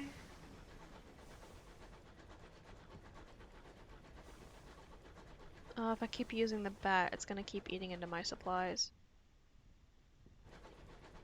This looks like a dead end. Pretty sure it is. Nothing. Well, at least it's not a dead end. I could just go back to New Winchester. That's something. I'm pretty sure I needed to go north into that cold spot to get to Carillion or whatever. I don't know if they have... That noise scared me. I don't know if they have supplies at Carillion. I need to go get some.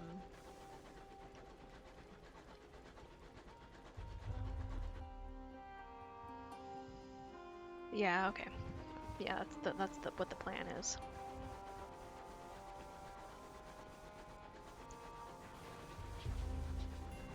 Dun, dun, dun.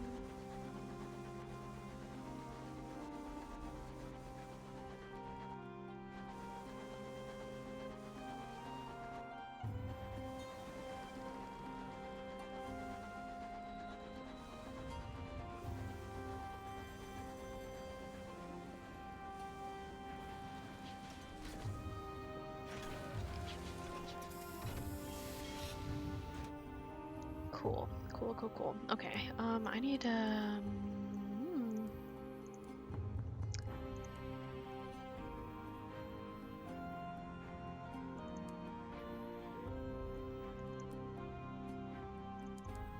yeah, sell these, please.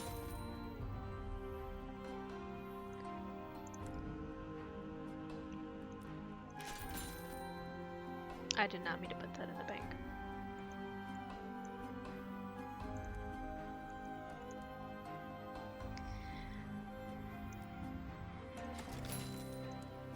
Three, and then, two. Two is fine, yeah. Two is fine. You give the order for half rations to eke out the last of your supplies. Yeah, we're good now. We're fine.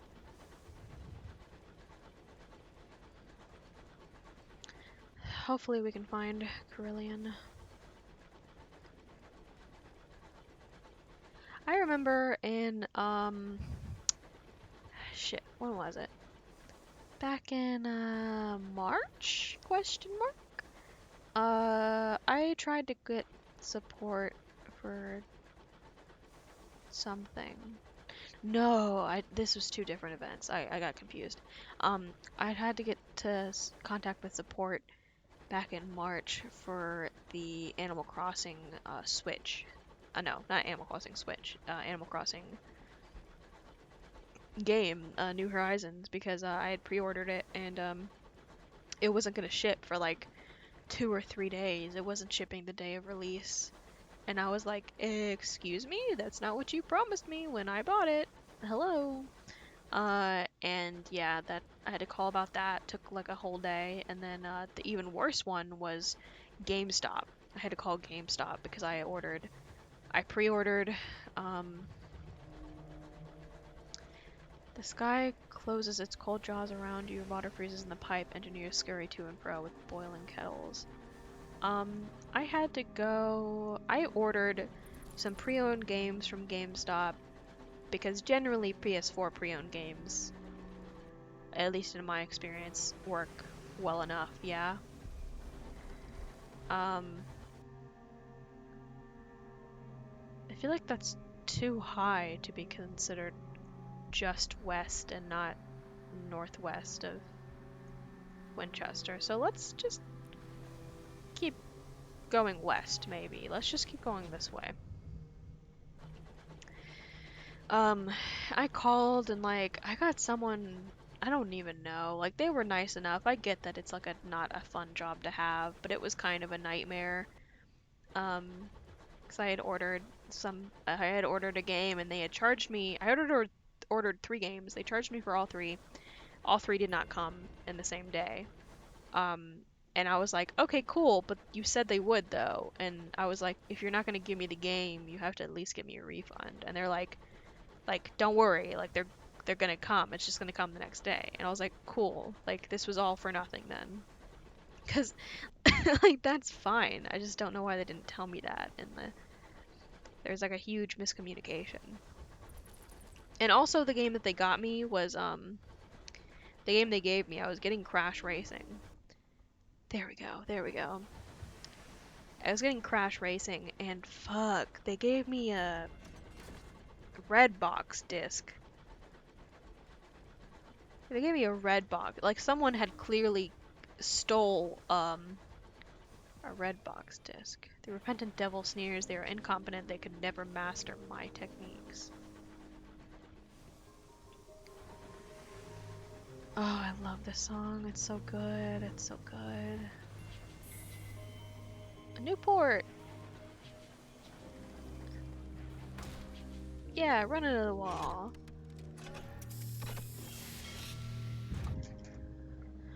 Okay, this peaceful Carmine institution was founded by devils from London and dedicated to the betterment of the soul. Botheridge's A Tour of Heaven describes it as a cross between a spa, a sanitarium, and a purgatory. She commends its bracing airs. Gray stone, the color of a monastery, or travel around. Let's look at this first. Oh, that's so much money. You love it. You love to see it. Um, ooh, yes, I need those. I need those. The captain of a battered mining locomotive is selling unrefined ores quarried from a drifting sky rocks. Each is a walnut-sized geode within within which an hour grows like salt crystals. The captain dabs discreetly at his eye with a handkerchief. Being close to this much time makes one melancholy. Okay. I need to get more Corster nectar from Port Avon while they have a bargain going.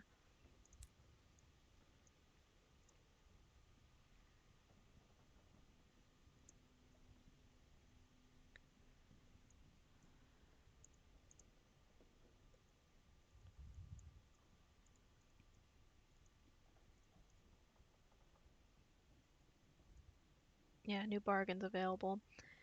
I'm gonna go up to Magdalene's and then wherever this is, and then kind of go in a circle back to Port Avon and then back to Carillion, I think.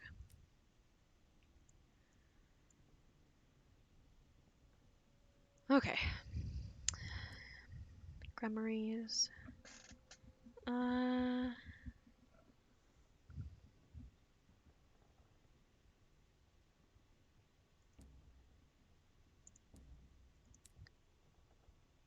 yeah, please go to sleep. Please go to sleep, Taser. Mwah.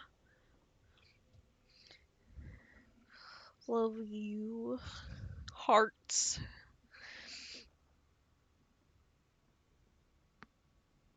Yeah, I need to go get water. I need to go get water, honestly.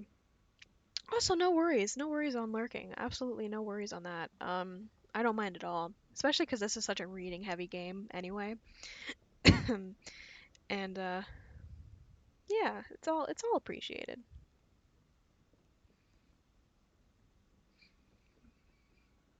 Modding is not easy, especially if you have a fair number of people. I need to go get water anyway, and I do want to keep playing. I do want to keep playing though. Yeah, go for it. I'm gonna BRB. But I think I'm just gonna be a minute, so I'm not gonna go to the BRB screen. I'm just gonna mute.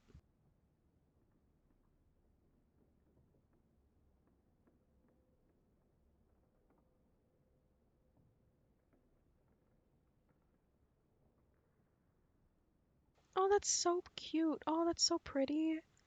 Aw, that's awesome. I love the fucking textures. Damn. That's great. Love that. She does great work.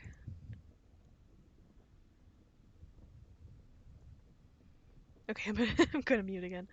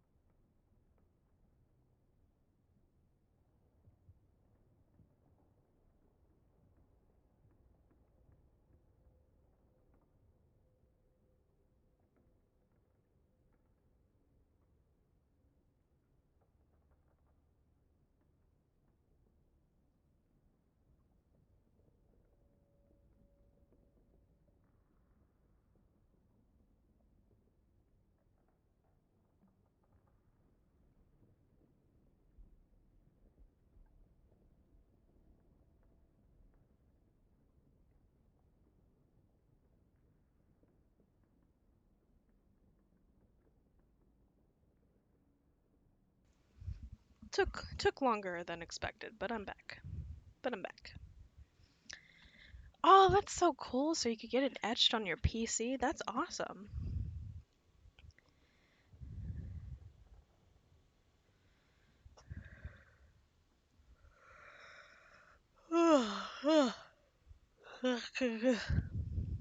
Yeah. Let me take another sip of water. There's a lot of reading in this game, so gotta stay hydrated.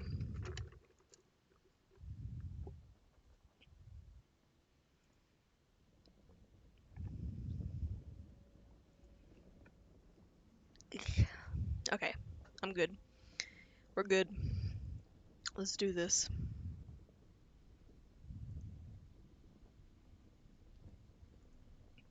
Where is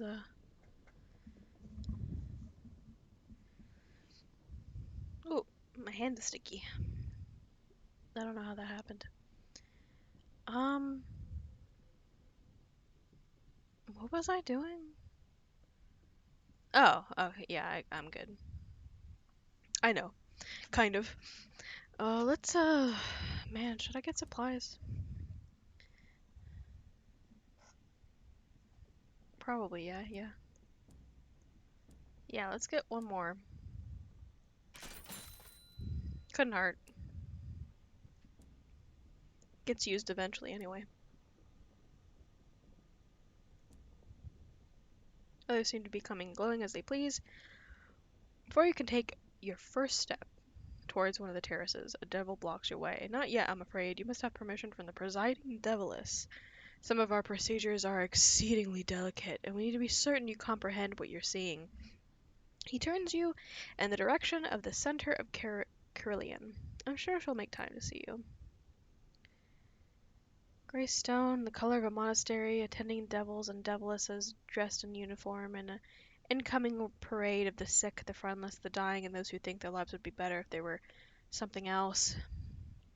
This is Carillion, where where souls are refined into something more impressive.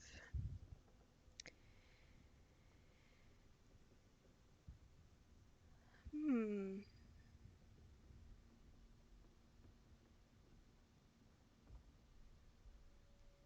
Okay. I don't have the affiliation for that.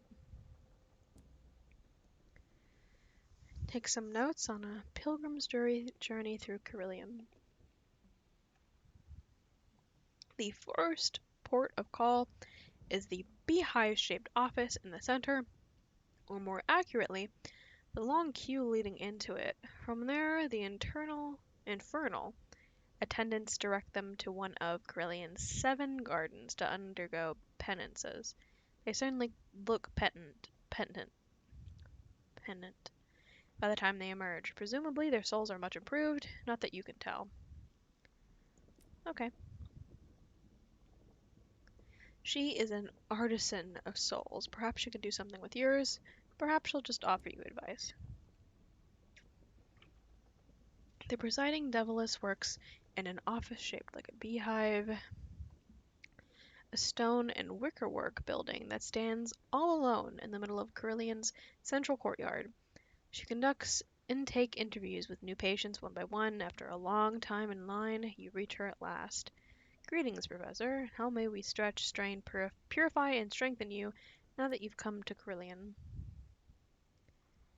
Her apron is starched, her dress pinstriped. There is a stack of patient files on her desk, color-coded. The corners of her mouth say, she knows something to your disadvantage.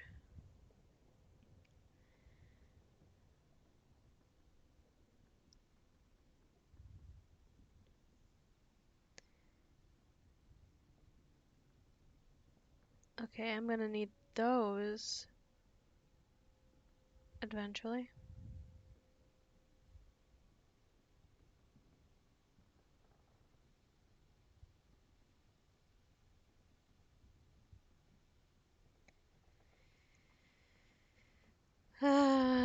Ask her about Grillion. We do whatever is necessary to reclaim unsatisfactory souls, she says. She sits back in her chair. You can imagine her making such a pitch to the princes of hell. For humans primarily, though we do attend to a few other creatures elsewhere on the Great Chain. They come to us with souls that are stained, disused, in every kind of sordid condition. And we make them acceptable again. Most of those who come to us are volunteers. The rest are beyond the position of being able to volunteer, consigned to Carillion by their families or employers.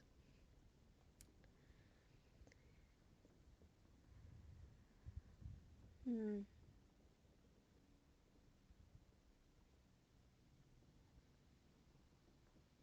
One should not enter if one does not know how to leave. Most people go home again, she says. Some find that they are weary of the souls and pass them on to us. We operate on that slender profit and on what we can get from donations or on the sales of penance and forgiveness. She looks at the blank page before her. But what about you? You look sturdy enough to make full use of our services. Are you afraid of needles? What is your view of worms? Which do you fear more, venoms or poisons? She takes down a page or two on all your least favorite things. Okay. She's prepared to offer you a deal. Listen, she says, you are free to make use of Brilliant. Take a penance or two. Alter your soul. I think you'll find our services very imaginative. There is another matter I hope you will look into. A devil in rose-colored gloves. He used to supervise the gaslit terrace. He was removed from that position, but I fear he may still not be entirely aligned with the objections, objectives of Carillion. If you find out anything about him, anything to his disadvantage, she looks grim. Bring me the evidence, and I will reward you. Okay. Hmm. Okay.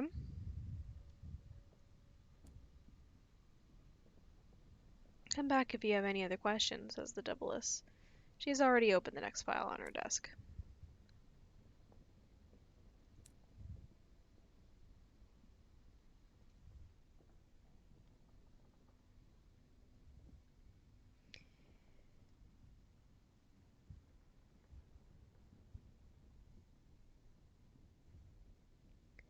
I remember trying to do this the last time I played, and it being very confusing.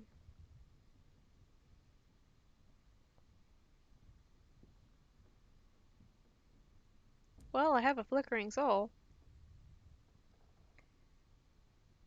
No one else in the passage to the terrace will admit that they know where they're going. What a curious figure, says an old man, pointing at his own reflection. Here's hoping that there aren't any other clowns of that nature where we're going, eh? He jabs you in the ribs with his elbow. Fail to see your reflection anywhere. The mirrors are at such odd angles anymore. Regard your reflection with distaste. The mirror has it wrong. It smoothed out your features, made you ordinary. Admire your reflection, which is handsomer than usual. Why have you never noticed before the brilliance of your eyes? Probably this one. There are various figures who look familiar, but not one of them is yourself. They're too tall, too short, too skinny, too ill-dressed, too foppish, too pleased with themselves. You've nothing in common with any of them. Stand in front of one of the statues and it will melt into your pose. It will look you in the eye. Its face will be your face, minus a few marks of character. It will still be transparent.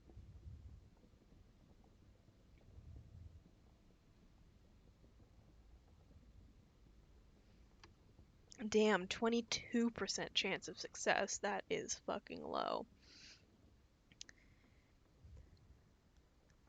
I don't know what the failure is for that. Let's look at this first. He seems oblivious to your presence. The man is slim and there are circles under his eyes. He shows no energy at all. He lifts his eyes when you seat yourself. It takes time to get him to speak. Finds the effort of conversation very hard going. For the first few exchanges he confines himself to the weather at Carillion. But finally he tells you why he's here. Too many years I lived on the other side of a mirror, he says. So long that I forgot everything but that place and its ways and where is and is not change places. I took a companion and endured his not love, but it took me a long time to recognize it for what it was.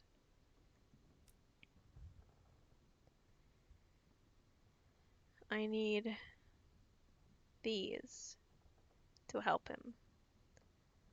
So, can't help him yet. Let's try it. Let's try it. Yeah, that's fair. Cool. 5 terror. Love it. Fantastic. Impossible. A lady forgot childhood and many of the events of young adulthood. As punishment, she is being made to eat every past untruth written out on tiny parchments. As for your punishment, it does not bear speaking of. For a month afterward, you see devils dancing in the corners of your eyes. Well, I'm already at 37. It gave me 5%. 22 is so low, though. Let's just not. Let's just not, maybe.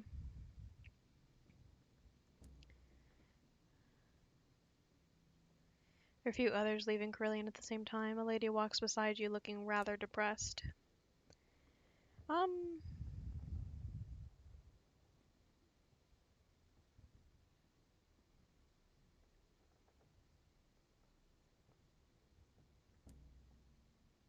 Dozens of newcomers walk in that direction. It must be a safe choice. Your companions are a lady in a buttoned cloak and a young male student. They talk about themselves about the seasonable warmth and how the yellowish glow of the lamps does not show blue silk to the best effect. Their words are commonplace, their hands folded and gloved, their opinions supplied by a respectable gazette. You have almost forgotten them, even while you are still walking together. The path descends by shallow steps to a broad terrace, as crowded as an imperial exhibition.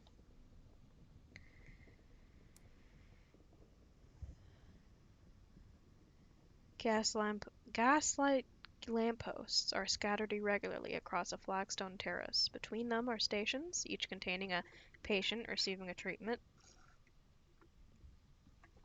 Supervising devils tend these stations, stopping first here and there, like bees at a flower, like bees at flowers.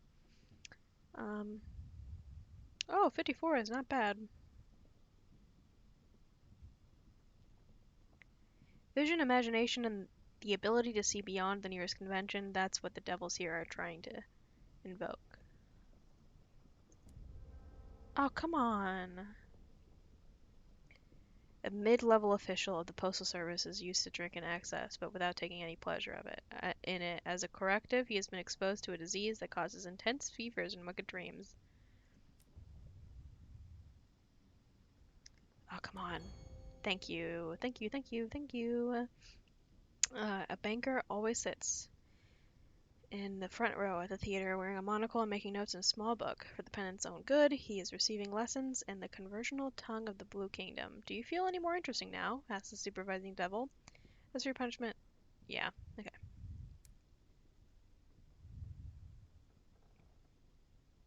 Well, I have one, at least.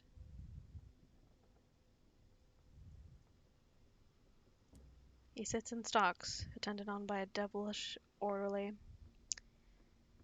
Near station, a curate has been shackled into an ordinary pillory. His eyes beseech you to visit him. I've seen something in this light. It's hard not to see things. The devilish orderly jabs the curate with a needle. At the side of the jab, the curate's skin goes lavender. I'm being treated for not believing in God. I've tried everything, prayer, fasting, long weekends with the professional saint. None of it worked. My sermons were suffering. My bishop complained. And has it helped? I have dreams of snakes and angels, he says. It hasn't made me a mystic. I don't think the devils are real either. Just men with funny eyes, aren't they? The devilish orderly smiles with extra teeth.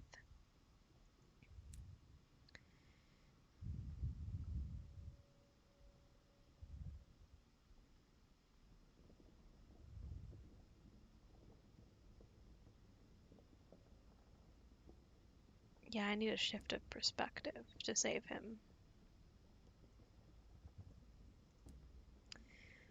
A shift of perspective. He brushed past a matron in gray boots, a train conductor in his uniform, and a young boy who was already adopted an expression of fixed ennui. None of them notice you pass by. None of them show interest in you breaking this convention. Let's this one is reached by flight of wrong size steps. The riser's too steep and the flat's too narrow. By the time you come out onto the plane of checkerboard, your calves are hurting. Ooh, I need another drink. The devils are playing tricolor chess with some of the pennants. White pieces, wet pieces, pieces the color of a flourishing wind. Around the edges of the board sits the patients who have already been captured or who were never part of the game to begin with. Oh, 44, that's not bad. Those who name drop, aim too high, spend too much time in low company, who do not know the place, they wind up here. Yes! Success. A lady used a familiar form of address with the master. To cure these defects of character, she has been stripped of garments and possessions and given an entirely new name. The supervising devil is distracted by the play on the chessboard. Cool. It's okay. I always catch that kind of thing a little bit late. Text can when I get too used to a chat, sometimes it's hard for me to notice new messages. Like I don't even see it move. I'm just like, yeah, I've already read that, and then I just forget to respond. Um, Rubbery Man. He stands at the edge of the board, ignored by the players. No one has dressed him for the chess game, or let him enter the board. He stands off to one side, tentacles swarming. Squirming. He is surprised that you try to approach him. He moves to make room for you, in case you are merely trying to occupy a space. When you speak to him, he offers you a squishy handshake. By various signals, gestures, and directions of his eyes, he indicates that he has come here looking for his place in the world.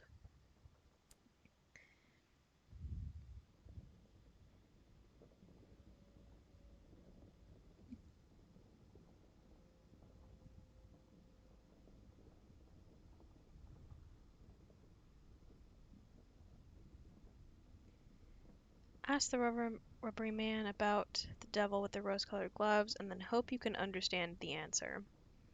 The rubbery man holds up one tentacle, representing the devil with the rose-colored gloves. He then holds up another tentacle.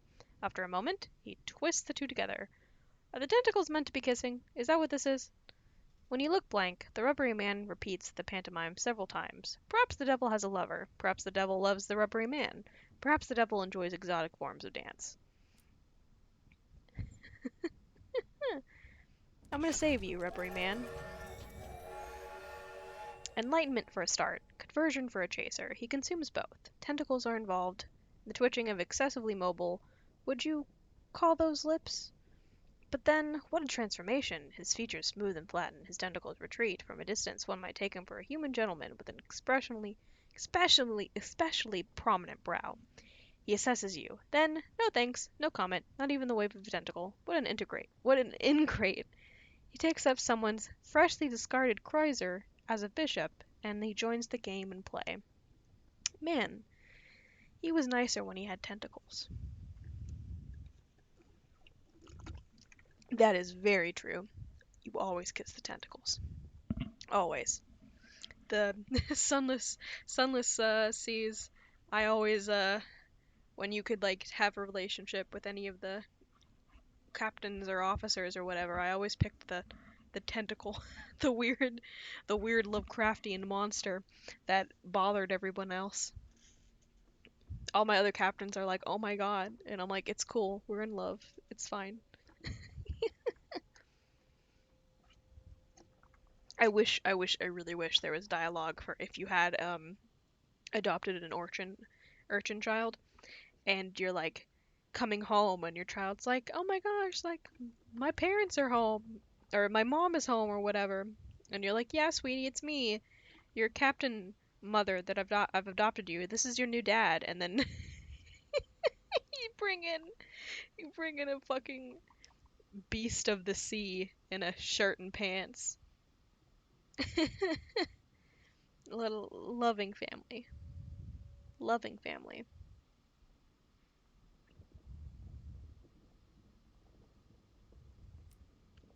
Okay, well, I need to get another one of these. Fuck. And a crenellated hat pried into biological questions that aren't meant for people to know. Consequently, she's been stripped of. Yeah. Please? Okay, I'm gonna come back later. A man in a mitre falsely adopted the motto and arms of a grand family in order to correct these flaws, glamorous stories of parties, but never invited to them. These are funny punishments. Yeah, I don't wanna. The White Queen is captured just as you go, but there's no time to look back at the match in progress.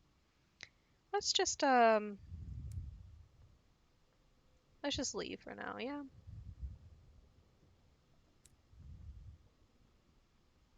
We'll do some more the next time we come to Carolyn.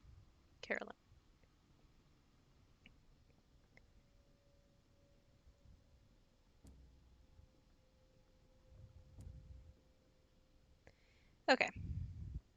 Um, Let me think. I'm going to, Magdalen's next. The bad part is it would be nice if these connected, but I have a bad feeling that this is going to be a dead end. We'll find out. What's another thing that I can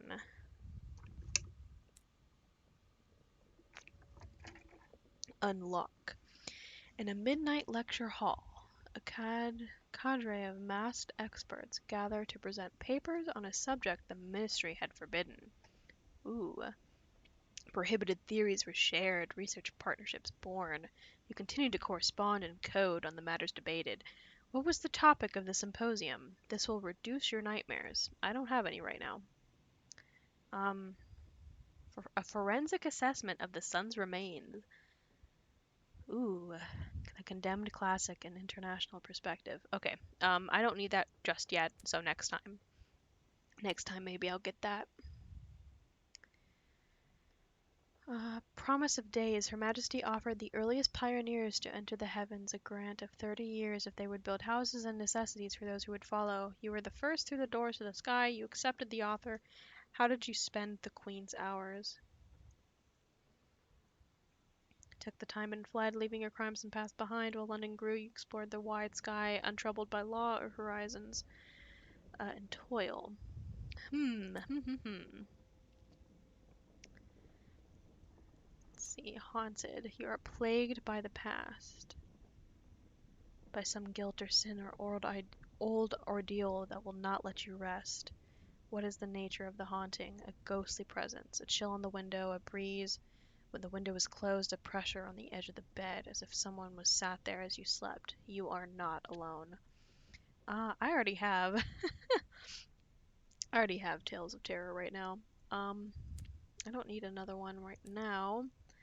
Um, a moment of inspiration, maybe. The August avenues you spent your youth in stuffy sitting rooms and chandeliered parlors. Hush, you can still hear the delicate sound of silver spoons on china cups.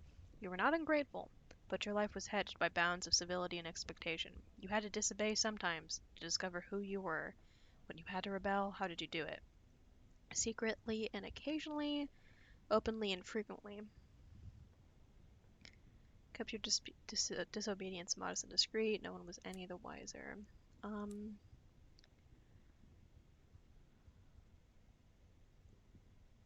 okay, yeah, these don't give any bonuses. They just give you affiliation might be nice. An extra affiliation might be nice. I definitely don't need that yet. This sky stories are good to have too. Let's go with affiliation though. You could use a little bit of irons, yeah.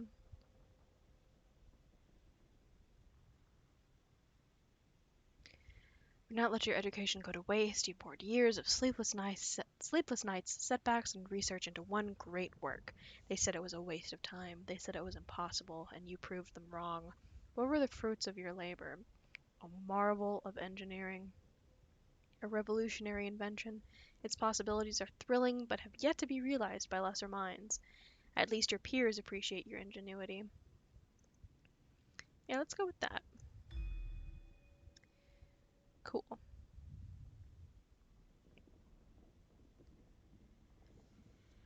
I need to check something real fast. Real fast. Real fast. Take a big sippy.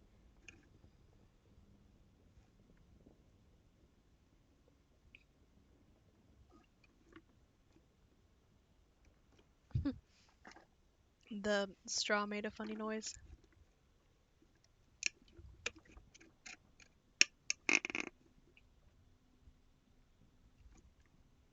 Sorry, that was the lid. What the fuck is going on? What is this?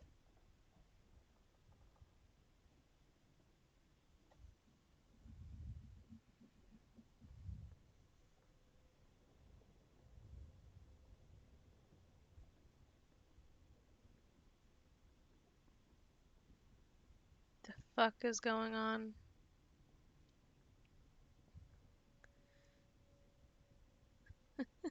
I'm just gonna, I wanted to check my Discord real fast, and there is something weird going on. I'm just gonna look past that. It's fine. It's fine.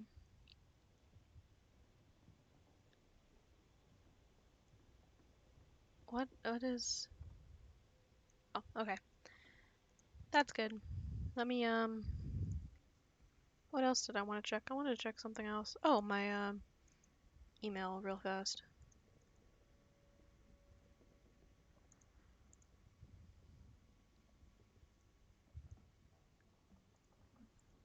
Anyone else see the new Twitter update with the fleets? That's so stupid. It's so fucking stupid. I like it to just send memes though. Like stupid messages. Stupid messages I would never do otherwise. But terrible system. Terrible, unnecessary system. Did not need to exist. Oh well though, like too late now. Kinda unfortunately already exists. Twitter is never gonna do anything to actually like improve shit for its audience. Why do I still have this plugged in? I need that unplugged. Okay, let's go.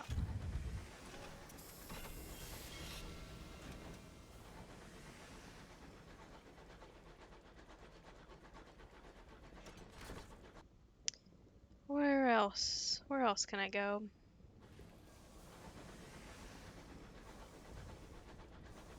Is this yeah, this is all dead end? Probably.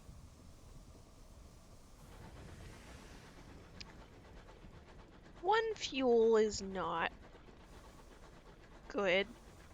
But you know, it takes so long for fuel to burn. It's fine. It's fine. It's fine. It's fine. It's fine.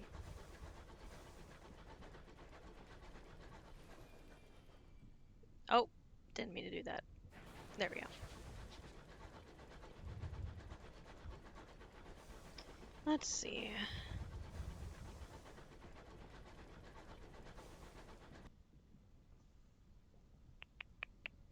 I've barely done any of the map. Oh my gosh.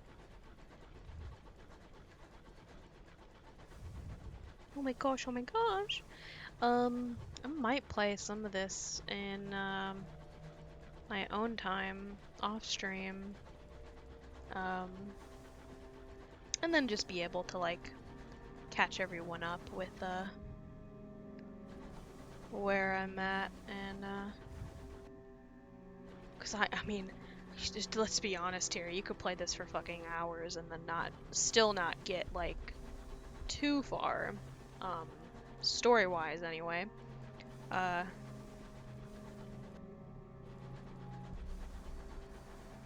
Please let there not be like cosmic horror shit over here, yeah? Please? Just a humble request. Oh, that's a good sign. Oh, thank fuck. Tackety Scout, thank you. It makes me feel a little bit better.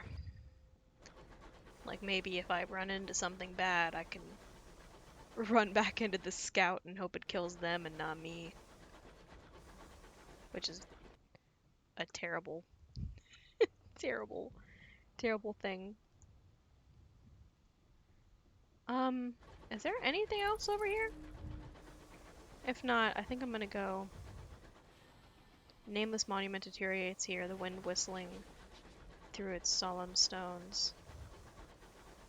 Okay, well there's nothing else around here. Let's just go here. Can you like... You're like genuinely in the way, man. Thank you. I think they're having a little bit of a rough time trying to not run directly into the wall.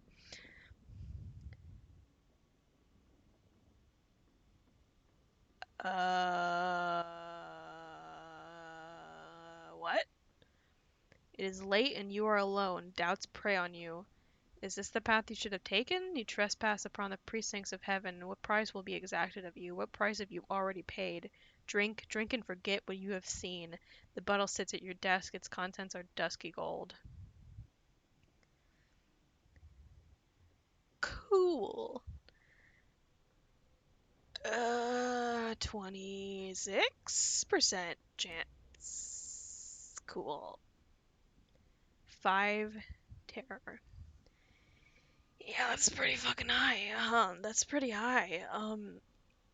The doubts are hungry tonight. They seize on your past decisions one by one, worrying at each like wolves at a lamb. Sleep is impossible. When your shift arrives, you arise haggard and unrested. You splash water in your face and wonder what mistakes you will make today. Cool. Going great so far. Oh, it's going great. Nothing wrong here. Absolutely going as intended. I already need more water. Cool. I just got water. It feels like I just got water and I still already need more.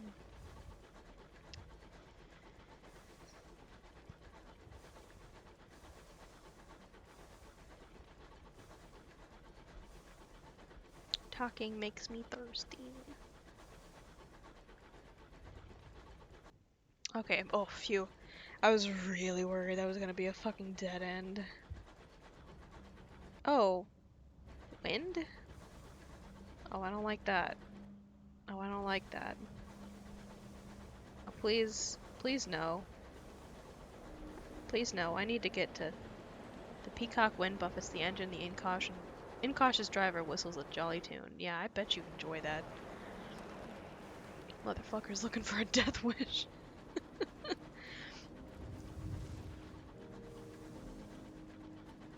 I always read this as corpse and not cops. Ooh, someone is having a battle nearby. I can hear it. I can hear it. Oh, creepy. Don't like that. Please treat my terror, please. Please, please, please, please, please, please, please. I could use a vision of the heaven. Ugh. Let's, no, let's spend $50 to just reduce terror. Oh, damn, that's only to 40? Jeez. The Blythe Bar is in the reception is famously well stocked. Attendants are on hand to keep an eye on clientele and ensure that no one seeks treatment while too squiffy. You while away a few hours in the company of several windward defectors, a traveling musician, and a pair of quarreling botanists, and one almost definite ministry spy, aided by the convenient delights of a bottle or 3 of starshine tinted brandy. Cool. Okay, let's man,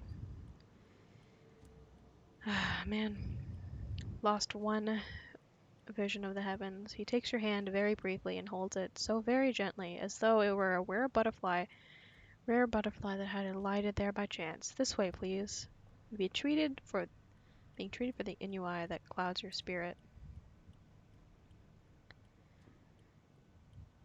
And the attendant holds up a candle before 4 doors of mirrored glass. 4 of our staff are available today. Each has their own specialty. Their names are not yours to know, only their craft. He smiles suddenly, his teeth gleaming like links on a chain. You know yourself best. Who can tend to your wounded heart? Whoever you need, you can find behind one of these doors. Someone from your past, a very boring individual, someone who once meant a very great deal, a former crewman. They are not with you now. The room is dark and shrouded. Only a few brief candles outline their silhouette before the bed. Their hand meets yours in the darkness as they guide you to the window. Let me tell you of all that I have done since we parted. Their quick breath fogs the glass as they roll out a fabricated but plausibly litany of the years that have divided you.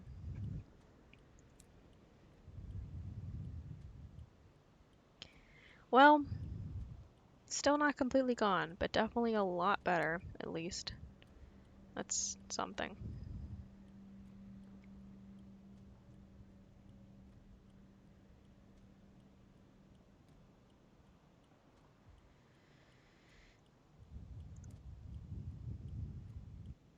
I'm not going to go back to the amiable host yet because I haven't finished the other the other things that I was supposed to the other ports that I was supposed to go and ask about his past. So let's speak with this watcher. He stares at your crew as they disembark your engine. He turns away when none emerge into holding anything. He is clearly agitated. Sorry, the man apologizes. I didn't mean to stare. It's just we've been waiting for a delivery from London. Really important supplies. I don't suppose you might be heading anywhere near the relay to Abalon, would you? If you could check if anything's happened to it, we'd really appreciate it.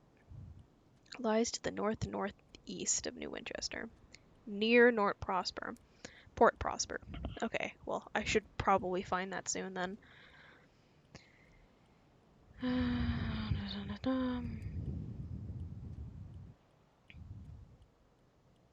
Okay, yeah, I already read that.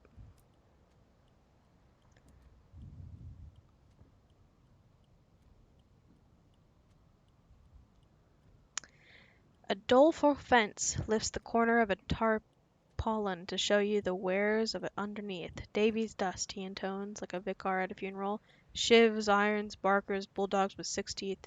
You translate his criminal argot into plain English. Gunpowder, knives, guns, guns, guns. Um, I need one of these, maybe 2 of those. Still have 300.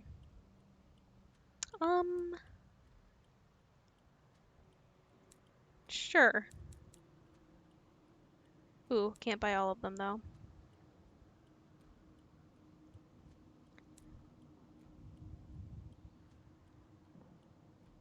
Hmm.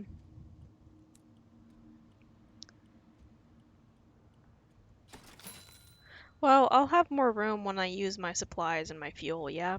I'll have a couple of spare spaces when I get to another port.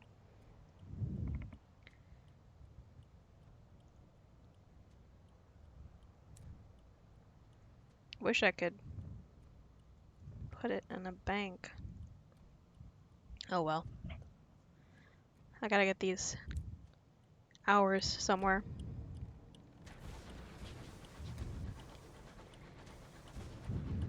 Okay. Let's see what's over here. Hopefully that's a port.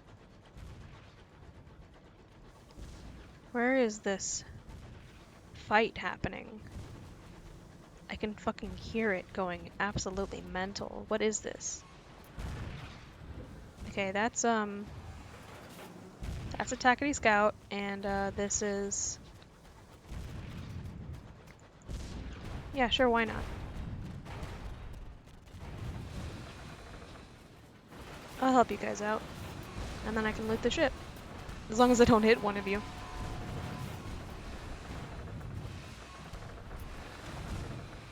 Please don't hit me. Okay, thanks. Really appreciate that. You guys are great at aiming. It's gonna hit me again. Okay. Massive guns of the dreadnought have finally fallen silent. The hulk hangs in the firmament like a spider, like a shed spider silk in a web, viewed from the vantage of the fly.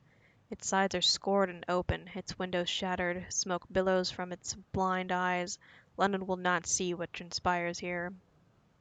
Raid the hold or check the navigation suite. Okay, may gain unusual cargo, main gain unlicensed chart. Let's get cargo. No, wait, I have too much. Um, okay, let's get an unlicensed chart. If the dreadnought kept secrets, they are here. The lanterns have all gone out in the suite, and no candles are left to burn. The light of far-off stars filters through the shattered stained glass and iridescent shadows. Among the darkling haze of color, you uncover a chart detailing some very illicit trade routes indeed. Was the dreadnought on the trail of smugglers, or was it looking to supplement its income far away from London's watchful eyes? Thanks! Thanks, guys. Thanks, guys. Guys kept shooting even though the thing was fucking dead. You guys are really smart, you know that?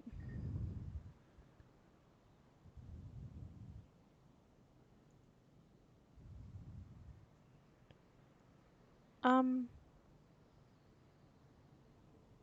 fuel? Yeah, I don't need.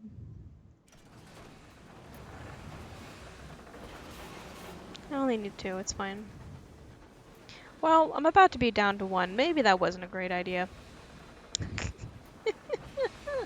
I should have waited until I used it. Oh, I'm stupid. That wasn't very smart. Oh well. Mistakes. Mistakes have been made.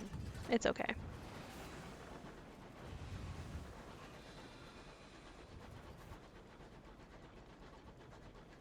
You live and learn. And if I die, that's okay.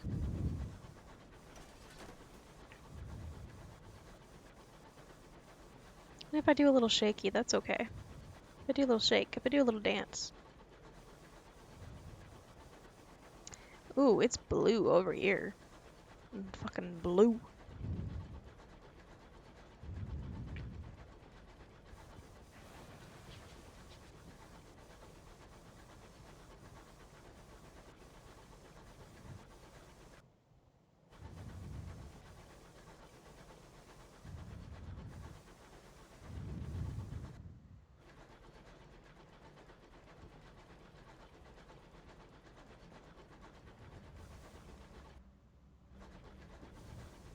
Man, I should check to see if there's anything else.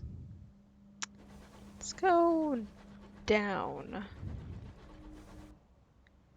Okay, there's something there too. Let's actually let's see what that is, yeah.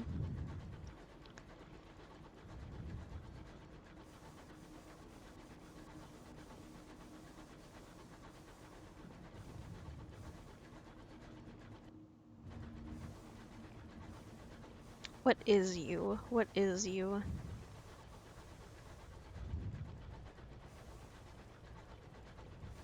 Oh, Limpkins Field.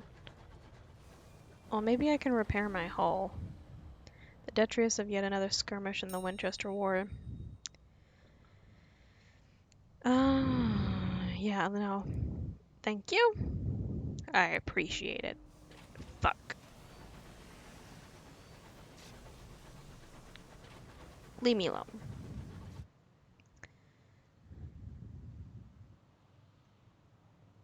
I'm gonna kill this, and then I'm gonna go down.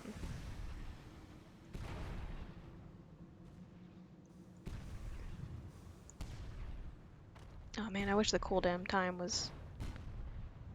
wasn't so high.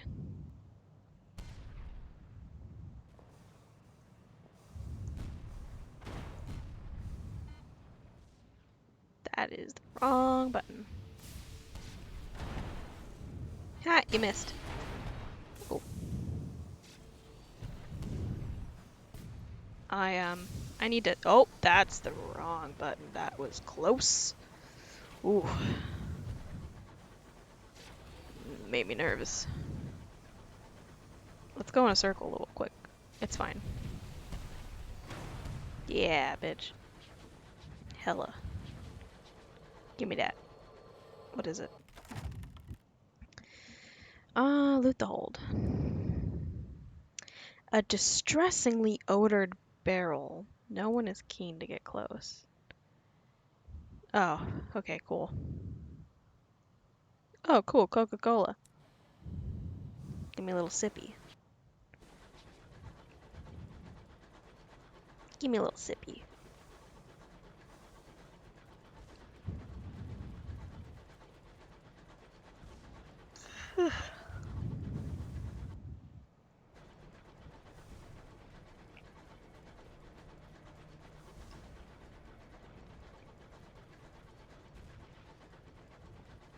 Sounds like there's another fight somewhere around here. A wonder. Ooh, that's a good sign. Show me, show me, show me, show me.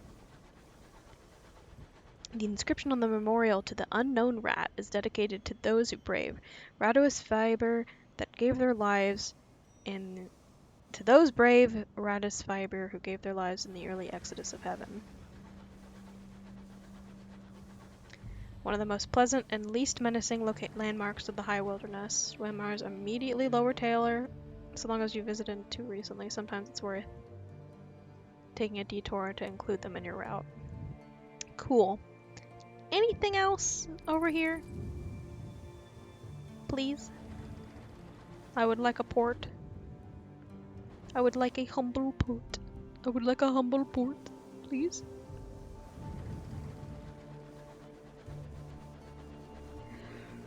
Hey, ooh, what's that? That's a ship. I don't know if it's a good ship. Let's just stay away. That's definitely not a good ship. That's an enemy. Let's ooh, didn't mean to turn caps lock on. Fuck. Fuck, fuck, fuck. Yeah. Yeah. Oh man.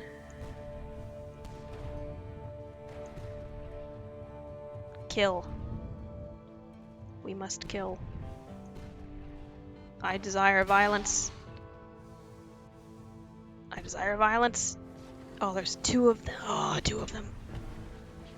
Oh, yeah, hit your buddy. Hella. You fucking asshats. Don't do that. I keep hitting caps lock on the map button instead of the dodge.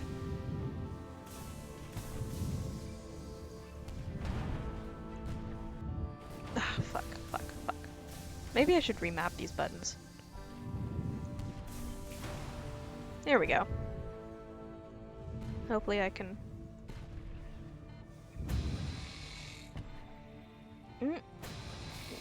Yeah, that's figured. Let me just... Hold on, let me just scavenge your buddy real fast. Please. Oh, that was close.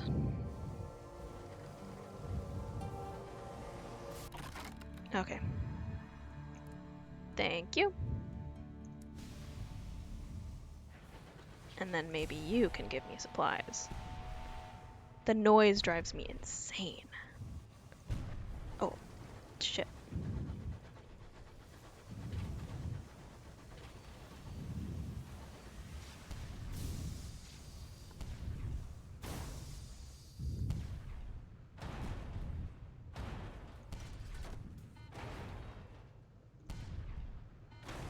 There we go. Cool.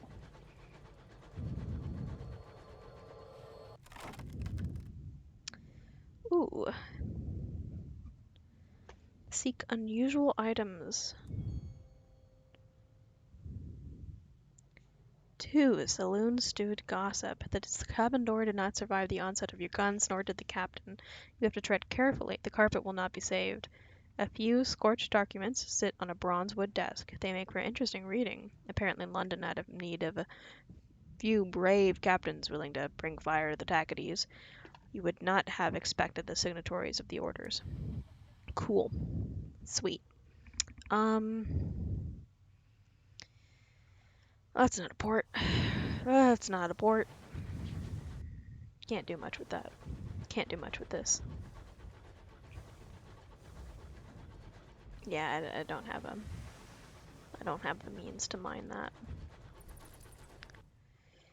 I'm close enough to New Winchester. I could just go to New Winchester. Ooh, that's close. Port, please? Please? Please?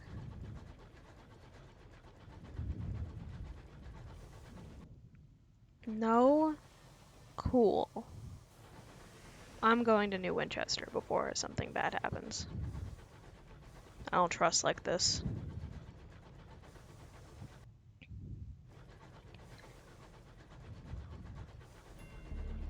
Here's hope.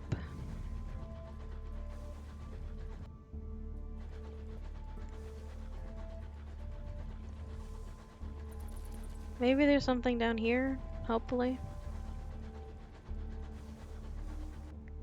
Oh, thank fuck. Thank fuck. Thank fuck. Okay, so it seems like my bat does report when it's a port. Glances at polymers. I considered running away with them, but some refused to bathe. I couldn't remember whether or not my bat would say when something was a port and when it's not. There's the dock, Captain. The signal declares the crew are relieved at the thought of solid land. Boy, me too.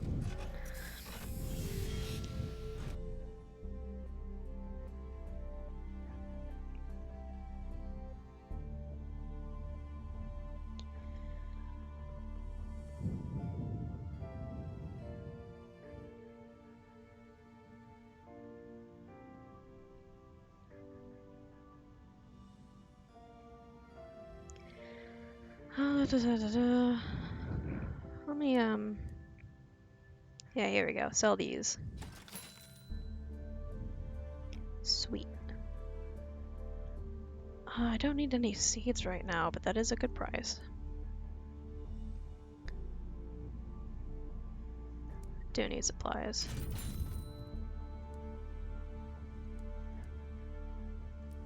Yeah, let's just go ahead and get that. The traveling circus has settled here, too afraid to go further, too afraid to turn back. Its clanking, gaudy locomotive scavenges such audiences as it can from nearby homesteads and delivers them for an evening of shabby, desperate, big-top magic. Pretty sure I don't have anything for Mr. Menagerie. I don't remember if he leaves if I don't click him. Let's recruit the amiable vagabond. You can find him waiting serenely at Jeremiah's rest, clay pipe clamped between his teeth. He claims to be an expert in snake rambling, thimble twisting, stick swinging. He professes to be a psychologist, mythologist, escapologist. He boasts he can tell stories that'll haunt you until you die, play tunes that'll make stones dance, and if all that fails to entice you, he supposed he could turn his hand to signaling. Couldn't care less for your sovereigns, he wants to swap stories. Well, I don't have... No, I do have a signaler. Um...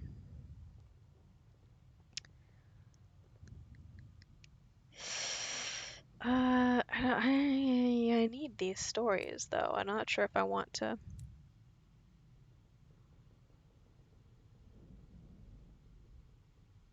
I'm not sure if I want to do that right now.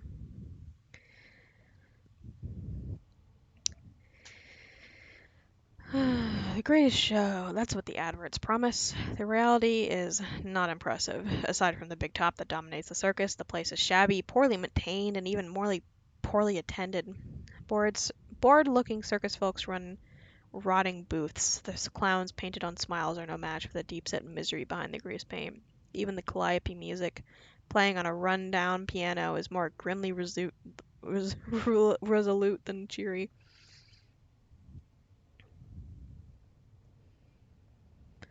This doesn't seem a location of tactical importance. Even so, there may be interest in who attends. The big top looms dramatically in the fog of the reach, but it's not nearly as imposing as the massive obelisk floating nearby. Some enterprising soul has hung bunting between it and the big top. As for the circus itself, outside of the performers, it's practically deserted. You may be the first new face in the audience in quite a while.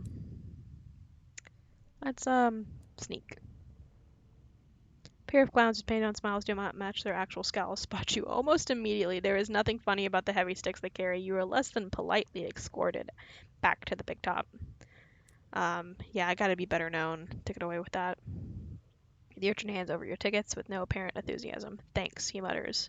5 tickets only cost $10.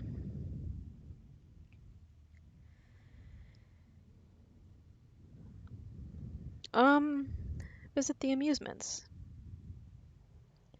At first glance, the circus is in poor shape. A second glance reveals how much worse things are than that. You tried the battered mushrooms and realize why they have yet to take off as a beloved snack. I love fried battered mushrooms. They're so fucking good. I love it. Love it so much. It's been so long since I've had good fried mushrooms. I want to cry. Yes, it's creepy. It's creepy sky time. We're playing we're playing Sunless Skies. Sunless Seas though is fucking it's also terrifying. I know more about seas. I know more about Sunless Seas than I do about Sunless Skies. Uh Both fucking terrifying though. Attempting to dispose of the bag, you duck behind a stall, find a pile of them already waiting. Another visitor pokes their head around. Is this where the bags go? She asks, and deposits her own with the rest. That's sad. Hold on a minute. You reminded me. I forgot to click join on the DM when I took a break earlier.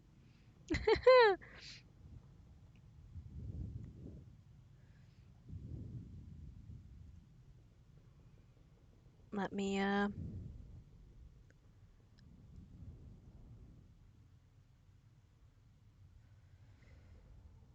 hmm.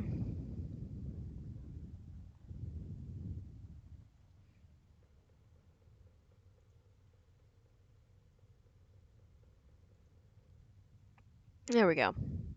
So I don't forget later. I'm good. I'm good. Big top.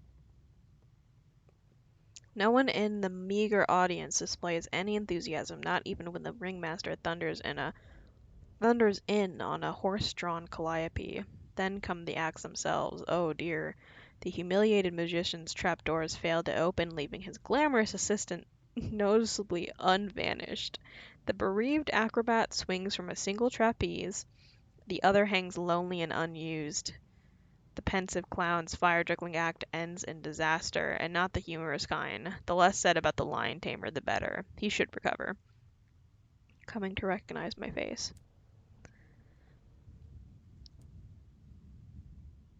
Back in, it says, followed by an indecipherable scribble. How useful. Caught in the act. Yeah, no. Gotta come back next time.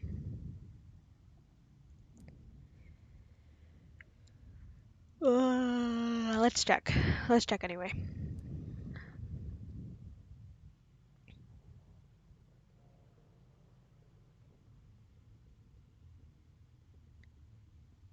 Mr. Menagerie is keen to tell you a tale from its collection, but it requires payment first. Charity is a crime, punishment severe.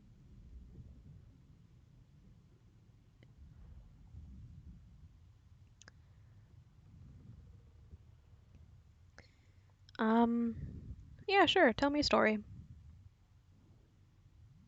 Mr. Menagerie gestures to the spindle of rock that ankles the circus like a stone weighing down an escaping balloon. Once we gathered here, we held our bargains and boasted of our chiefs. Our bands displayed the finest goods. Our magnanimity was sharp as knives. All knew our worth. Then the light came. They made of our ground sport a dancing place, a laughing place. They made bargains of their own, and now you do the same. It rasps in tones of mild reproach. Okay, cool. Don't know what that means. Thank you, sir. Incomprehensible, thank you. Fortnite.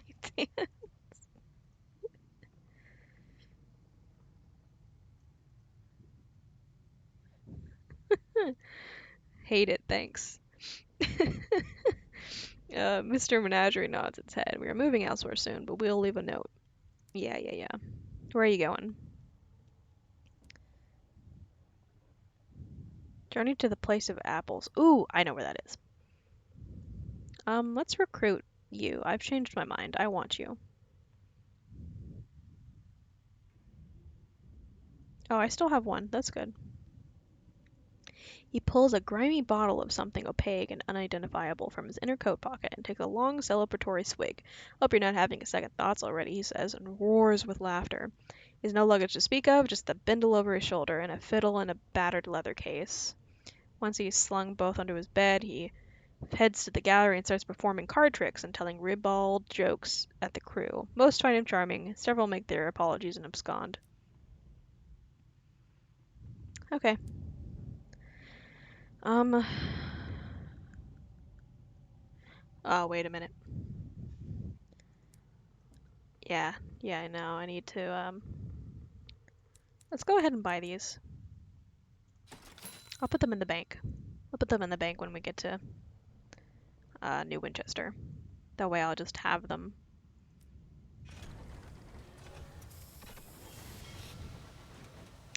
And I think when I get to New Winchester, I am going to quit for today.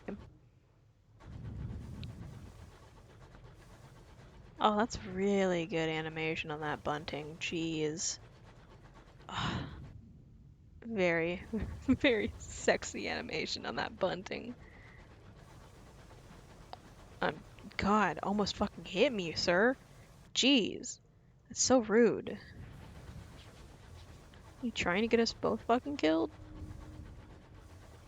One of your crew removes her cap in remembrance of those who died in this span of the sky.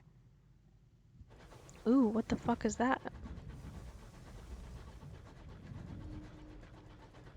No, that's slightly different than the one I crashed into. Settlers who live so far behind the edge of civilization. Yeah. Here is an abandoned homestead. Its roof sagged, its windows empty of glass. For every settler that makes its life themselves in the reach, another is lost. Perhaps the settlers left something behind? Booty.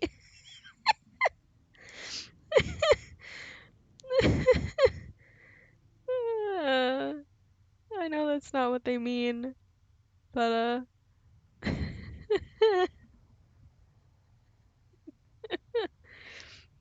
you find ass. You find bottles of homemade wine in the cellar, pots of meat, pickling on the soil by the doorstep, and salvageable tools in an overgrown shed. Modest treasures that could mean the difference between life and death if your fortunes turn. Okay. Yeah, we're pretty close to New Winchester. That's fine.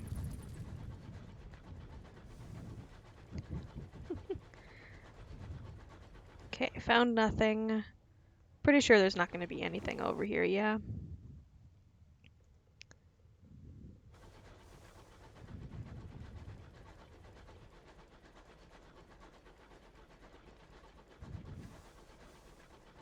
I'm almost positive there's not going to be anything over here.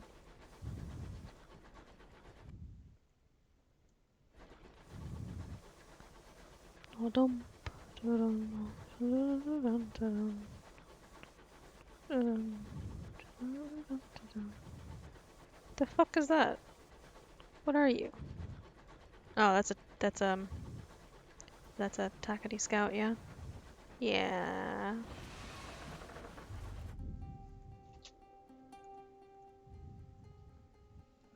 Hmm? Yeah, yeah, hold on.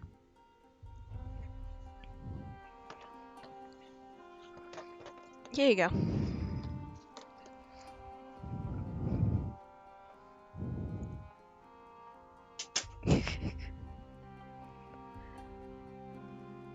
It smells like popcorn in my room. I'm hungry. I want popcorn. Should I eat popcorn or cheesecake? Maybe I should eat popcorn and cheesecake.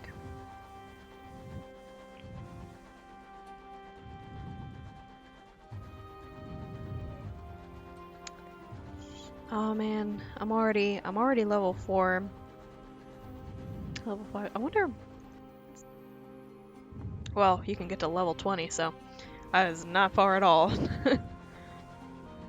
Farther than I thought I'd get in one day, though. You're low on fuel.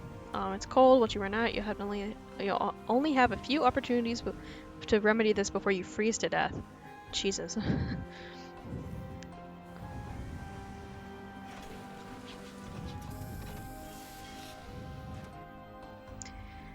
Okay, anything new? No. Can I do anything with this yet? I have 3 and I have 1. Yeah, no. Didn't think so. No prospects. Let me just take care of this before I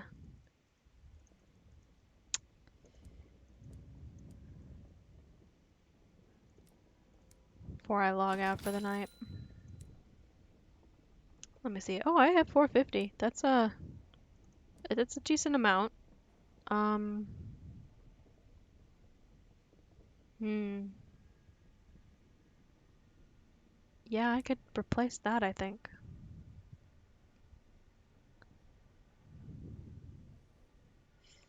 Hmm. It would be nice to get mining.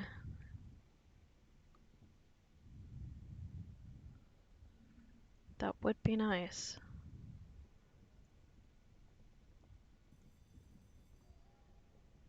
Let me,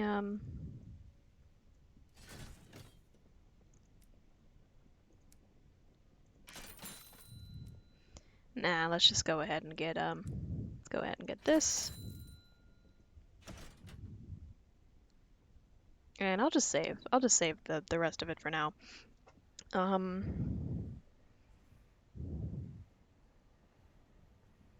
Yeah, we're going slow and steady so I don't fuck this up.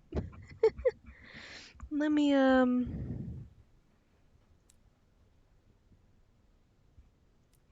there we go. And, let me do that, and, go to the end screen. Yeah. Ooh, I did not intend to go for this long, but Sunless Skies does that to you. It just does that to you. It's so good. I don't, when I first played, I didn't know if I was gonna make that a series or not, but I'm kind of convinced. I can't promise when I'll do a next one of that, but definitely soon. Probably next week. Maybe like next week I can do an art stream and a little bit of Sunless Skies. I also need to finish my Pikmin 3 run, my Pikmin 3 no Pikmin death run. which is going to be a nightmare as soon as I get to the end boss. Oh, thank you. Thank you so much. such a stupid such a stupid meme joke. um but next stream's probably gonna be if I had to guess, I'm probably gonna say sometime like next Wednesday. Tuesday at the earliest, I would say. As always, either follow on here or follow on Twitter for an actual update. I always post with a link when I go live, and I always try to give a warning at least a day ahead of time. I don't put a schedule on here just because it's not always true, and I don't like the way that Twitter schedule thing works anyway. But thank you. Every follow, every comment is very, very appreciated. I am very new to this, and I would like to continue doing this into, I don't know, the foreseeable future. Yeah, have a good day, have a good night, drink water, take care of yourself, eat, take your meds. Mwah.